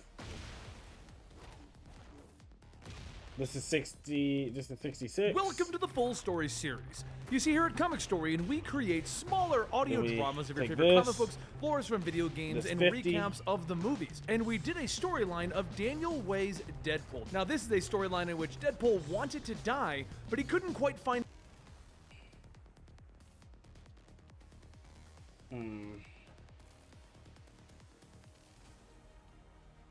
Okay, I guess I can watch. It's so bad. I guess I can watch him too. A little different. Yo, I don't know if you realize this. I often bend over backwards trying to figure out a way to respectfully convey my criticism. But I'm not going to take the time to do that today because this is one of the dumbest brain dead takes I've ever seen in my life. This is a news show.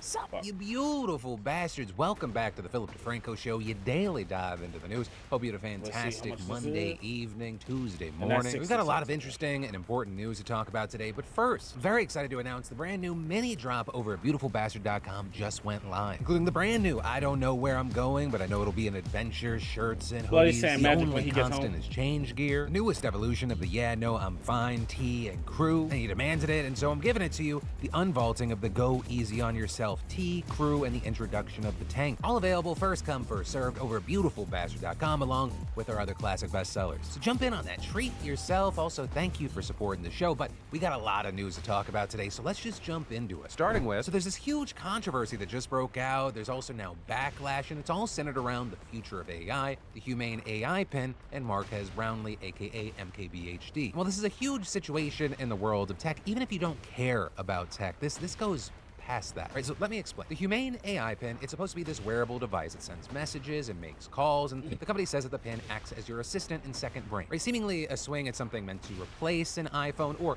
at the very least work in conjunction where you're not looking at your device all the time. But that's me oversimplifying. Getting into some specifics, right? The pin doesn't have a screen. Instead of a display, it projects imagery onto your palm, and it handles tasks and searches via your voice. It can also translate languages, identify objects and provide information about them, take photos, and more. But the early reviews of the product they just released are not very flattering, with places like Bloomberg putting out a review called "The AI Device Revolution Isn't Going to Kill the Smartphone," with a review noting that the device is just so slow answering questions. It also can't do basic things like set a timer or access a calendar or third-party apps. We've also seen plenty of criticisms about bad battery life. You also had some saying it looks creepy to have a little camera-equipped device on your shirt when you're out in public. And Bloomberg adding, the company acknowledges that the device is a version 1.0, but it feels even earlier than that. Meanwhile, you had The Verge, for example, noting there were some tools that it had that were useful. Like it could recognize a restaurant and tell you if it has good reviews, and it's also nice to be able to do a simple task without needing to get your phone out and then getting accidentally sucked into TikTok. But The Verge also noting that it was super inconsistent and failed to do a lot of simple tasks like make calls. And adding, the one and only thing I can truly rely on the AI pin to do is tell me the time. Should you buy this thing?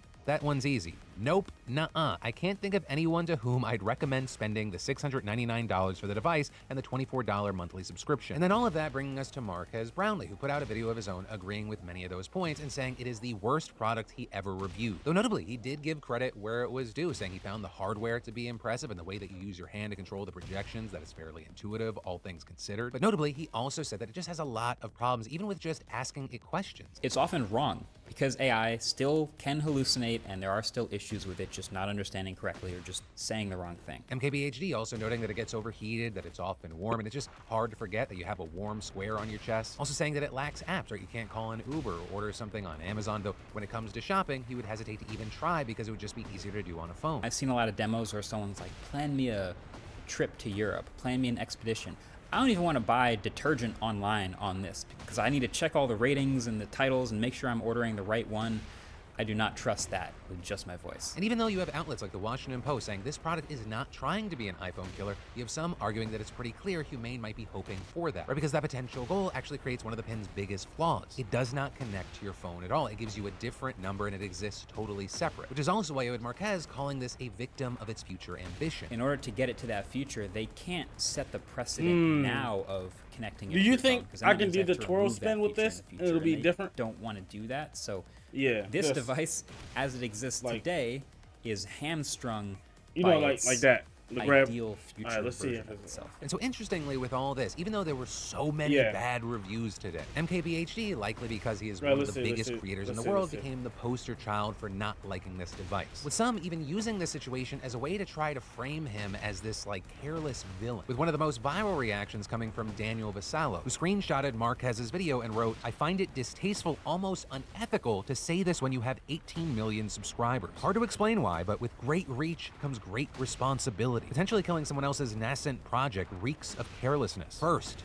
do no harm." Y'all, I don't know if you realize this. I often bend over backwards trying to figure out a way to respectfully convey my criticism. But I'm not going to take the time to do that today because this is one of the dumbest brain-dead takes I've ever seen in my life. We got Daniel out here for some reason almost quoting Uncle Ben and the Hippocratic Oath. Do no harm. Like he's a doctor? He's a tech reviewer and arguably saving people from spending $700 plus a monthly fee on something that arguably sucks, saving them the time and the frustration and the hassle of even if they can return it, like that could be seen as a social good. And Marquez, for those that are unfamiliar, if you watch through his stuff, you can see he's not one of these people that loves to shit on products. Which, you know, when it comes to review channels or critics, whether it be in tech or movies or TV shows, games, whatever, you have a lot of those people who love to tear things down. That's not MKBHD, which is also why his negative reviews stand out so much. And you don't even have to just take his past videos as a way to go like, okay, where's this guy at? In the actual video that Marquez put out that you're so offended by, he goes out of his way to split the review into two parts. What it is, what it's supposed to do, its capabilities, like, hey, tell me what's in front of me, and it's pointing out cameras and the carpet and that thing. And then separately, his own real-world experiences with it. And as people like Trung Fan have pointed out, like, that is to Humane AI's benefit. So when I see Lex Luthor from Wish just going like, I can't believe MKBHD would do no harm, Marquez, Marquez. Like my man Omni rightly pointed out, Marquez's only responsibility is to himself and, more importantly,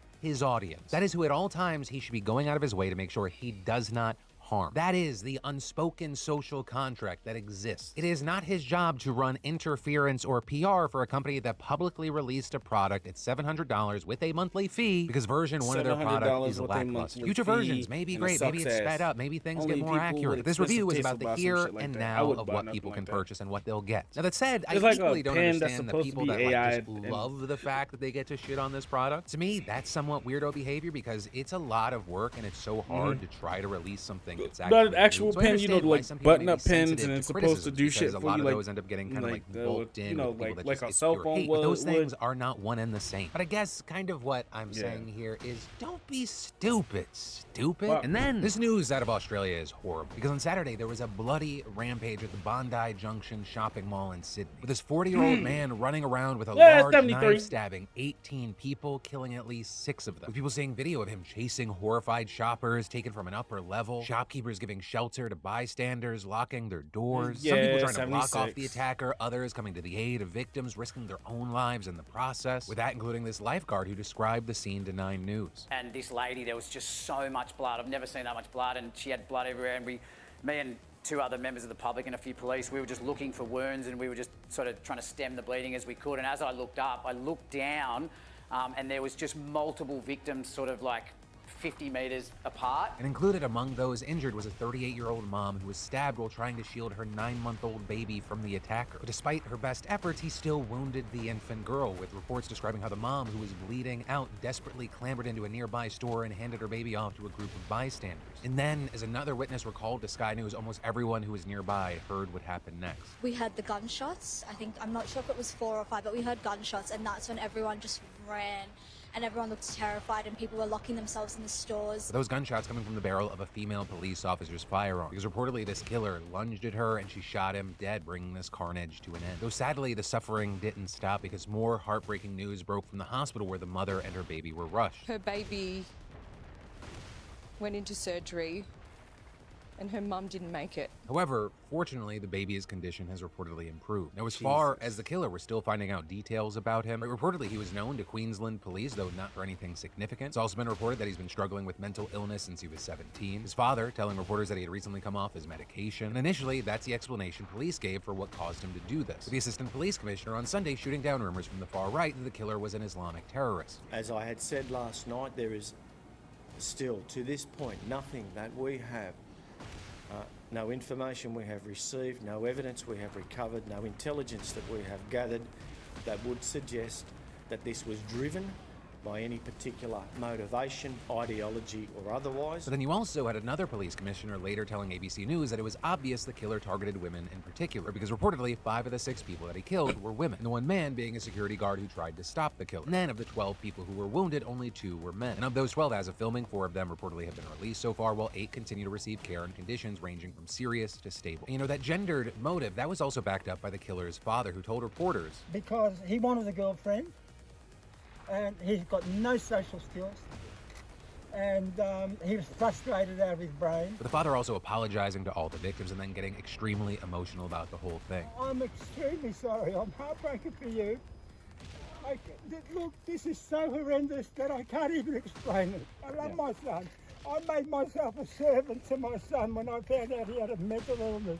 I became his servant. I did everything because I love that boy. I love my son. I'd give my life for him. I love him dearly.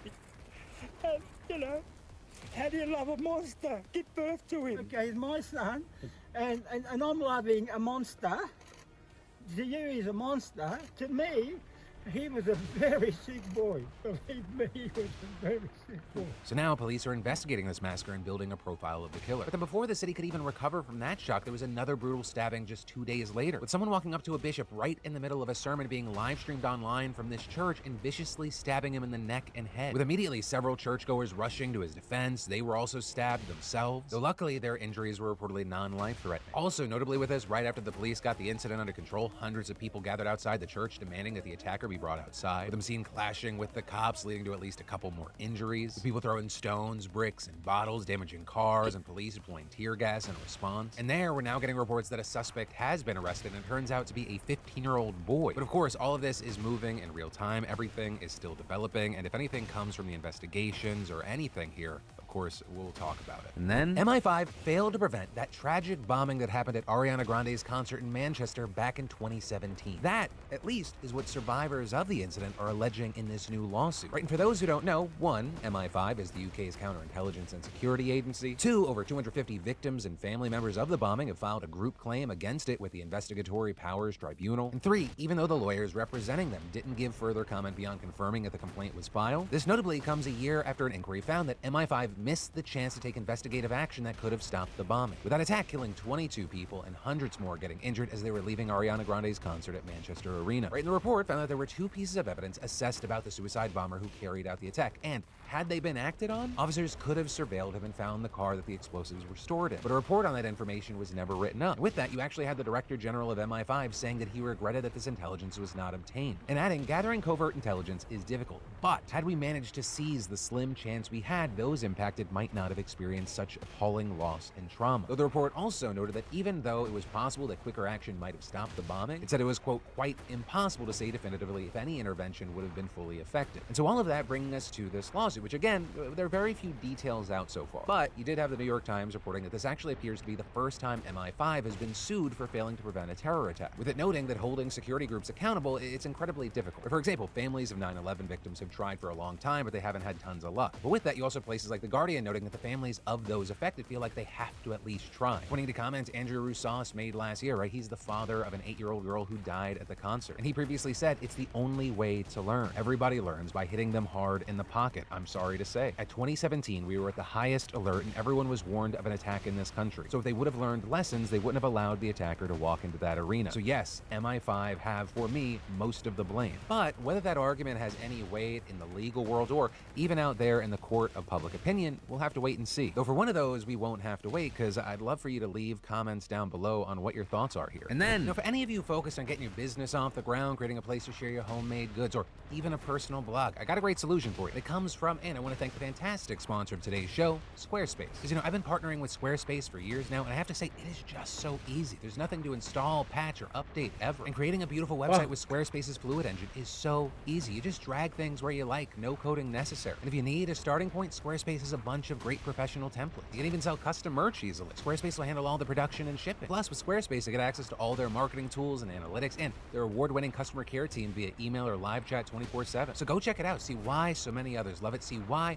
you're gonna love it. And start your free trial today over at squarespace.com/Phil. Just make sure you enter an offer code Phil to get 10% off your first purchase and let them know we sent you. And then, it's not just you. We have the president of Colombia openly talking about World War III. But not for anything having to do with Colombia itself. Instead, it's about the potential for escalating violence between Israel and Iran to lead to a bigger war. Right? And that connected to Iran over the weekend launching what many are calling an unprecedented aerial attack on Israel, which according to the IDF included the firing of at least 350 drones, missiles, and rockets launched by Iran and its allied groups in Iraq, Yemen, and Lebanon. Though notably, 99% of those were intercepted by Israel, the US, or other partners. With a 7-year-old girl living in an Arab Bedouin community, which notably is not recognized by the Israeli state, being the only reported injury. And so the reason that this is considered an unprecedented attack has nothing to do with it being deadly or damaging. Instead, it's just the fact that it happened the way it did at all. And that's because this is actually the first time Iran has launched an assault against Israel from its own territory. Because Iran and Israel have been involved in a so-called shadow war for decades, with Iran largely acting through groups like Hamas as well as Hezbollah and the Houthis. And this is a key part of Israel's strategy being targeted assassinations of Iranian military leaders and nuclear scientists. And ever since the October 7th attacks and in the midst of Israel's ongoing war in Gaza, things have started to heat up, with the most significant escalation before this weekend being when suspected Israeli warplanes struck a building that was part of an Iranian embassy complex in Syria. That attack killing several Iranian officials and leading to Iran's supreme leader speaking before a massive crowd, calling the attack a violation of international norms and vowing revenge. So now that Iran has actually followed through on those threats, everyone's freaking out, right? Because there is a fear that this could be the thing that finally plunges the Middle East into a wider regional war. So with that, you had the UN holding an emergency meeting on Sunday, and Secretary General Antonio Guterres saying that the Middle East is, quote,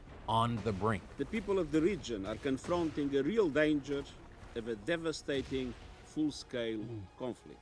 Now is the time to defuse and de-escalate. Now is the time for maximum restraint. Also at that meeting, you had Israel's ambassador to the UN urging the world to stop ignoring Iran's crimes and take action there. And all this as the Iranian ambassador claimed that Iran had only attacked military targets in the occupied Palestinian territories, adding that Iran was committed to de-escalation and avoiding regional conflict, but also saying this. If the U.S. initiate military operation against Iran, its citizen, or its security and interest, Iran will use its inherent right to respond proportionately. And so that brings us to, the U.S. response. And to start there, Biden released a statement on Saturday condemning the Iranian assault, also announcing that he'd bring together fellow G7 leaders to coordinate a united diplomatic response to Iran's brazen attack. And that meeting actually took place yesterday, with the emphasis reportedly being on non-military actions that would, quote, limit the prospects of a wider war. With that, the G7 also releasing a statement reaffirming support for Israel and accusing Iran of, quote, provoking an uncontrollable regional escalation. Which is a pretty odd choice of words when the whole point of the meeting was ostensibly to control the regional escalation. But anyways, and perhaps more notably, Biden has reportedly said that the U.S. will not participate in any offensive action against Iran. And he's been on the phone with Netanyahu, privately advising the Israeli PM against attacking Iran as well, apparently arguing that Israel successfully demonstrated its military superiority this weekend, making a further response unnecessary. But of course, whether Netanyahu actually takes Biden's advice, that remains an open question. As I'm reporting this, Israel's war cabinet is still weighing its options. Attack? No, Israel has reportedly told the United States that it Looks is, like quote, that. not looking for a Have you seen significant it? escalation with Iran. One Israeli official has also vowed to, quote, build a regional coalition and exact the price from Iran in the fashion and timing that is right for them. And in general, there's a lot of disagreement over what the best way to avoid escalation actually is. For example, Nomi Beryakov, an expert on Middle East politics, told the New York Times that Iran has made it, quote, abundantly clear that they consider the attack over, and that the response should at most be an attack on Iranian assets abroad, but not in the country itself. But speaking with the Associated Press, Bradley Bowman from the Foundation of the Defense of Democracies cautioned against being too soft on Iran. And though he didn't specifically advocate for direct strikes on the country, he did say the U.S. should make Iran, quote, regret this attack. We all want to avoid a regional war, but the question is, how do you best achieve it? And my point is that if our adversaries are left with the impression that avoiding war is the most important thing for us, then you're simply inviting aggression. With him going on in that clip to say he's not only talking about sending a message to Iran, but also to U.S. adversaries like Russia and China. So also with that, there's a new push by lawmakers in the U.S. to reaffirm the country's support for Israel and other allies, with nearly 100 representatives, both Democrats and Republicans, signing a letter in the wake of the Iranian attacks, urging Mike Johnson to immediately bring a bill that includes aid for Israel as well as Ukraine and Taiwan before the House floor. Of course, that, as aid for Israel, has become an increasingly contentious issue in the U.S. And to that point, while we've talked about Iran's aggression and violations of international law, it is of course also the case that Israel still stands accused of genocide and a host of other crimes. And all this is more than 33,000 people have been killed according to the Gaza Health Ministry. And even just today, you had thousands of Palestinians attempting to return home to northern Gaza, allegedly coming under Israeli fire. So, part of the point here being that all of this is incredibly complex in the sense of there are just so many different things happening and so many different levers that could be pulled that then affect all the other things. With that, I'll leave it there for now and ask you, what are your thoughts here? And then let's talk about this controversy around STIs and your privacy, because it's connected to this healthcare app that's out there right now called Calmer.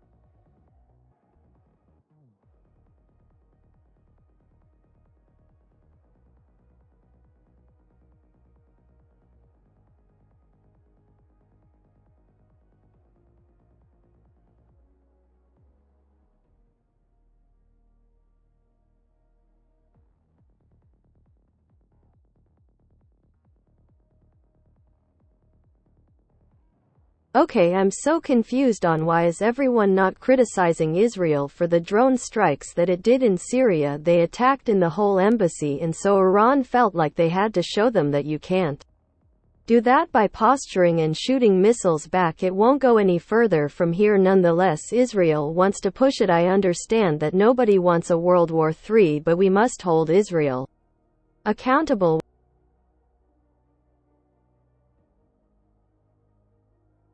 Okay, I'm so confused about why is everyone not criticizing Israel for the drone strikes that it did in Syria. They attacked the whole embassy.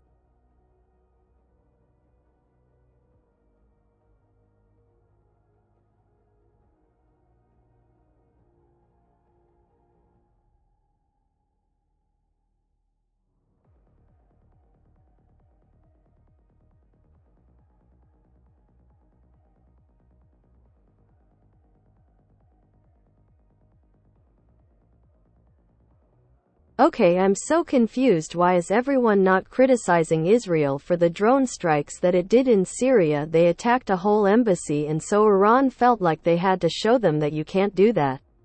By posturing and shooting missiles back, it won't go any further from here. Nonetheless, Israel wants to push it. I understand that nobody wants a World War III, but we must hold Israel accountable when these things happen.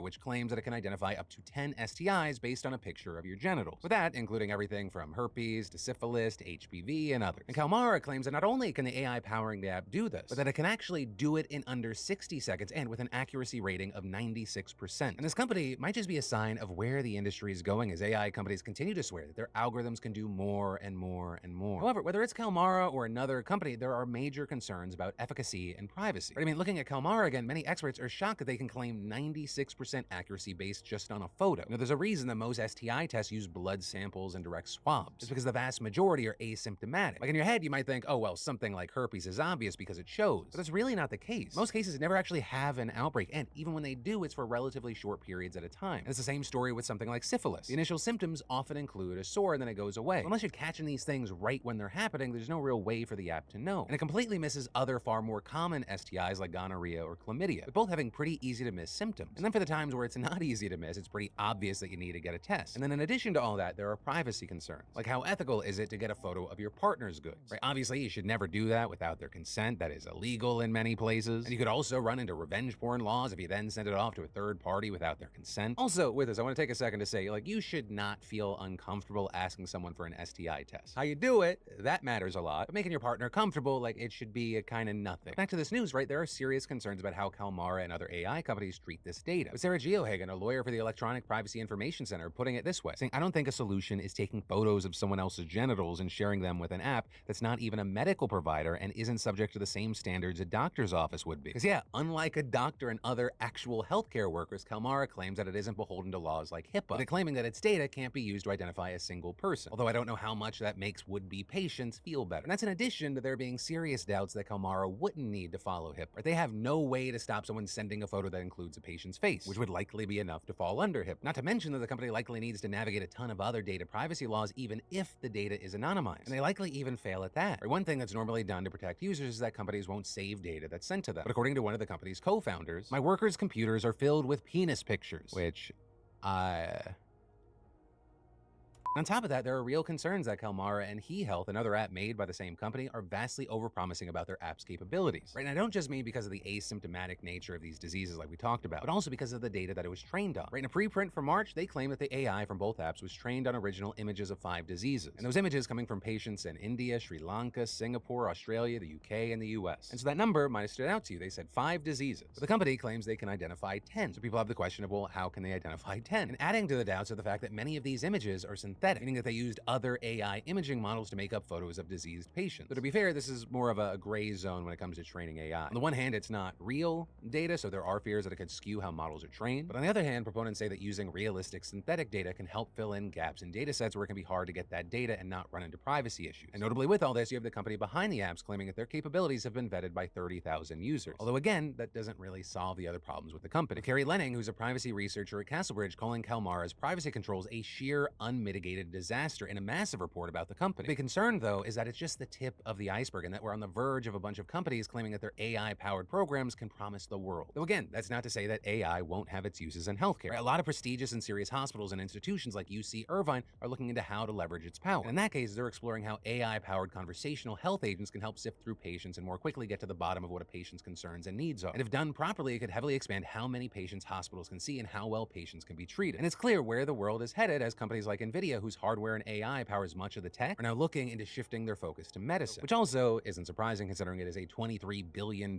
market and just growing. But the big difference is that they're generally not using this to diagnose patients like Kalmara is, and they're not rushing to put it out there. And really, anything using this tech, especially in diagnosis, would likely need a lot of peer reviewing before its use was considered safe and ethical. And all of this kind of boils down to that classic thing of new tech. It can be amazing, except for all the cases where it's not. And often, the times when it's not, it's because things are rushed and people are looking for a quick buck. But we'll have to wait to see how all this plays out. And then, before we get into the final segment here, I just gotta say congrats to Riley M., the first Daily Dip winner of the weekly $500 giveaway towards any tickets on SeatGeek. Because as a newsletter subscriber, Riley wins $1,000 instead of just $500. Because again, SeatGeek and the Daily Dip are still giving away up to $1,000 in tickets, and you should definitely enter today if you haven't already. Just add code PDS to your SeatGeek app profile for a chance at the weekly $500 prize. No purchase necessary. And $1,000 prizes are available to Daily Dip subscribers who add code PDS newsletter, doubling entries and winnings. So get in on that. You're welcome. And also, that brings us to the final segment,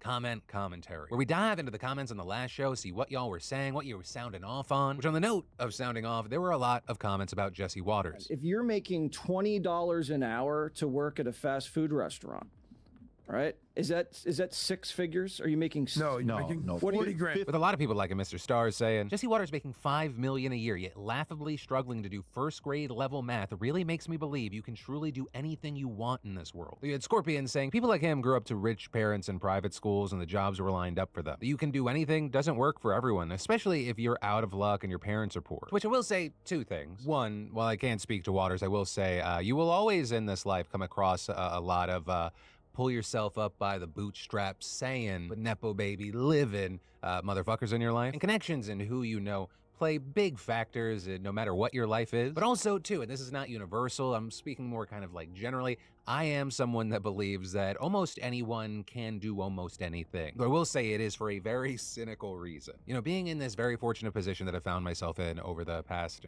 15, 20 years, I've come across and I've gotten to speak with a lot of very, very successful and very wealthy people. And while, yeah, you have examples of people that came from nothing and or like they're just so fucking smart or so fucking driven, there's also just a lot of people that have no idea what they're doing. Trust me when I tell you, do not waste your time worrying about imposter syndrome. Blind confidence, or the presentation of confidence, trumps almost everything. In so many facets of life, actually being qualified for the thing, usually not a requirement, scarily enough. And I say that as someone that I wish I had that. But yeah, I'll just leave that one there. And then the final thing I'll mention, just because it got fixed, Tony Ruiz said, I'm surprised your episodes aren't on Spotify in audio format. Great work though. And I also got a number of tweets over the weekend going like, Phil, did you remove your stuff off of Spotify? No, we didn't remove it. It should now be back up. Without boring you with all the details, we're in the midst of changing a number of things behind the scenes, with that including how and where we upload the show, that being YouTube, Apple Podcasts, and Spotify, as well as creating a hub over at philly.tv. It's where we're going to start posting show notes, include a link page for like all our sponsors, having a hub where people can find all our content, as well as offering other stuff that I will mention next week. Don't worry about it for now. Just know that I see your comments and requests and stuff like that, and we're working on things. But that is where I'm going to end today's show. As always, thank you for being a part of these daily dives into the news. Also, friendly reminder, grab some of that new gear over at beautifulbastard.com while you can. Some shirts and hoodies are going to be vaulted somewhat soon. But main thing, just remember, my name's Philip DeFranco. You've just been filled in. I love yo faces, and I'll see you right back here tomorrow. You on my mind a lot.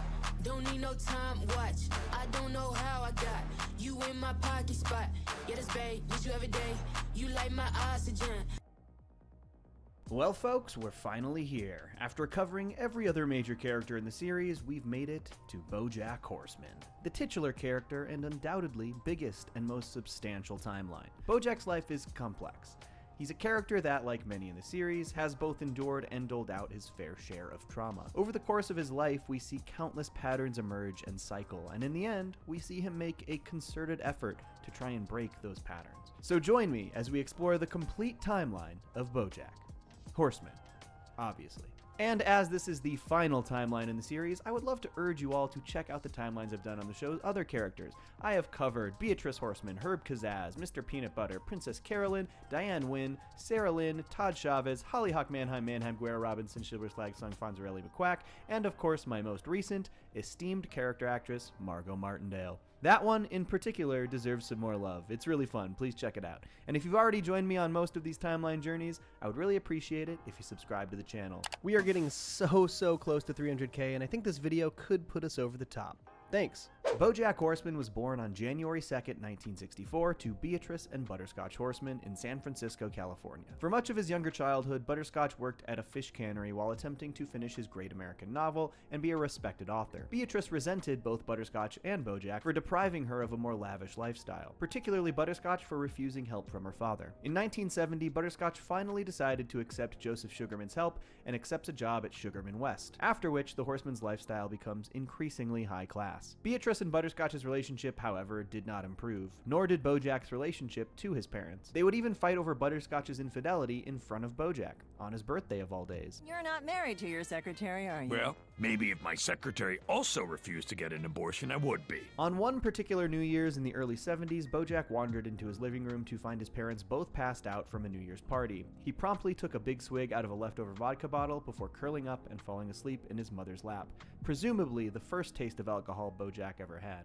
Butterscotch ridiculed BoJack often, even after BoJack gave him a homemade Father's Day card, claiming the card was shoddy craftsmanship. BoJack claimed that his father would make them listen to Cole Porter records together while he cried, and that he forced BoJack to build his own treehouse before tearing it down because he used screws instead of nails. Throughout his childhood, Beatrice would have lavish dinners at their home for her supper club, during which she would force BoJack to perform the Lollipop song for her guests, insisting that as long as he has an audience, he must perform. You've got an audience out there, and they want to hear you sing. This is an attitude BoJack would maintain for the vast majority of his life. Each of these supper club parties would end with Beatrice performing a dance routine in her lavish dress for her guests. Though Butterscotch generally disliked these parties, BoJack noted that he would always pay close attention during Beatrice's dance routines. And as a child who was completely terrified of both my parents, I was always aware that this moment of grace, it meant something. BoJack recalls these moments as the only instances where the two had some semblance of understanding of one another. Due to his abusive home life, BoJack began to idolize and look up to Triple Crown winner Secretariat. In 1972, BoJack witnessed Secretariat smoke a cigarette on TV. He immediately grabbed one of his mother's cigarettes and tried it himself. Beatrice ridiculed BoJack for coughing while smoking, forcing him to continue smoking the cigarette because she didn't want to be the mother of a quitter. She also ridiculed him for crying about it,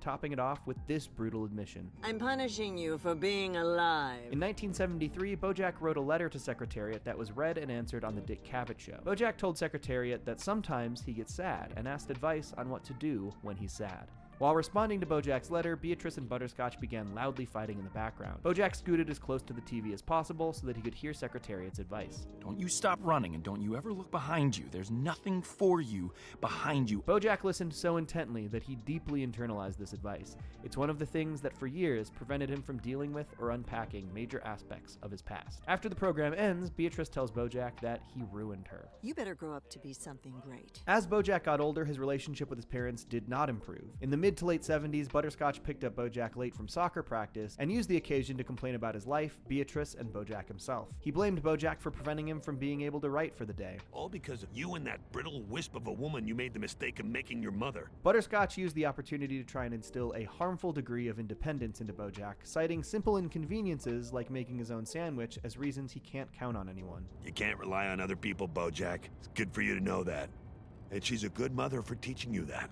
This harmfully reframed Beatrice's abuse and neglect as positive. Around this time, Beatrice tasked BoJack with bringing Butterscotch's dinner while he was working late at the office. BoJack walked in on Butterscotch cheating on Beatrice with his secretary, who promptly left when BoJack arrived. Butterscotch decided to make BoJack a Jack and Coke as a sign of him turning into a man, citing it as their first drink as father and son. BoJack reluctantly drank the cocktail and later woke up in Butterscotch's car with vomit on his sweater, who deliberately gave him too much and emotionally manipulated him into keeping quiet. Maybe it's best if we both just forgot about everything that happened tonight. In the late 70s, likely as a freshman or sophomore, Bojack went to a high school party. He was clumsy and awkward, knocking over a shelf of cassettes, but his classmate from Spanish 1 named Katie kindly helped him pick it up. Bojack was offered beer and declined, but eventually accepted and got drunk. Later, Bojack started to do mean impressions of other classmates, including Katie, telling a humiliating story about her and causing her to run off crying as he continued to drink. An example of Bojack's don't stop dancing attitude, continuing to perform to his captive audience, despite ridiculing someone who was kind to him. Later in high school, Bojack briefly considered playing football, but Beatrice promptly told him that he would embarrass himself. In the mid-1980s, Bojack moved to Los Angeles to pursue a career as a comedian. In 1985, while performing a set at the Laugh Shack, Bojack was heckled by a man named Herb Kazaz. After the set, Herb struck up a conversation with Bojack and offered to buy him a drink,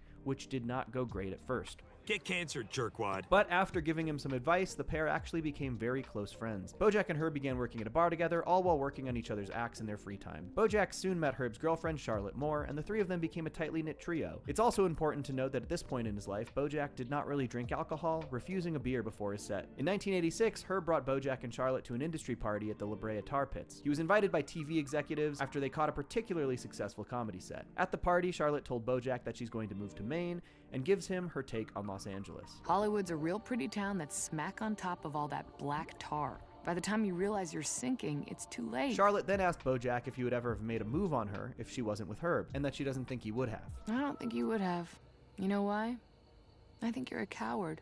Shortly after this, Bojack was invited to the Griffith Observatory by Herb, who gave him some major news. ABC bought his television show pitch, a sitcom called Horsin' Around, and he pitched Bojack as the star of the show. And I told those suits, if they want my show, then that horse is gonna be BJ Goddamn Horseman. Bojack ecstatically accepted, and the two celebrated, and Herb kissed Bojack in their celebration, though he did claim he just got caught up in the moment. Not long after this, Bojack and Herb found themselves outside the back of the Laugh Shack. Bojack asked if ABC was going to let him star in Horsin' Around, and Herb assured him that they would. They just have to go through the formality of filming a screen test. Herb proceeded to outline Bojack in whiteout on the back of the Laugh Shack, telling him that no matter what happens, his image will live on somehow. You'll always be immortalized. Herb ended up coaching and directing Bojack through his screen test for Horsin' Around, and genuinely helped him deliver a great performance. Buckle up, buddy. Your life is about to start.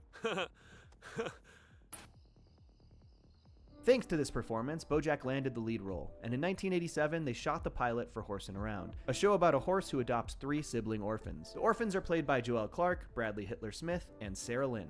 After the pilot shoot, Herb rallied the cast and told them to take care of each other. No matter what, we're going to stick together. Herb then took Bojack up to the roof of the TV studio, and they drank soda in the water tank together, celebrating their accomplishment. Bojack asked Herb if he's worried that everything is going to change now. No, I'm not scared, BJ. The future is bright. Despite negative critical reception, Horsin' Around was a massive success, catapulting Bojack to new levels of fame. This didn't, however, improve his standing in the eyes of his mother, Beatrice. In 1988, she came to a taping of Horsin' Around and was not impressed. After the show, the pair had lunch, and she told him that it wasn't Ibsen, even calling Bojack a clown. Due to her own parental issues, Bojack's TV daughter Sarah Lynn looked up to Bojack as a father figure. Unfortunately, Bojack was not a great role model for Sarah Lynn, and gave her problematic advice that she internalized for years. You don't stop dancing, and you don't stop smiling, and you give those people what they want. This advice clearly stems from the internalized advice his mother gave him when he was young, when he pressured to sing the Lollipop song. On July 12, 1989, Bojack was nervous while shooting an episode of Horsin' Around in which he was supposed to kiss actress and model Cindy Crawfish. The Horsin' Around hairdresser Sharona gave Bojack orange juice mixed with alcohol, which helped calm his nerves. This newfound confidence led him to start drinking on set regularly. At some point during the production of Horsin' Around, Bojack slept with the mother of his TV show son, Bradley Hitler Smith, leading to his parents getting a divorce. Over the course of Horsin' Around's production, Bojack's relationship with Herb became rocky. They regularly fought about the quality of the writing on the show. At some point in 1993, Bojack ended up passed out in front of his house covered in tapioca pudding. His talent agent Marv's new intern, Princess Carolyn, discovered him, hosed him off, and dragged him inside while dropping off Horsin' Around scripts. Princess Carolyn would later approach Bojack after a taping of Horsin' Around and say hello to properly introduce herself, but Bojack wrote her off and told her to leave him alone. Bojack's first recollection of meeting Princess Carolyn would come after this when he visited Marv's office. On Halloween 1993, fellow TV star Mr. Peanut Butter brought his entire Halloween party guest list to Bojack's house to combine their Halloween parties. even though Bojack's claim of having a Halloween party were simply made to get out of attending Mr. Peanut Butter's party. Bojack assigned Princess Carolyn to door duty. During the party, Bojack had an awkward conversation with Mr. Peanut Butter's wife Katrina before Princess Carolyn helped him quickly put together a makeshift costume. The party ended abruptly after Mr. Peanut Butter and Katrina got into a fight, after which a drunken Bojack celebrated the party's success. Let's make this an annual thing though, okay? Well, I want to see all of you back here next year. In 1994, Marv informed Bojack that they're making a Secretariat film, and that Bojack could secure the lead role if he could avoid any scandals. Unfortunately, shortly after this, Herb Kazaz was caught having sexual relations with another man in a public place. He was arrested for public indecency, and it became a major scandal due to the family-focused nature of Horsing Around. Herb begged Bojack to have his back with the network during the scandal, and Bojack agreed. You know what? You can count on me, Herb. However, after an intimidating conversation with network executive Angela Diaz, Bojack was persuaded to stay on the show, going back on his promise to Herb. In fall 1994, Bojack met Danny Bananas at a diner to discuss the future of Horsing Around. Not long into the Danny Bananas era of Horsing Around, Sarah Lynn was getting her hair and makeup done in Bojack's dressing room, claiming she didn't want to be in her own because her stepdad was being weird. Bojack dismissed this as not his problem. While there, both Sarah Lynn and Sharona expressed that they miss Herb, which Bojack takes personally. Do you know how lucky we are to have this? Herb was gonna throw that all away. I made the tough choice. What did you do? Bojack stormed out while Sharona followed and chastised him, leaving a full water bottle of vodka in his dressing room with a 10-year-old Sarah Lynn. Sarah Lynn drank the alcohol and got drunk. Shortly after, Danny confronts Bojack and asks if it was his alcohol, leadingly implying that if it is his alcohol, that could be a major problem for the show. Bojack denies it, and Danny accepts, implying that they have someone else to blame. Little uneven is all. Bojack pulled Sharona into his dressing room and told her about the incident, and that she's going to have to take the blame. She protested, knowing it was Bojack's vodka, but Bojack insists that he can't take the blame, because it would end the show and mean his betrayal of Herb will have been for nothing. What I did to save the show, do you understand? Oh, that's pointless if it goes away now. Sharona tried to refuse, but he pressured her into accepting, forcing her to take the fall for his carelessness. In 1996, Horsing Around was canceled. The series ends with a doctor telling his character's children that the horse died of a broken heart because they didn't love him enough, sending them back to social services. In 1999, Bojack's grandfather Joseph Sugarman passed away. Shortly after this, Beatrice brought Bojack a painting of Joseph's, and didn't waste any time continuing to criticize Bojack and Horsing Around. On Halloween 2004, Bojack had another of his annual Halloween parties. Once again, he had Princess Carolyn help him come up with a makeshift Halloween costume, using the toilet paper that was streaming off of his house to turn into a mummy. Unbeknownst to Bojack, party guest Jessica Biel had a terrible fear of mummies from not being cast in the film series starring Brendan Fraser. He accidentally terrifies her with his costume. In 2007, Bojack began an on-again, off-again relationship with Princess Carolyn. PC helped try to facilitate some roles for Bojack with her boss Marv, getting him a meeting about a show called Mitch's Life, written by former showrunner of mega hit Krill and Grace, Cuddly Whiskers. Bojack loved the script and hit it off with Cuddly Whiskers, but his insecurities prevented him from wanting to do the show. What if there's a reason the only thing I'm known for is horsing around? Princess Carolyn quickly knocked some sense into Bojack, telling him that if he can't see how great he is, then he's the biggest, dumbest piece of shit in the world. Bojack agreed to do the show and thanked Princess Carolyn for it. But after a table read for the show goes exceptionally well, Bojack and Cuddly Whiskers panic about the lack of concern from the execs. The pair decided to rewrite and rework the script, despite Princess Carolyn's objections. Bojack berated PC for giving her 2 cents. Is that how you think of me? As your agent's assistant? Well, what do you think you are? I don't know, I guess... Well, here's some free advice. You should know. Immediately after this, Bojack's agent retired, and Princess Carolyn adopted all of his clients, including Bojack himself. Through their reworking, Bojack and Cuddly Whiskers' show morphed into something called the Bojack Horseman Show, a crude, semi-autobiographical series with countless ill-advised ideas, like Bojack taking a dump on a Horsing Around DVD and his character trying heroin. Bojack hosted a premiere party at his house. At the party, he made more advances on Princess Carolyn, but she rejected him, telling him that she doesn't want to spend the next 7 years falling in and out of love with him. She also tells him something that knocks some sense into Bojack. For what it's worth, I always liked the horse from Horsing Around. Bojack immediately panics and asks Cuddly Whiskers if they can stop the premiere, but it's too late. And unfortunately, the premiere for the Bojack Horseman Show was a miserable failure, sending Bojack spiraling. He called Princess Carolyn to come comfort him, showering her in praise. The two sleep together again and continue their on-again, off-again relationship. In December of 2007, as a last-ditch effort to draw viewers to the Bojack Horseman Show, Cuddly Whiskers begged Bojack to ask Sarah Lynn to guest star on the series. After one of her stadium shows, Sarah Lynn was elated to hear that Bojack had come backstage to see her. She expressed to Bojack just how heavy the weight of superstardom felt. I am this close to falling off the deep end. I know I'm smiling right now, but the light inside me is dying. Despite this admission, Bojack asked Sarah Lynn to guest star on on his failing sitcom. Sarah Lynn asked him to leave the script and then sent him away. During his Halloween party in 2009, Bojack received a call from his mother, who told him that his father Butterscotch had died in a duel. We learn that Butterscotch finally released his novel, and after a bad review, challenged the critic to a duel. During the duel, he fell and hit his head, dying. While on the phone with his mother, Mr. Peanut Butter's girlfriend Diane Wynn awkwardly attempts to introduce herself, as she's a massive fan of horsing around. Though he understood her obscure costume, Bojack wrote her off.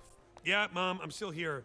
No, it was nobody important. Bojack missed most of the party while on the phone with his mother. When he walked back in, everybody had left except for an 18-year-old kid named Todd Chavez. In his sad state, Bojack was kind to Todd. Yeah, sure. Good idea. Stick around for as long as you want. The following morning, Todd made Bojack hash browns, which he threw up into the pool, and after this, Bojack continued to let Todd live with him. In 2014, Bojack Horseman makes an appearance on The Charlie Rose Show. He hasn't had any substantial roles since his stint on Horsing Around, and is looking for a way to come back into the public eye. While Charlie Rose belittles Horsing Around, Bojack defends it. Todd has been living with Bojack since his 2009 Halloween party. Bojack is supposed to be writing his memoir, but opts to go on a dinner date with Princess Carolyn instead. They're interrupted by Mr. Peanut Butter, who is still ever eager to be Bojack's friend. What is this? A crossover episode? Princess Carolyn breaks up with Bojack over dinner, but still maintains her role as his agent. Because Bojack hasn't made any progress on his memoir, his publisher Pinky Penguin hires a ghostwriter named Diane Wynn to help Bojack write his autobiography. He's skeptical until realizing that she wrote a book about his childhood hero, Secretariat. Bojack hosts a quinceañera at his house because Todd owes a cartel boss a significant amount of money. At the party, Bojack meets Diane for what he believes is the first time, but is actually the second time, and they have a heartfelt conversation about his career. Yeah, well, if you're gonna throw away most of your adult life on some dumb sitcom, you might as well get a sweet house out of the deal, right? Bojack eventually agrees to work with Diane on the book. While first getting to know Diane before starting on the memoir, Bojack makes a scene at the grocery store and gets into an argument with a SEAL named Neil McBeal over some muffins. It turns out that Neil McBeal is actually a Navy SEAL who had just returned from Afghanistan, and he drags Bojack publicly on MSNBC. Mr. Peanut Butter convinces Bojack to apologize to Neil through a guest appearance on his reality TV show Peanut Butter and Jelly, with a peace offering of stale hamburger buns in lieu of muffins. With the public ire finally off of him, Diane compels him to be honest with her about the gritty aspects of Bojack's early life. With a growing sense of trust between them, he cautiously gives her the truth, warts and all, opening up about his parents' lives and failures. Later, Bojack and Todd run into Sarah Lynn at IKEA. Her boyfriend Andrew Garfield decides to break up with her in public, citing her irrelevance after turning 30 years old. Bojack allows Sarah Lynn to live with him until she gets back on her feet. She eventually mentions that she found out their former showrunner Herb Kazaz has colon cancer and only 6 more months to live. Concerned, Bojack contemplates reaching out to him.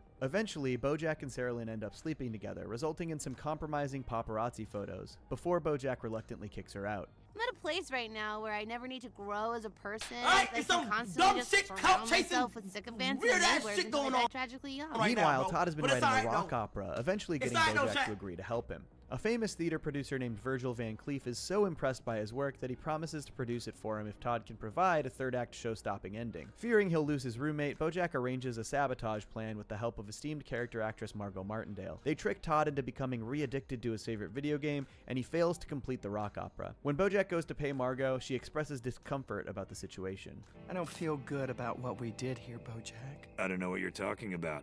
This never happened. Not long after this, Bojack travels with Diane to New York to meet with Pinky Penguin about the book. He asks about their progress before Diane receives a call from her brother telling her that their father passed away. Bojack goes with Diane to Boston to meet her family, who showers Bojack with attention as a famous TV star, but treats Diane like garbage, bullying her into making all the funeral arrangements. Her ungrateful family bails on the funeral and opts to turn her father's remains into chum. Diane flies into a violent rage, after which Bojack comforts her by suggesting that she moves forward by writing them out of her life. He leaves a voicemail for Herb Kazaz, hoping to make amends for the past. While they're away, Todd has turned Bojack's house into a tourist destination, posing it as the home of actor David Boreanaz.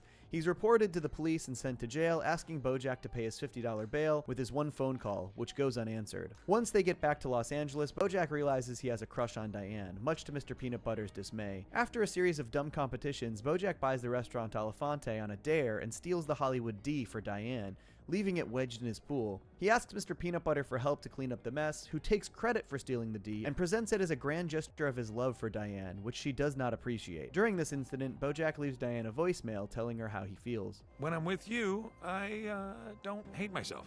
I like being around you. While Bojack leaves this voicemail, Diane and Mr. Peanut Butter get engaged. Bojack goes on a 2-week bender upon realizing Diane is now engaged. He ditches an ad campaign for Guten Bourbon with Todd taking his place. Delusional, Bojack tries to get back together with Princess Carolyn, who sees straight through his plan. Bojack is so desperate that he ends up changing his agent to Vanessa Gecko, PC's rival, just to be able to date her. To Vanessa's credit, she does get the paparazzi birds to destroy the sexually compromising photos of Bojack. During a dinner date with PC, Bojack receives an angry call from Herb Kazaz, telling him to come talk to him in Malibu.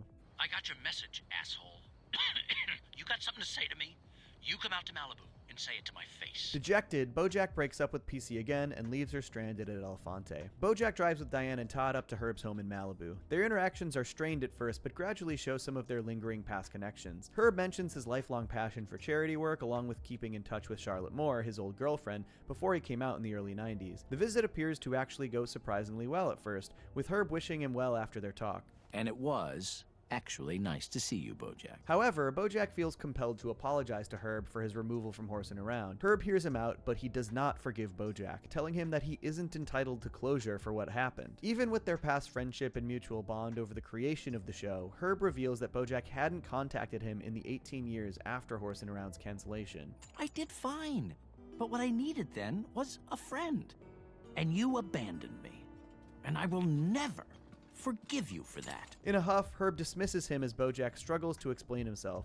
Before leaving, he stubbornly tries to take the old telescope back as a memento, but he gets tackled by an enraged Herb. The pair fight before Bojack eventually leaves. Diane and Bojack drive off in silence. He pulls over on the way back home as Diane attempts to comfort him. For what it's worth, I think it took a lot of guts to do what you did back there. Bojack awkwardly tries to kiss Diane, but she retreats back to the car. He realizes shortly afterwards that he left Todd back in Malibu and drives back to pick him up. During his excursion, PC lands a role for Bojack in a rom-com based around the Hollywood de-stealing incident, directed by Quentin Tarantulino. The next day, a love-struck Bojack tries to hatch a plan with PC and Todd to sabotage Diane and Mr. Peanut Butter's wedding. Princess Carolyn is not interested and moves on to her new businessman boyfriend, Vincent Adultman. Diane decides to write the rest of the book independent of Bojack, wanting to avoid him after the incident. Bojack hires character actress Margot Martindale to stage a bank robbery involving Mr. Peanut Butter and Diane, which backfires completely. The couple decides to move their wedding date up to that very week as Bojack offers to host the wedding at Elefante. Todd slowly realizes that Bojack hired esteemed character actress Margot Martindale to sabotage his rock opera and puts his foot down on any further manipulations. She made her choice. Look around. This day is not about you. Bojack relents and the wedding goes off without a hitch, and he finds solace talking to Vincent Adultman at the bar. In September 2014, production begins on Mr. Peanut Butter's Hollywood Heist, with Bojack cast as PB Livin himself. Wallace Shawn is cast as Bojack along with Naomi Watts as Diane. Bojack has an on-set romance with Naomi, but it ends when the production is shut down. Todd and Quentin's brainstorming transform the project into something new entirely.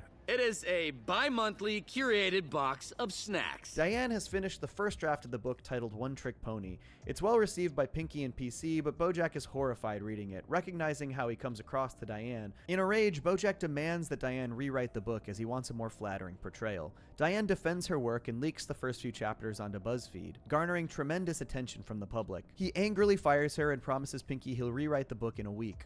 Lacking the focus and drive to write, he enlists Todd and Sarah Lynn to help write the book while consuming a massive amount of drugs. They comment on Bojack's chosen ending for the book, him living in Maine and going for one last swim before drowning in a lake. Due to his drug consumption, Bojack has an existential trip, haunted by visions of his memories, ranging from being trapped on a Horsing Around set, Beatrice bullying him into performing as a child, and a Peanuts version of Diane giving him life advice. It's never too late to be the person you want to be. The drug trip continues with Bojack having a vivid dream of a possible future with his past crush, Charlotte Moore. It's a simpler domestic life that he could have chosen if he hadn't decided to stick around Hollywood and become a successful sitcom actor. In the dream, he lives with Charlotte in a small cottage in Maine. The pair have a daughter named Harper, named after Harper's Landing, where Bojack visited his family's lake house as a child. They grow old together, even seeing Harper grow into her teenage years and start dating boys. Until Bojack comes to, waking up in a rainy parking lot the next morning. Bojack goes to a ghostwriter panel featuring Diane and apologizes to her, agreeing to publish her version of One Trick Pony. In a plea for understanding, he asks for her reassurance that he's not too far gone as a person.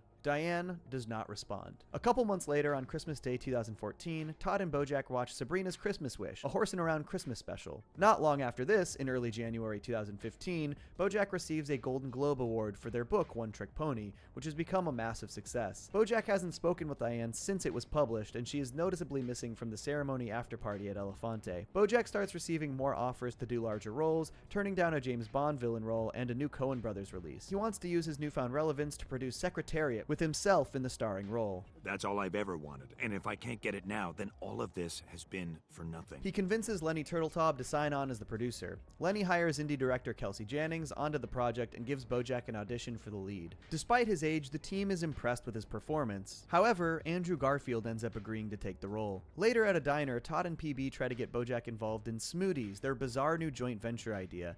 They've previously tried to get him invested in an unfinished Halloween store, only open in January, which ends up severely injuring Andrew Garfield. Because of Andrew Garfield's injury, Bojack ends up getting the role of Secretariat. Kelsey tells him he's been cast and that he has 1 month before production to get into shape. Bojack talks to Diane on her roof, who reveals her involvement in the Secretariat movie as a character consultant. Despite the tension, Bojack and Diane discuss what happened. Do you think I'm a good person?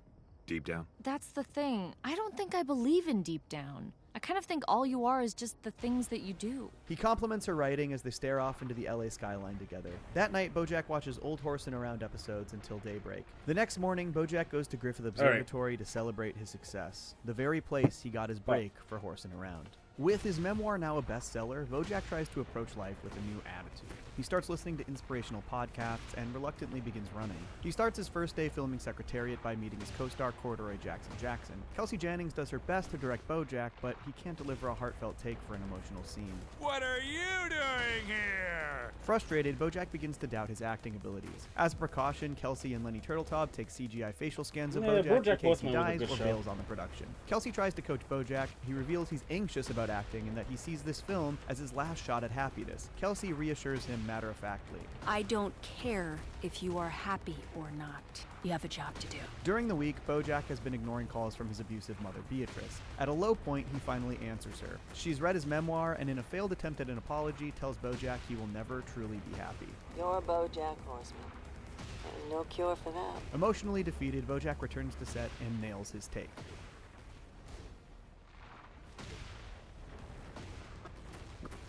Bojack starts dating around, with each woman bringing up events from the book. Todd excitedly tells Bojack about his Disneyland theme park opening the following day. Todd had been discussing it since 2012, but Bojack does not remember. Finding his favorite bar has been swarmed by fans, Bojack heads to the Valley Skate roller rink instead. Pinky Penguin introduces him to his boss, Wanda Pierce, an NBN executive who had previously been in a coma for 30 years. They immediately hit it off and spend the entire night talking before sleeping together. To his surprise, Bojack likes spending time with Wanda and invites her to Todd's Disneyland. Bojack enjoys showing off Wanda while on set. Kelsey remarks to Diane that they're both emotionally stunted adults. He got famous in his 20s, so he's gonna be in his 20s forever.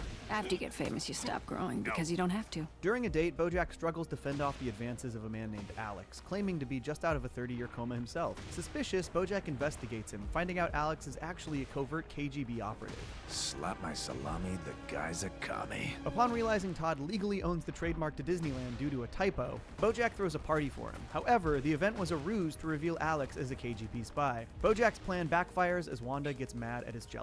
I want to know what happened to the amazing guy I spent the last few days with, because if this is who you are, I don't think I like it. After sulking, Princess Carolyn convinces Bojack to win her back. He approaches Wanda at Todd's Disneyland and admits his faults as a person, but tells her that he's striving to be better for her. He impulsively asks Wanda to move in with him as the theme park burns ominously around them. Shortly after this, Bojack attends the funeral of Herb Gazaz along with his co-stars Joelle Clark, Sarah Lynn, and Bradley Hitler Smith.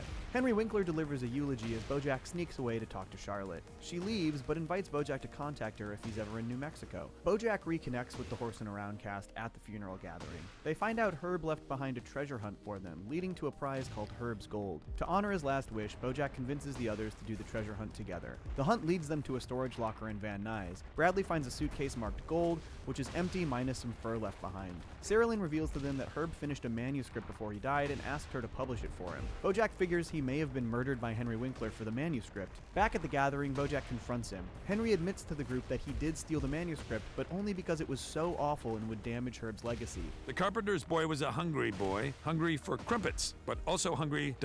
for life. You literally wrote out ... Bojack decides that preserving Herb's He original literally wrote legacy out is more important. On March 19th, 2015, Bojack and Wanda show up at Diane's surprise 35th birthday, planned by Mr. Peanut Butter. She doesn't take it well as they break out into an argument, causing the guests to leave awkwardly. That's just what happens when two people live together. That's a weird thing to say to your girlfriend who just moved in with you. On the drive home, Bojack is worried about scaring off Wanda 2 weeks after she had moved in with him. To defuse the tension, Wanda tells Bojack a joke about mulch. However, Bojack gets I wasn't distracted sure I and was accidentally ever hits gonna a get deer with this. his Fuck. car. Bojack Like, wants to the leave funny the thing scene, about but this Wanda combo is insists they fucking help him DSP out. was They doing spot this the shit. wounded I was deer. like, He has damn, no man, insurance DSP. and claims he's been hit 4 times that year. Better than Bojack me, convinces him to nigga. go to the hospital, offering to pay off his overdue medical bills. Wanda tells Bojack another joke as they wait in the hospital. The punchline ties into the original mulch joke, with Wanda commenting that some things take time. Not long after this, Bojack accidentally causes a car crash while watching his iPad, releasing a chicken from a Chicken for Days truck. On set, Bojack meets Kelsey's daughter Irving and acts overly friendly, desperately trying to get Kelsey to like him. Kelsey realizes Irving is involved with protecting the Chicken for Days fugitive along with Todd I say, and Diane. Bojack DSP offers to was act as doing her the chauffeur, kick using the combos. I drive couldn't for get one-on-one them shits. I time was with like, damn, Kelsey. DSP She better reluctantly than me. agrees, though Bojack won't let up on seeking her approval. On their way, they pop a tire and are stranded in the woods. Luckily, a horse and around fan with a tow truck picks them up, and Bojack pays for the service with some autographs. Bojack and Kelsey arrive at the police station, with Bojack using his fame to get all of the charges dropped for Diane, Todd, and Irving. He also called in a favor from Drew Barrymore, asking her to adopt Shit, the I'm gonna chicken practice this Becca shit to all live night. freely. Sometimes when you think something isn't about you, you find a way to save the day and in the end realize that it was all along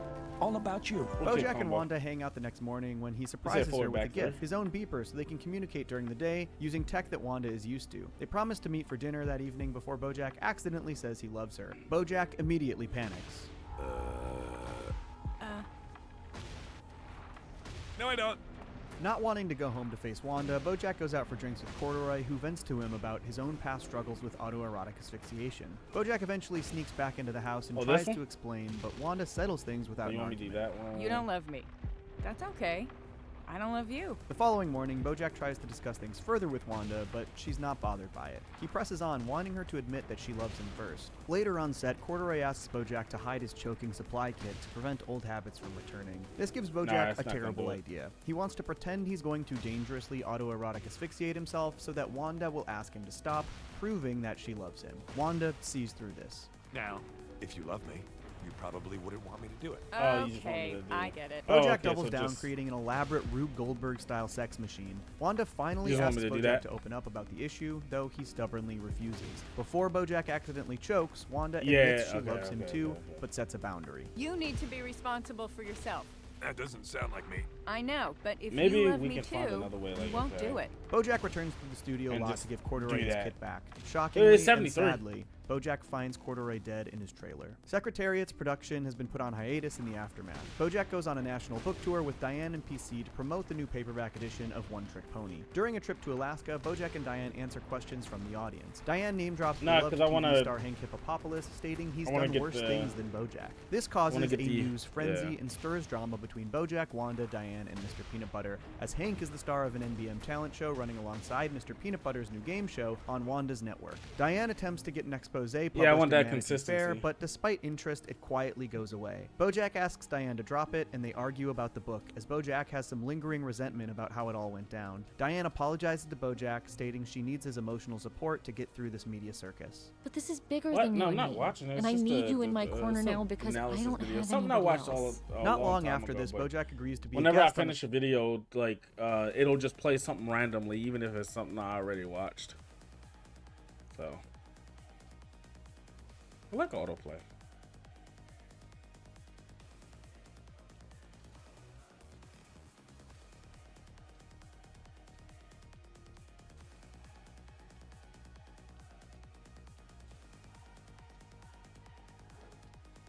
He said 4, 2, 1. Okay, against the wall.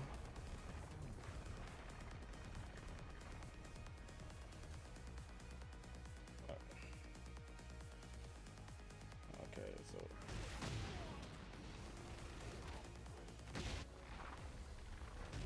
this one, right? Against.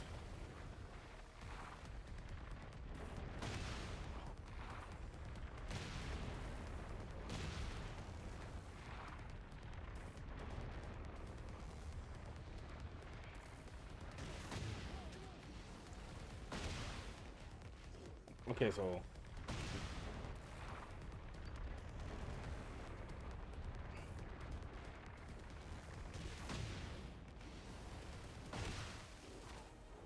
fuck?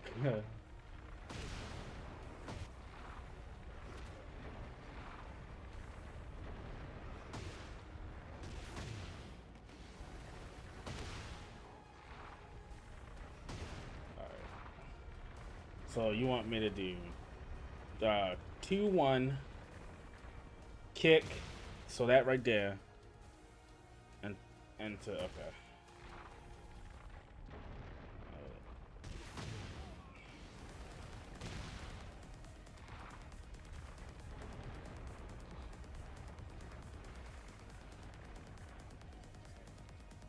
No, I didn't know that. And then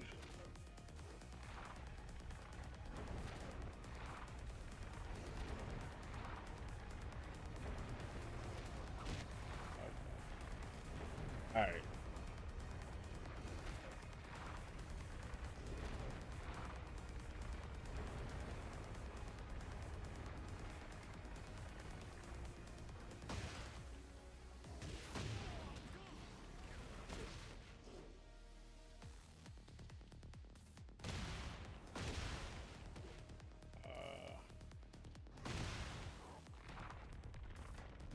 How do I get it to stop me at the wall?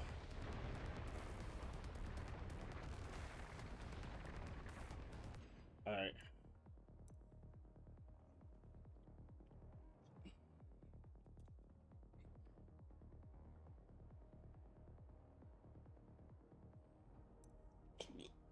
This is the display window.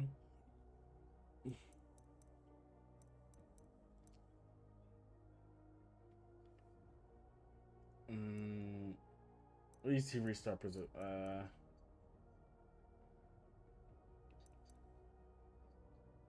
Okay, restart. Okay.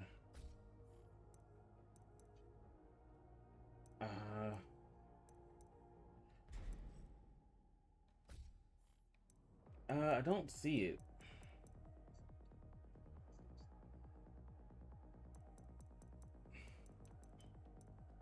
Oh, okay. Front to back. Standard. I don't see wall. Oh, there we go. Wall.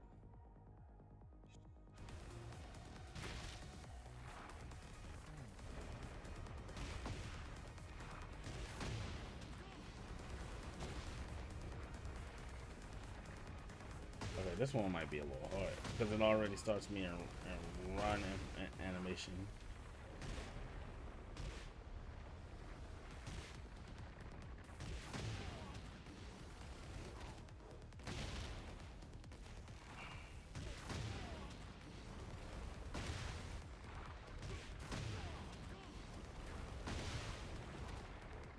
Yeah, it's doing the other one.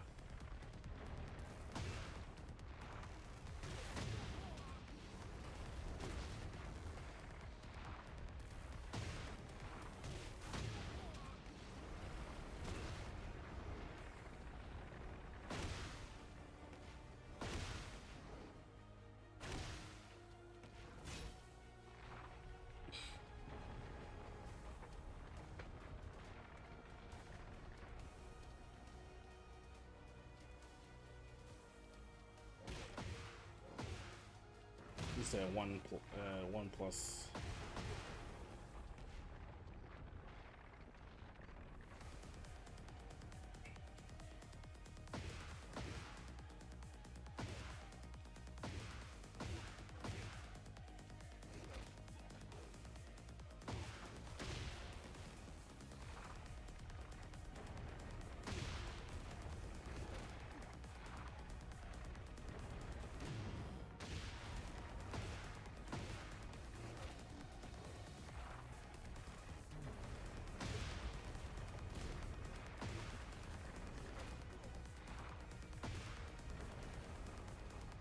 What do you mean? You said left trigger. What is L1? What is L2? What is L2? Left trigger. That's what I'm hitting. Yes.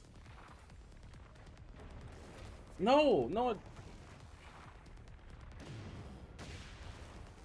Oh, then why?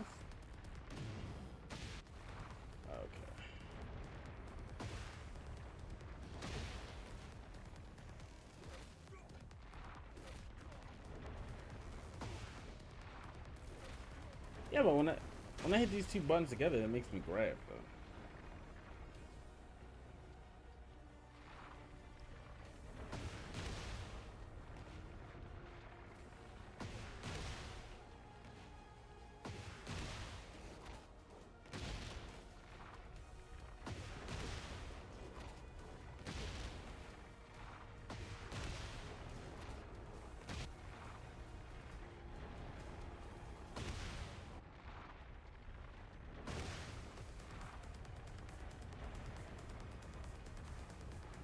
What? He said forward, 3?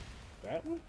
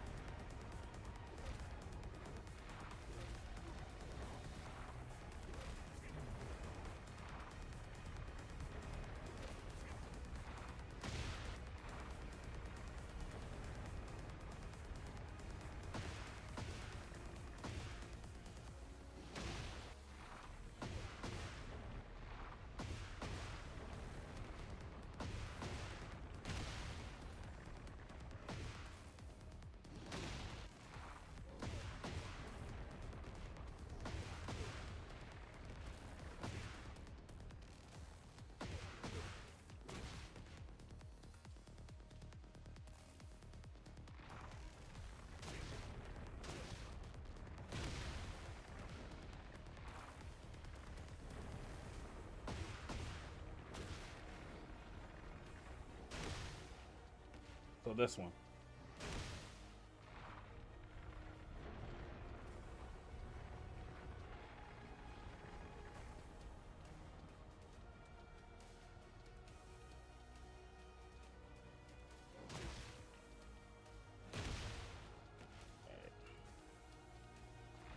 Cool. Forward 4. That's it. That's the 3. Alright, and then when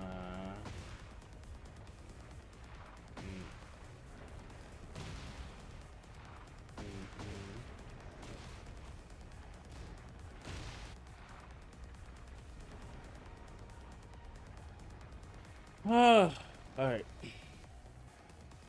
Gonna need some time. Gonna need some fucking time.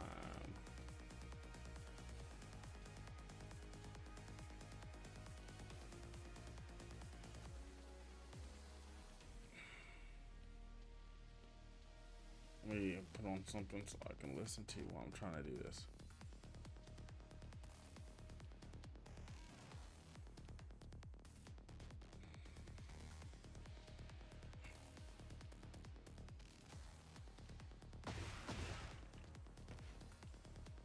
When Barb...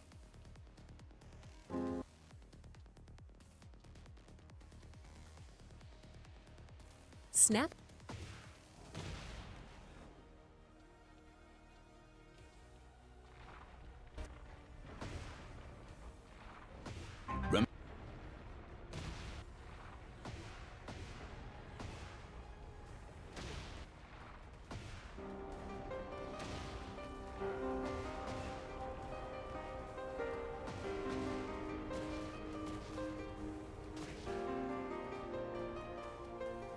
What do you see when you're looking at me?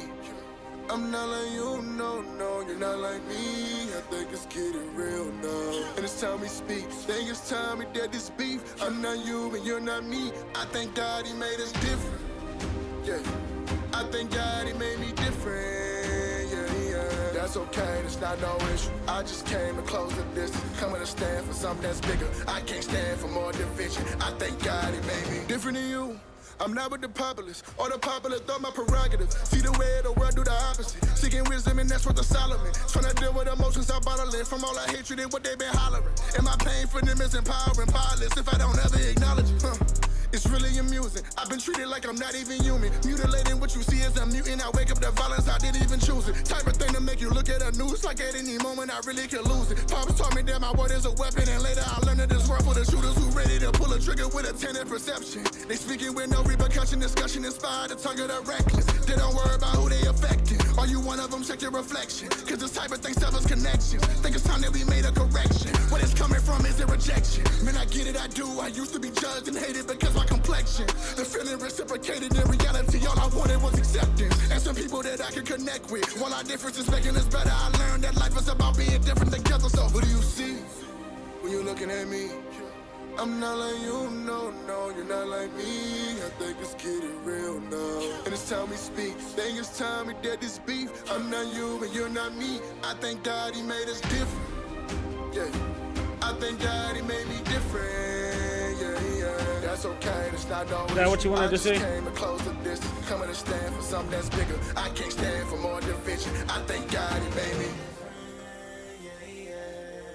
Look, I wake up every morning thanking God it's a different day, it's a different hour. Many days I threw in a towel, gotta pick it up and he'll bring it out. I ain't want you then, but Lord, I need you now. Got that eagle in me, I might bring it out. I should've charged that to the game. Was living a hard life full of pain. That's just like a moth flying to a flame. Be thinking it's alright when it ain't. Whenever in doubt, I figured it out. I gotta play the hands in life I was dealt. It never was easy, they didn't believe me throughout the nights I was calling for help. Gotta get it to my son, I'm a father figure. Gotta show him that daddy the man. Opportunities, they come and they go. The creator of time, no one giving me plans. On a mission, searching beyond the solar system for the dangers that dwell in my land. Know the power that I hold in my hand. No, I can't give my enemies a chance. I'm so glad that I'm finally a change man. Had a talk with God, he built me a game plan. Understanding that some things that I can't stand. Watch me beat on my chest like I'm a caveman. Thanking God he made me an anomaly. No Katera looking down and she proud of me. I'm so glad that I ain't who I ought to be. I just follow all the orders he ordered me. What do you see when you're looking at me?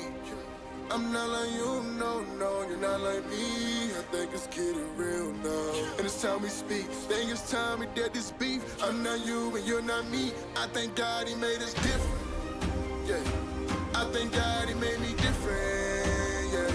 That's okay, that's not no issue. I just came to close the distance. Coming to stand for something that's bigger. I can't stand for more division. I thank God he made me.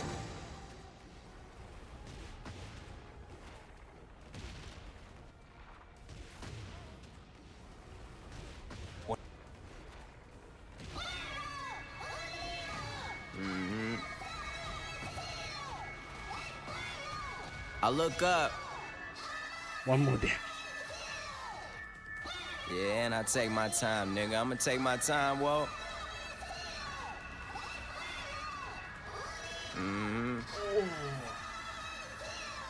Power moves only, nigga. Boy, I'm about my business on business. I drink liquor on liquor. I had women on women. Yeah, that's bump bad bitches. I done live more than an 80-year-old man still kicking. Cause they live for some moments, and I live for a living. But this for the girls who barely let me get to first base on some ground ball shit. Cause now I run my city on some town hall shit. They praying on my motherfucking downfall, bitch, like a drought. But you gon' get this rain like it's Mayweather. Good music, yay weather. Champagne just tastes better. They told me I never, boy, never say never. Sweat flow special like an infant first steps. I got paid, then reverse debts. Then I finally found a girl that reverse stress. So now I'm talking to the reaper to reverse death. Yep, so I can kick it with my granddad, take him for a ride. Show him I made something out myself and I just tried. Show him the house I bought the fam, let him tour inside. No matter how far ahead I get, I always feel behind in my mind. But fuck trying and not doing. Cause not doing is something a nigga not doing. I said fuck trying and not doing, cause not doing is something a nigga not doing. I grew up the M Big and Pac, bitch, and got ruined. So until I got the same crib, big hat in that juicy vid, bitch, I can't motherfucking stop moving. Go against me, you won't stop losing. From the city where every month is May Day at home, spray a dome. Niggas get sprayed up like AK was cologne for a paycheck alone. Yeah, I know that shit ain't fair. They say Detroit ain't got a chance. We ain't even got a mirror. You write your name with a Sharpie, I write mine in stone. I knew the world was for the taking and wouldn't take long. We on trying to be better than everybody that's better than everybody. Rep Detroit, everybody. Detroit versus everybody. I'm so fucking first class, I can spit up on every pilot. The city's my metropolis, feel it is metabolic. And I'm over niggas saying they the hottest niggas. Then run to the hottest niggas just to stay hot. I'm one of the hottest because I flame drop fire, and not because I'm name dropping, Hall of Fame dropping. And I ain't taking shit from nobody unless they OGs. Cause that ain't the way of a OG. So I G-O collect more G's every dollar. Never changed though, I'm just a new version of old me. Forever hot-headed, but never got cold feet. Got up in the game, won't look back at my old seats. Click so deep, we take up the whole street. I need a bitch so bad that she take up my whole week. Sean Dunn. Because what I was gonna do is I was gonna this 2-1. Miscellaneous minds, never explaining the minds. Devilish grin for my alias, aliens who respond. Peddling sin, thinking maybe when you get old you realize I'm not gonna fold or demise. I don't smoke crack, motherfucker, I sell it. Bitch, everything I rap is a quarter piece to your melon. So if you have a relapse, just relax and pop in my disc. Don't you pop me no fucking pill, I'ma pop you, then give you this. Tell Flex to drop a bomb on this shit. So many bombs ring the alarm like Vietnam on this shit. So many bombs make Farrakhan think that's a dime in this bitch. One at a time, I line them up and bomb on their mom when she watching the kids. Yeah, I don't I'm in think a that destruction thing that mode you're trying if to get the me goal to do exists. work I'm like a Pope that. like the Pope. I'm a Muslim on poke. I'm Machiavelli's offspring. I'm the king of New York.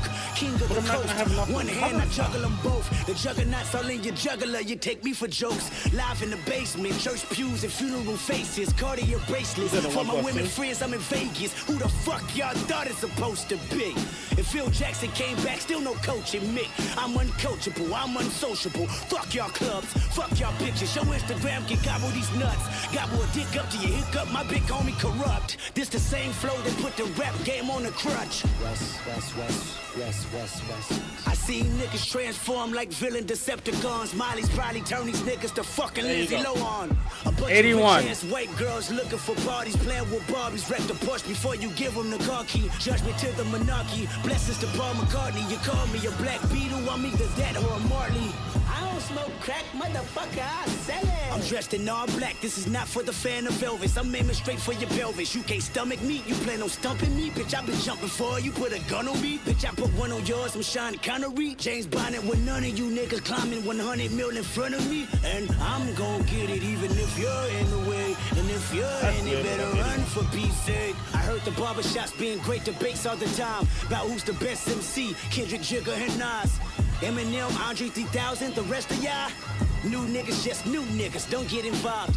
And I ain't rocking no more designer shit. White tees and Nike Cortez, this red Corvette synonymous. I'm usually homeboys with the same niggas I'm rhyming with. But this is hip hop and them niggas should know what time it is. And that goes for Jermaine Cole, Big Crit Wale, Pusha T, Meek Mills, A$AP Rocky, Drake, Big Sean, J Electron, Tyler McMillan. I got love for you all, but I'm trying to murder you niggas. Trying to make sure your core fans never heard of you niggas. They don't want to hear not one more noun or verb from you niggas. What is competition? I'm trying to raise the bar high. Who trying to jump and get it? You're a better off trying to skydive out the exit window of 5 G5s with $5 with your granddad as the pilot. He drunk as fuck trying to land with a handful of arthritis and popping prosthetic leg bumping Pac in the cockpit. So the shit that pops in his head is an option of violence. Someone heard the stewardess said that your parachute is a latex condom up to a dread.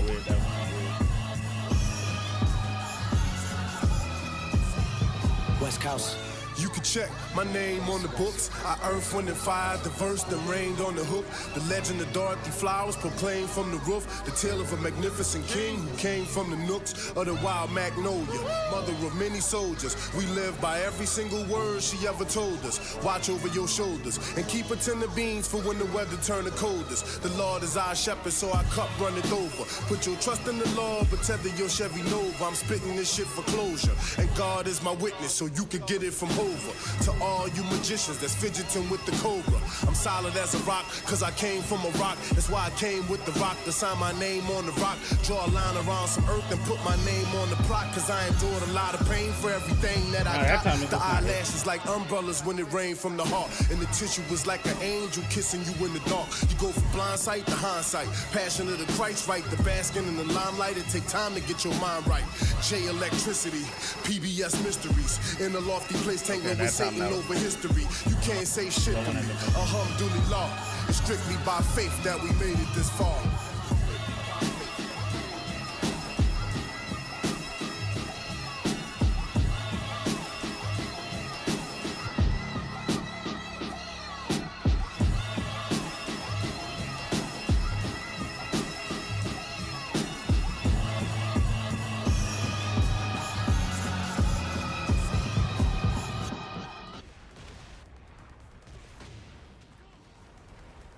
One.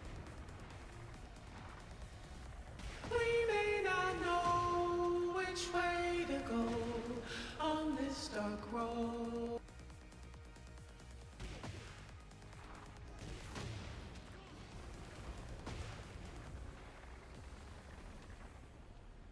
When you. All right. Let's see.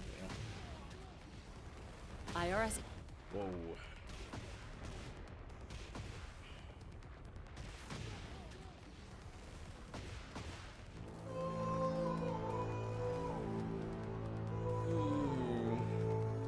Musicati.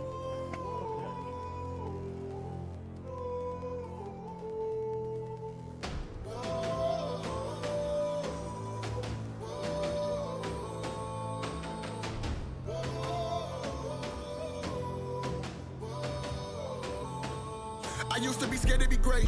Never thought that I had what it takes. You can tell when you look at his face. You can see that he lacking in faith. Every time that he walk, he just stumble and fall, and it feel like his spirit would break. He would feel like his life was a race. He would feel like he running in place. He couldn't run from his insecurity. Face to face with his immaturity. And that's the moment when he lost his purity. Same moment when he had to grow up prematurely. I wasn't ready, but hey, I'd rather be early than late. I'd rather be ready for whatever comes and not just be scared with playing it safe. No time to waste. I ain't got I think maybe that angle was weird. Funny thing that you learn when you fall, you gain the resolve and the power to change. Yeah. And that's what when you inform, you know it's a state. That's the moment when a man is born. Can't sleep anymore when your mind is awake. Wasn't made for the bag. Wasn't made just to cycle what I gotta do. Used to lie to myself, but lately I find life in embracing the truth. Truth is, I was turning from purpose. Nowadays, I'm averting the view. One thing that I know is for certain is nothing to prove. Cause look, I was born for this. It's in my blood, no, I couldn't run from me. No, I knew I was meant to be greater. Thank God that I live in his favor. This was never about the work of my labor. Only here cause the heart of a savior bigger than me, but the feeling is major. I never thought I would have made it. I will limit what God can take us. I had a fire out with hide inside. I think it's time I engaged in life. Think it's time I set it free. See the spirit when you looking at me. Ready for war, I never retreat. Dog in them and I cut off the leash. Cut off the leash, I'm feeling free. Where am I going where I never seen? How could this be? Discover my limit, I'm breaking my limit. The limit was me. Used to be timid until I get living and start acting different than how I've been living. Was making decisions that mess up the mission. Direction was missing, like who should I be? Had some habits that was holding me down. I broke away, it ain't holding me now. Used to never understand when I work, but the king is in me, I can never be bound. Had to put it into all of the cheddar. I focus better when I don't hear a sound. The boy finally moving all on his own. He in his purpose, he no longer a child. I found my way. I found him and it was buried in me. He found a hope and the strength to believe. There ain't no telling the heights he might reach. Heights he might reach. I can't believe I'm not afraid. God gave me what I need. Broke out myself, now I'm feeling unleashed. Now I can see everything I could be. Alright, so even if I don't hit that, 60 is decent. 62 damage is decent.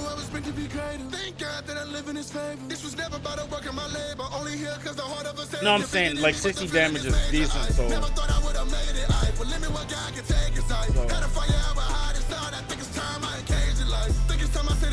See the spirit when you looking at me. Ready for war, I never retreat. Dog in them and I cut off the leash.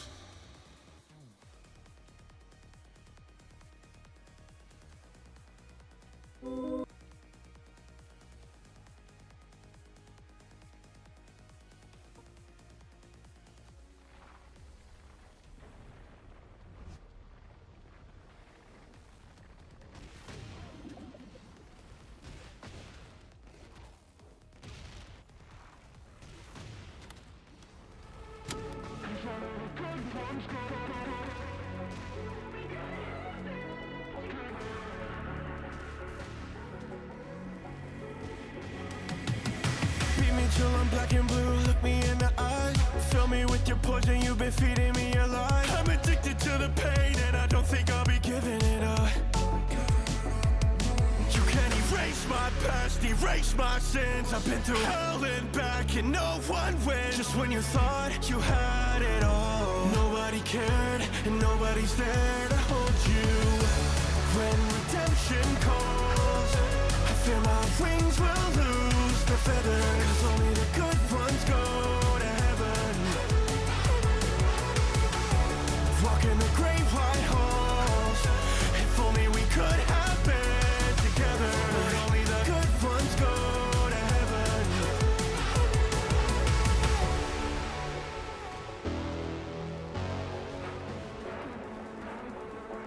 try to hesitate. I try to at least wait 1 split second, then try to run. I drink until I'm blacked out every single night. Pop another pill just to try to feel alright. I'm addicted to the pain and I don't think I'll be giving it up. I wanna tell God that I really am sorry. I don't know why I can't get on track again. Feel like my chance just came and went, and I don't know myself. So when redemption calls, I fear my wings will lose the feathers. Only the good ones go to heaven. Gotta utilize. Walking the great white hall. Let's move right here. If only we could have been together. But only the good ones go to heaven.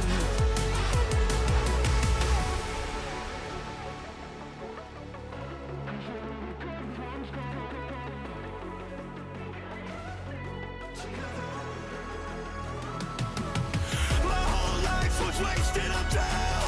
The worst parts I did it to myself. I'm too ashamed to say I need help. Now I need heaven, heaven, heaven, heaven. The worst part of burning in hell is not knowing the reason I fell. I guess I'll never know why only the good ones go to heaven, heaven, heaven, heaven. Oh, set him up the crouch block. Let me put it back in the middle too.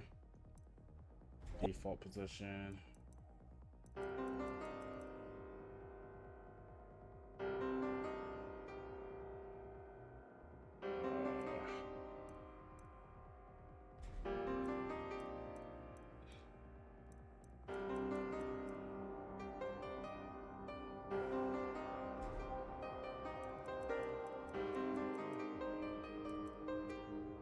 I'll put crouch block. What do you see when you're looking at me? I'm not like you, no, no, you're not like me. I think it's getting real now. And it's time we speak. Think it's time we dead this beef. I'm not you and you're not me. I thank God he made us different. Yeah. I thank God he made me different. Yeah, yeah. That's okay, it's not no issue. I just came to close the distance. Coming to stand for something that's bigger. I can't stand for more division. I thank God he made me different than you. I'm not with the populace, or the popular throw my prerogative. See the way the world do the opposite. Seeking wisdom and that's what the Solomon. Trying to deal with emotions I bottle it from all that hatred and what they been hollering. And my pain for them is empowering, powerless if I don't ever acknowledge it. It's really amusing. I've been treated like I'm not even human. Mutilating what you see as a mutant. I wake up to violence, I didn't even choose it. Type of thing to make you look at the news like at any moment I really could lose it. Pops taught me that my word is a weapon, and later I learned that this world for the shooters who ready to pull a trigger with a tainted perception. They speaking with no repercussion, discussion inspired the tongue of the reckless. They don't worry about who they affecting. Are you one of them? Check your reflection. Cause this type of thing severs connections. Think it's time that we made a correction. What it's coming from is a rejection. Man, I get it, I do. I used to be judged and hated because my complexion. The feeling reciprocated in reality. All I wanted was acceptance. And some people that I can connect with. While our differences making us better, I learned that life is about being different together. So what do you see when you're looking at me? I'm not like you, no, no, you're not like me. I think it's getting real now. And it's time we speak. Think it's time we dead this beef. I'm not you and you're not me. I thank God he made us different. Yeah. I thank God he made me different. Yeah, yeah. That's okay, that's not no issue. I just came to close the distance. Coming to stand for something that's bigger. I can't stand for more division. I thank God he made me.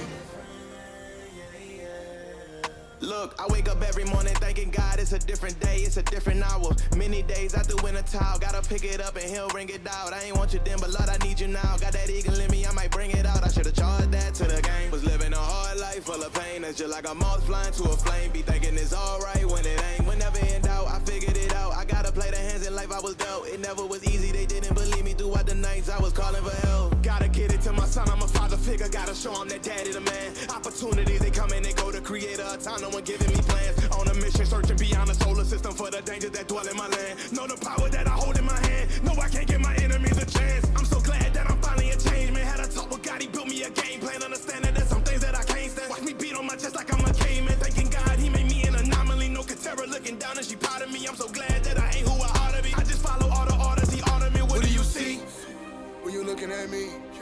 I'm not like you, no, no, you're not like me. I think it's getting real now. And it's time we speak. Think it's time we dead this beef. I'm not you and you're not me. I thank God he made us different. Yeah.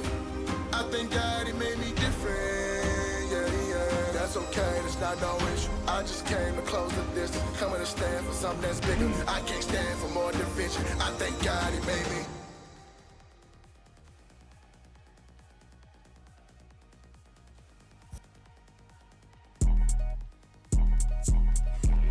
Alright, I'm gonna do some ranked matches real quick. Actually, no.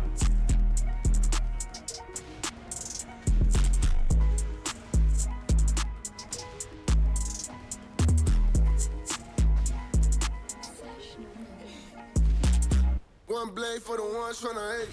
Two blades if you getting in the way.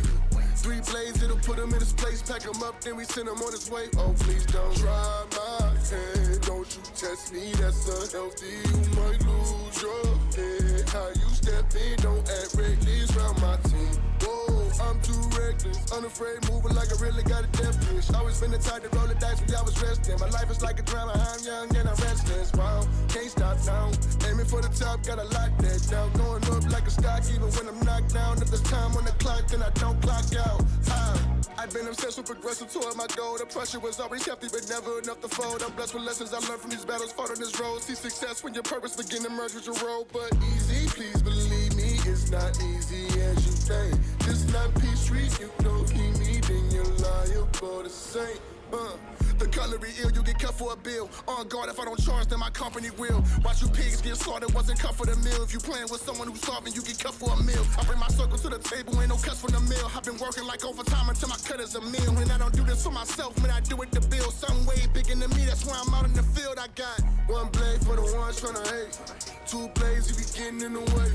Three blades, it'll put him in his place. Pack him up, then we send him on his way. Oh, please don't try my hand. Don't you test me, that's unhealthy. You might lose your head. How you step in, don't act reckless round my team. Hey, who you talking to? Oh, you with him and he with you, bet I'ma walk him too. Came from the mall with all the 6 and I go bamboo. This right trigger fatal blows, you can hold else too. Been through so much, I know enough to make a grown man cry. Been down so long, I know it's up, cause I'm the GOAT, that's why. I seen the best ones die, I seen the worst ones try. You can be as high as you want, but this is no man's sky. I said I'm devastated. I know some people I grew up with that have never made it. I've had some moments in my life that ain't been celebrated. Currently flowing every step of the way until I'm elevated. Strongest with the blaze, ass law, beat the allegations. Been a gold, know that I'm the best, it's just gonna take some patience. Know that all my words cutting deep, that why I don't style invasive. I don't mind cutting all of you off for your information. Hey, hold on, get back, this a mismatch. This ain't this, that, click, clack, get your wigs black. Well, in fact, if you intact, that's the impact. This, yeah, I'm one of the greatest, but as far as I know, been fighting demons all my life, it's a war for my soul. This ain't as high as I go, this here just one of my goals. I already conquer hell, that's that boy I know, yeah. One blade for the ones tryna hate. Two blades if you getting in the way. Three blades, it'll put him in his place. Pack him up, then we send him on his way. Oh, please don't try my hand. Don't you test me, that's unhealthy. You might lose your head. How you step in, don't act reckless round my team.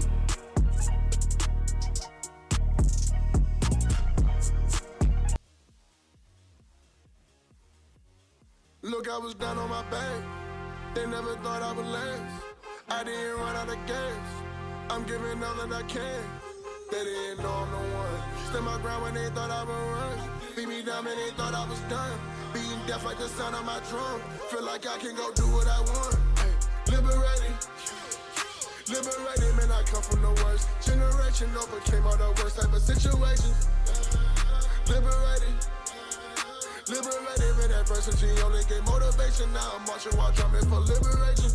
Ayy, marching for freedom, I do what I want when the voice speak. Until I come and spend a block in a week. I get a laughing who's trying to compete. Come with your crew and they turn to a crease. The top is my spot and I'm not trying to lease. I chuckle with whoever coming for me. Oh, we think he a threat and that got me to see. Some drug boy stepping his gridlock. The boy straight gas, no pit stop. Think he a dragon, I drag him and bag him like Ziploc. Conqueror status, he still get his chin clock. Do you like bam bam, you get your rent rock. If I got time on my hand like a wristwatch, you can be cattle or conjuring rhino. I still do you dirty while wearing my flip flops. I'm in my prime. My only limit be my mind. Everybody thought I was behind, and your logic is what I defy. Hit me down in the dirt, couldn't function. Now I just laugh at haters when I step in the function. Thought I would fail, should've changed your assumption. Now me and victory convert to the junction. Look, I was down on my back. They never thought I would last. I didn't run out of gas. I'm giving all that I can. They didn't know I'm the one. Stood my ground when they thought I would run. Beat me down when they thought I was done. Being deaf like the sound of my drum. Feel like I can go do what I want. Hey, liberated. Liberated, man, I come from the worst. Generation overcame all the worst type of situations. Liberated. Liberated, man, adversity only gave motivation. Now I'm marching while drumming for liberation. You know it's joy, boy. I can't stop right now. I'm in the zone, boy. Do what I want on my own, boy. Better take that bass out of your tone, boy. When I pull up, just know that it's on, boy. You been messing around with the wrong, boy. Lost a lot on this journey. Have family that hurt me. Just tell me how much that it costs. Mess with the gang if you really is hard as you claim. If you play, then I'm knocking you off.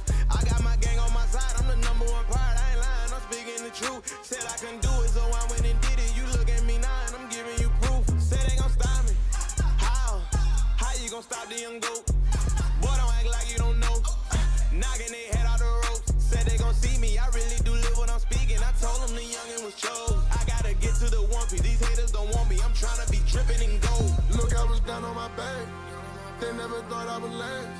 I didn't run out of gas. I'm giving all that I can. They didn't know I'm the one. Stood my ground when they thought I would run. Beat me down when they thought I was done. Being deaf like the sound of my drum. Feel like I can go do what I want. Hey, liberated. Liberated, man, I come from the worst. Generation overcame all the worst type of situations. Liberated. Liberated, man, adversity only gave motivation. Now I'm marching while drumming for liberation.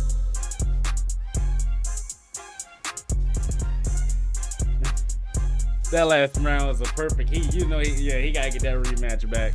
He like, no, fuck that. Fuck all that noise.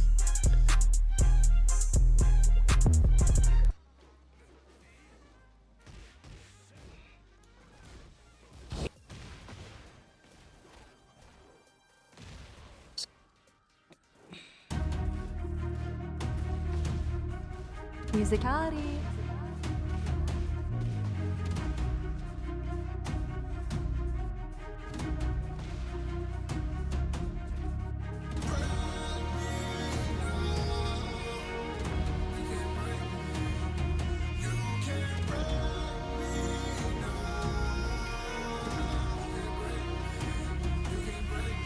Look, I used to wonder, like, why was it me? Like, why am I chosen?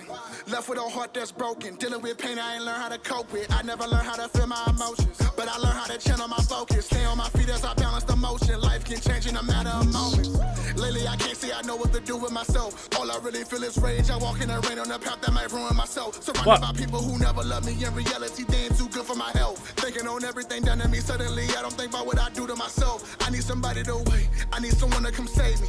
But a victim is something I can't be. And I know that I might have a purpose, but right now my future is something I can't see. When I look in the mirror, I start to accept I have hate for this person I'm facing. That make it harder to care what my faith be, and even harder to know what my faith is. Sometimes it's hard to see blessings. I'm learning that tragedy come with a lesson. Trouble might come when you stressing, but focus behind it is always a message. Things can really get messy. Keep where you headed, right where your head is. Might get heavy, it's making you better when you overcome it. It's written forever, it's what you like. Look at my heart. Somehow we kept it together when life tried to tear it apart. Sometimes you gotta face pain and change and know you are. Yeah.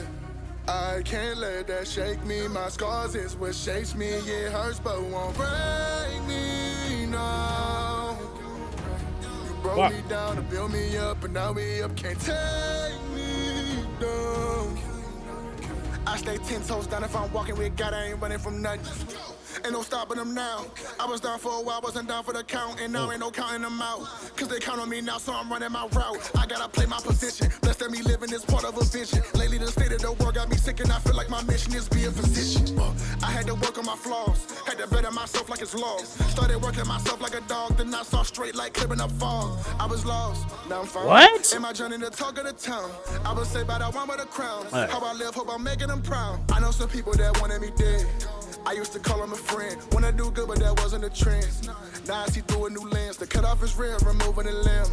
We ain't got nothing to mend. Got a new crew that I see as my kin. No more riding dirty, I'm cleansing the stench. Look at him now, doing better than he was when he was just flat on his back. See who around, people who gon' really care for the ball with no strings attached. See what he found, something real, he ain't gotta worry about a knife in his back. Holding him down, can't fall for them hard times, he ain't gotta go back like, look at my heart. Somehow we kept it together and like tried to tear it apart. Sometimes fuck. You're not even this nigga's not even that. Oh my god. Alright, bitch. Okay, alright, nigga, let's go. Nigga wasn't even that good. Alright, I'm about to. I stay 10 toes down if I'm walking with God, I ain't running from nothing. God forgive me for what I am about to do to this nigga.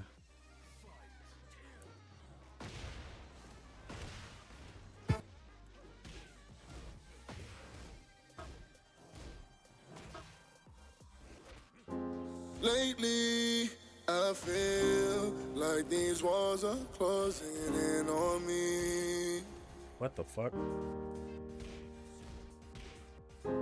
Lately, I feel like I carry the weight of the world on me. Despite what you see, I'm not invincible. No, I'm not invincible. What? What? Okay, that's so dumb. I'm not invincible. Nah, nah, nah. I'm not invincible. I could do my best, but it ain't enough. No matter where I step, I'm still getting stuck. Lift me up, Lord, give me strength. Can you hear me out? Faithful to the test, please don't fail me now. I'm seeing how. That's the thing about fame. Careers built off perception. See, they throw dirt on my name, trying to soil my legacy. When I need to be saved, who will be there to fend for me? When nobody is left but me, how am I to behave? When there's no one to call, my life on the line, don't let it ring. Trying to right all my wrongs, but it's never done legibly. Who can make it out set for me? Take this pain without ketamine. No one's done it successfully. All these odds are against just ain't dealt the same hand you holding. I'm not the same man you know and love. Lost some friends when growing up. What? What? Oh my god. You know this nigga happy as a motherfucker. Like lately, I feel like these walls are closing in on me. Lately, these are shitty Dragonall. Fuck. Like I carry the weight of the world on me. Despite what you see, I'm not invisible. No, I'm not invincible. I'm not invincible. Nah, nah, nah. I'm not invincible. What? What? Oh my god, bro. Get the fuck out of here. This nigga's trash. But see, right now I'm feeling beat down. They tell me don't be somebody that they can keep down. Okay, then bro, let's get it. I'ma keep it pushing even when I had enough. They tried to take my light, I think it's time I light it up. And this path that I'm walking is looking kinda rough. Lately when I look around, I don't know how to trust, yeah. See the pressure cause it's visible. Life is a battle, we end up with scars cause nobody living invincible. Surviving the battle, you level up out there, it's really making you formidable. God, that's so you don't run when it's bullshit. critical. You're a product of standing on principle. And I been through things that really should've broke my mind. Somehow I'm still here standing, never been the one to stand down. Even though lately I feel like these walls Damn, I need to stop hitting that closing button. in on me. Lately, I feel like What? I carry the weight of the world on me. Despite what you see, I'm not invincible. No, I'm not invincible. I'm not invincible. Nah, nah, nah. I'm not invincible.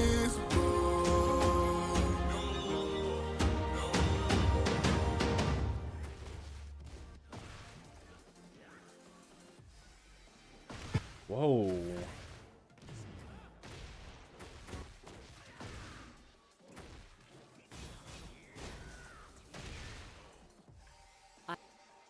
Fuck. Okay, damn.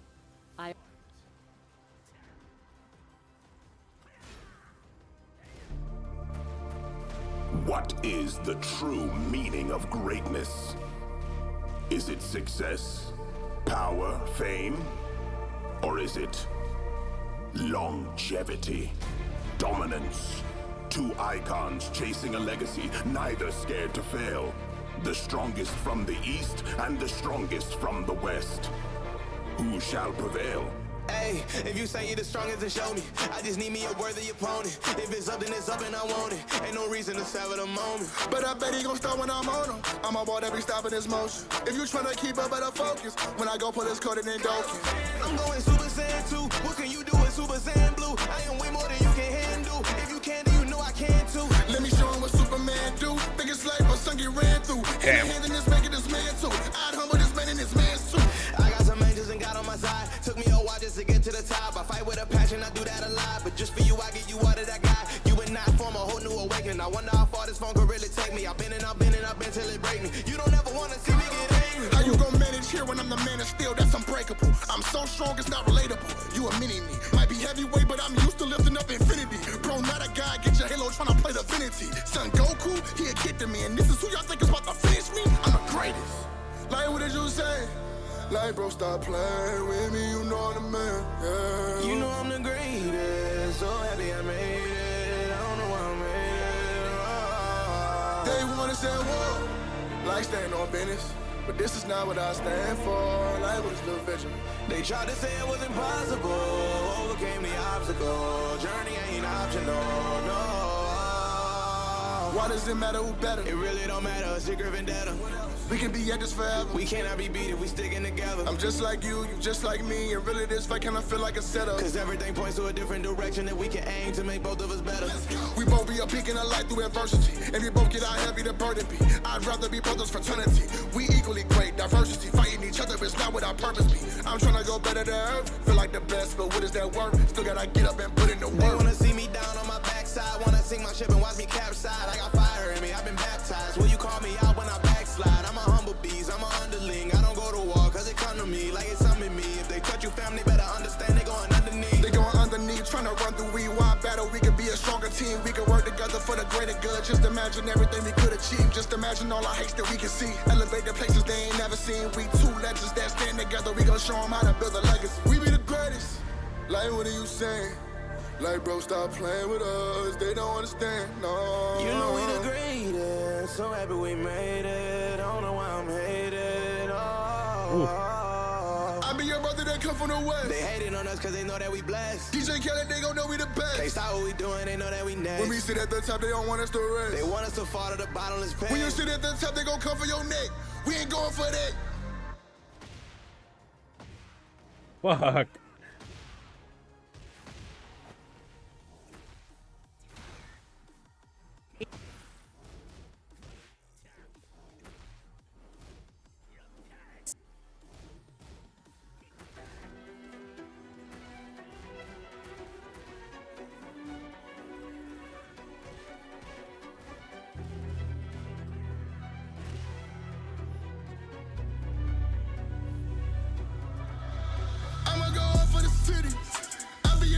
I'm litty.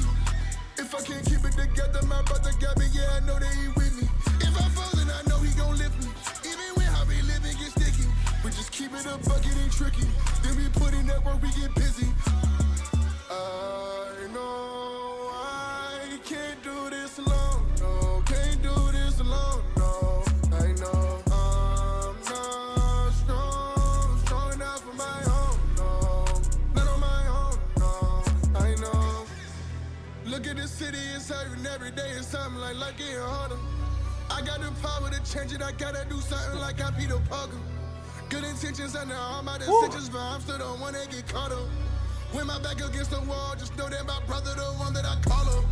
They do not like me, they wanna fight me. They got a heart full of venom, they can come get it. Know that I'm with it, black suit fitted, I turn to a feeling. Used to have empathy for all my enemies, lately I think that I'm losing the feeling. The top at the spot where I'm chilling. Chandelier high, hang on the ceiling. Tribulations gon' show but your heart like no Bruce Wayne, but I move through a dark night. I go insane when I'm tryna play my part right. Staying in the game is a hard like weight. Tryna make sure that my people okay. Never wanna say that I was too late. Know that not every hero wear a cape at the end of the day. I'ma go up for the city. Fuck, I tried to do the low kick. Like it's I'm litty.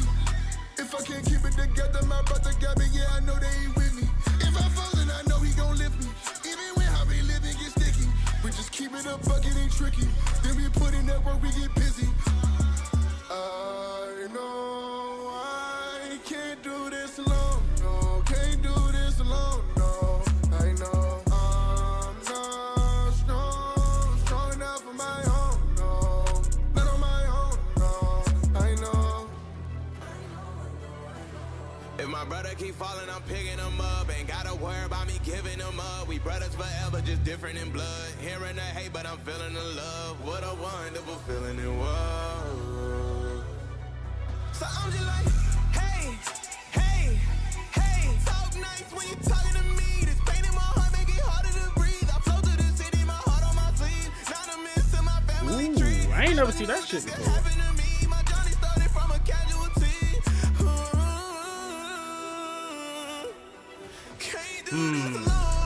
I should have just opened.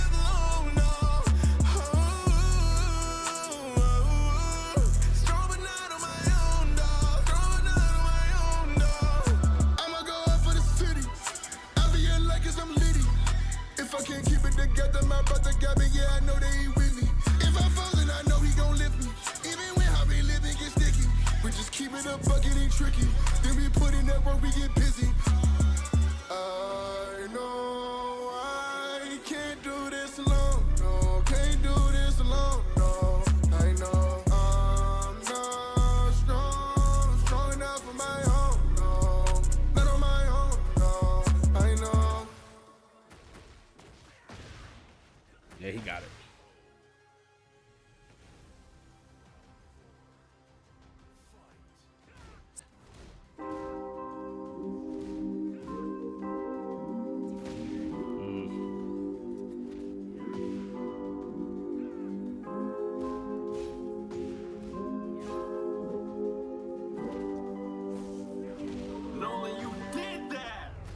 Things ain't really been sweet for me.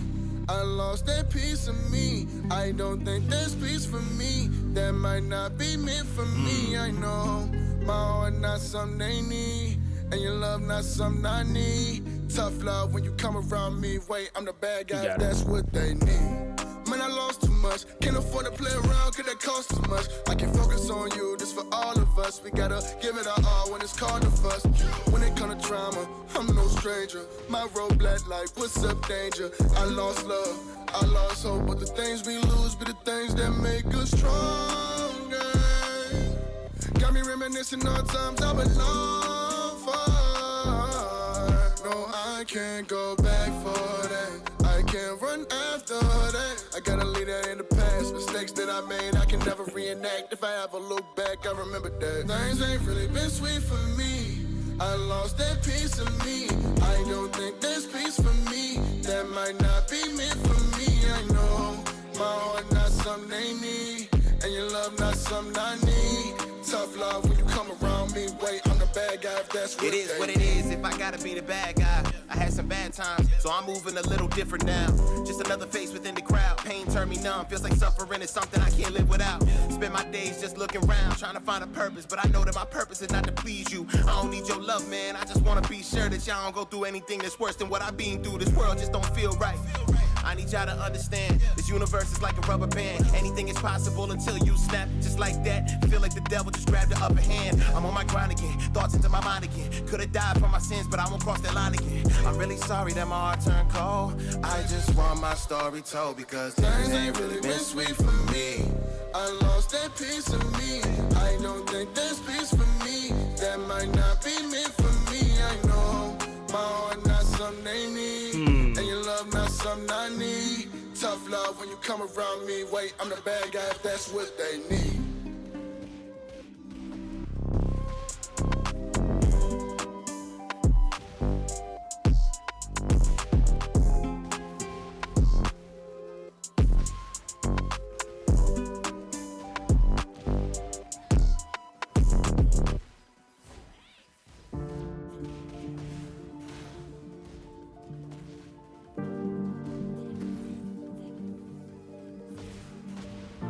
Fuck, she got me.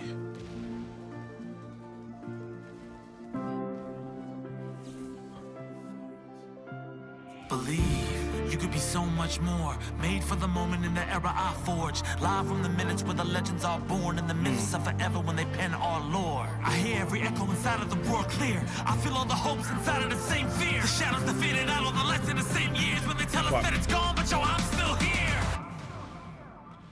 Run it back. Quarter on one cab. When 99 seconds is everything y'all have. Prove yourself worthy, I live in the impact. As soon as I push forward and tell them to hold that, roll back.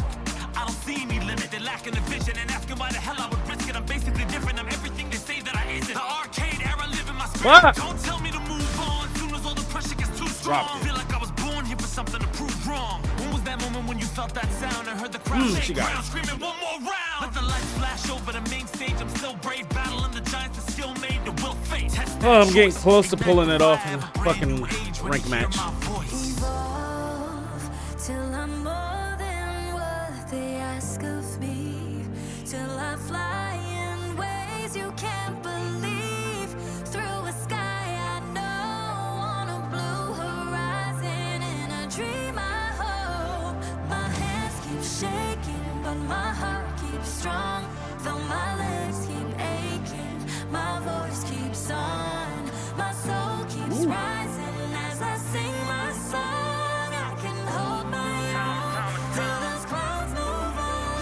I roll with the budget so I survive. And reinforcement of that is my 9 to 5. I've been played and beat down. This is the rebound. All systems go because I've Is that a mid? When it's the only option. Second is unacceptable. Make them feel the music and crank it a couple decibels. Style is impetuous. Defense impregnable. This is the beginning. Imagine your boy at level 2. My brothers is 10 yet we run in the trenches. So coming against us is utterly senseless. I didn't know it was in me, but now I know it for sure. Number 1 contender as soon as I hit the door. Hurt y'all on the war. Now jaws on the floor. My style is revered like art on the wall. If they ain't in the know, better keep them informed. Evolution's constant, and this ain't my final form.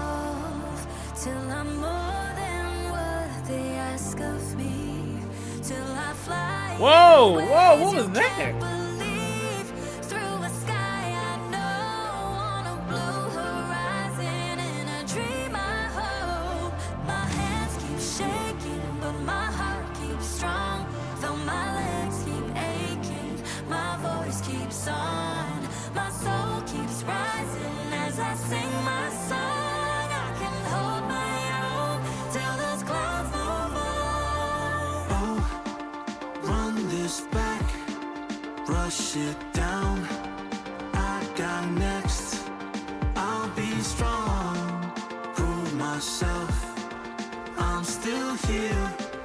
Quarters down, infinity.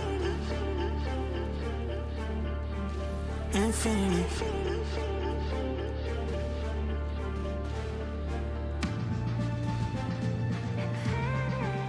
Infinity.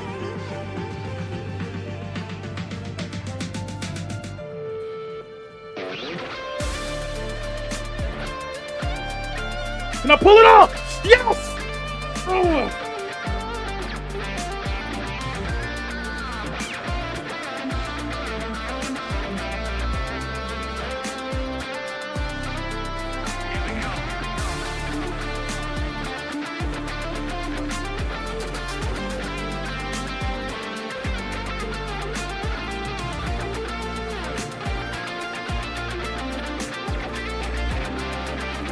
Oh my god, they don't do anything.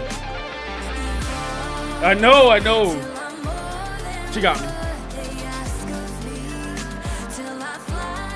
She got me.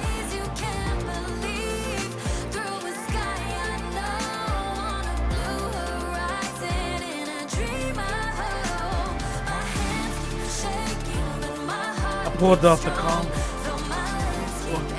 on an online match.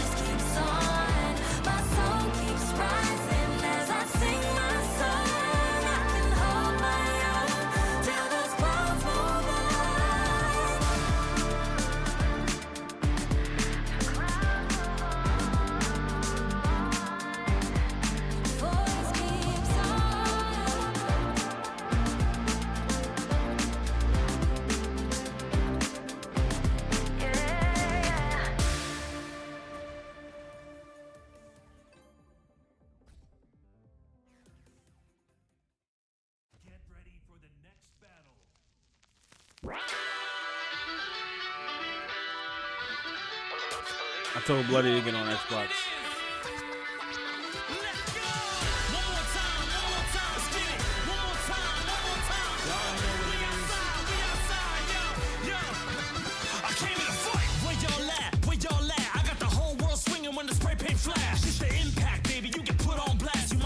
So don't hold back. Hey yo, check it, we gon' run through the mix. They spot as soon as I dash out. Get your bars up, I'm basically about to cash out. Everybody worthy until they fade in the background. You in an early MC and do all the flash down. Back down, hit them with the classics. Bitch, Find get on off. the cabinet, let me hear how to wax skip. I just press a button and you can see the reaction. Flex on everybody, but uppercut in the flash kick. Back to the era where the sticks is Damn! busted, screaming at the setup. Let's go, Justin. Okay, Kazuya! On the back of a jump in, say that you believe I trust it. Take 'em all to run that city.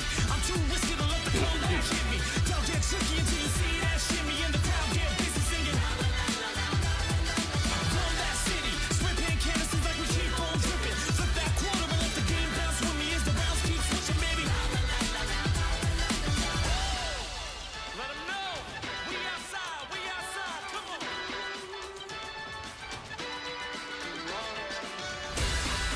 That shit is fucking disrespectful.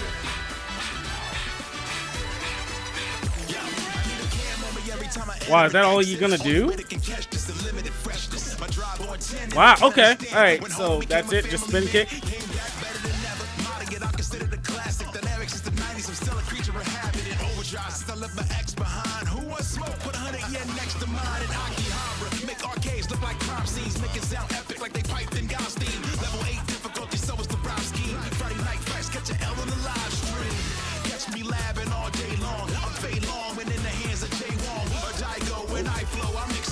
Oh, okay. Alright, okay.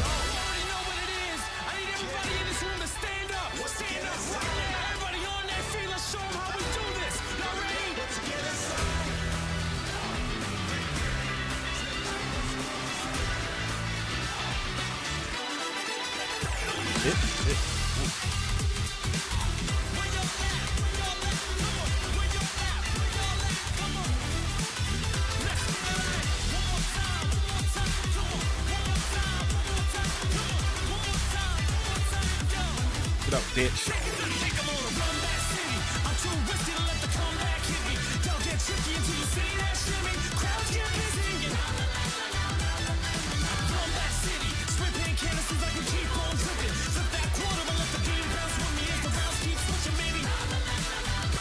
Yeah, I think I'm good.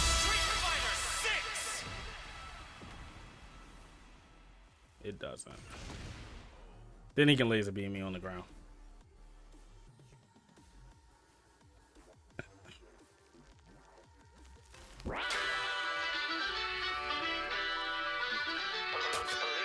You already know what it is. Let's go. One more time. Let's get it. One more time. We outside, yo.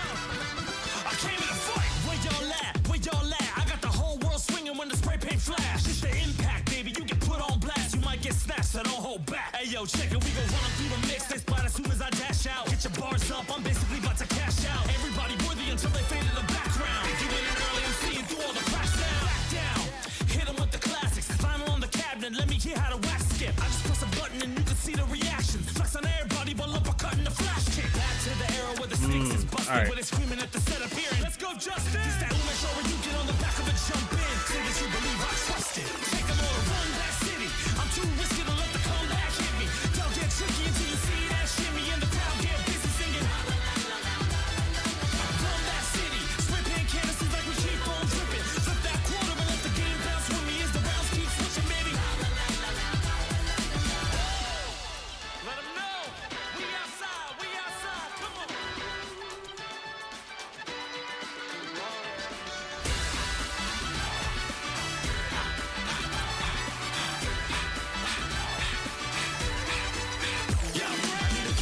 Every time I enter and exit, only way they can catch this unlimited freshness. My drive on 10 and they can't understand. When home became a family man, came back better than ever. Modding it, I consider the classic. Dynamics is the 90s, I'm still a creature of habit. In overdrive since I left my ex behind. Who wants smoke? Put 100 yen next to mine. And Akihabara, make arcades look like crime scenes. Make it sound epic like they piped in God's theme. Level 8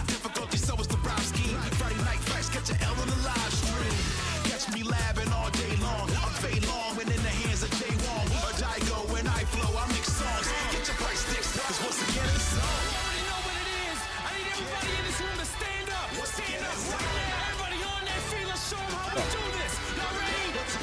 day bison graced your village was the most important day of your life.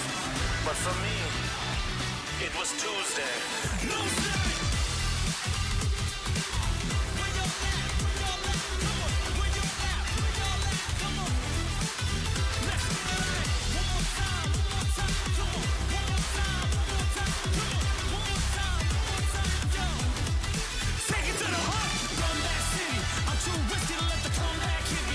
All right, Bloody, let me know where you're gonna host the match. I mean, the game.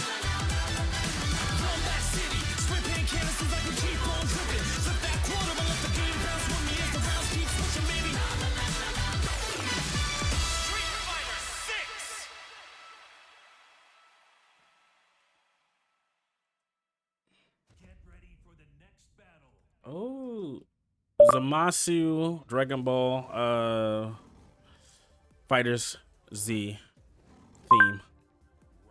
Looking for Zamasu.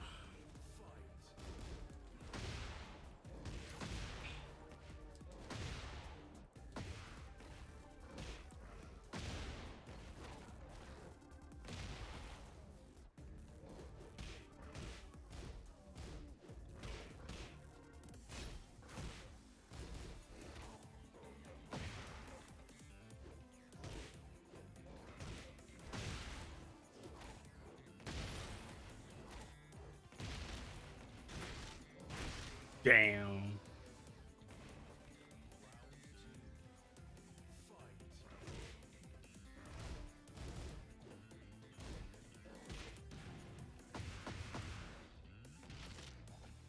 No break.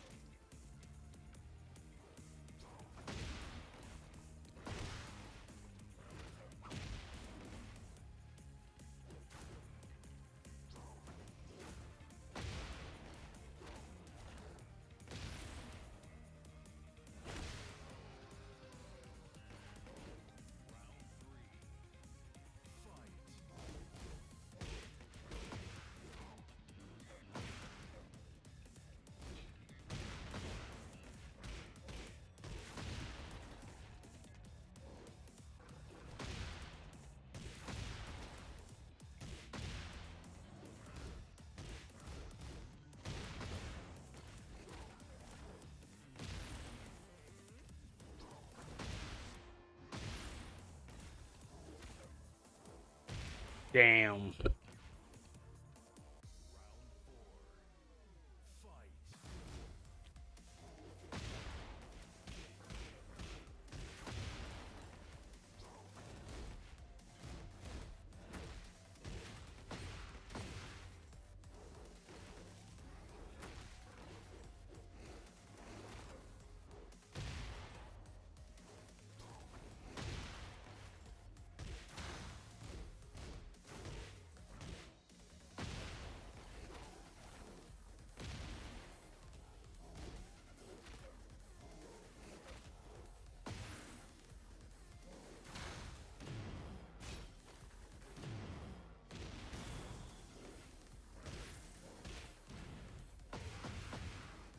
No. He got it because he's better than me with the fucking grabs thing.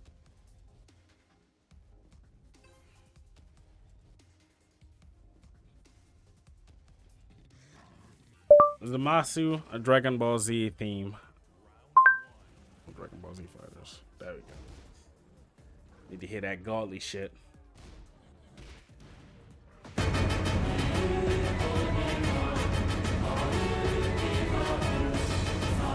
Damn.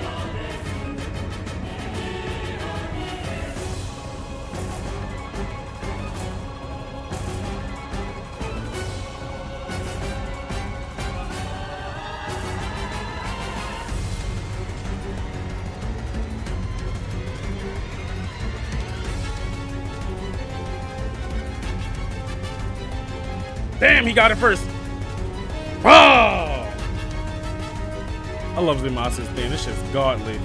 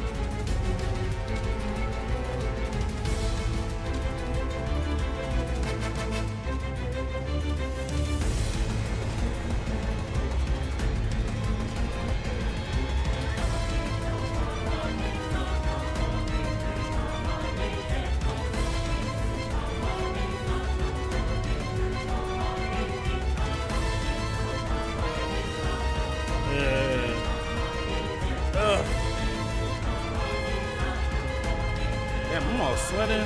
It's fucking hot in here.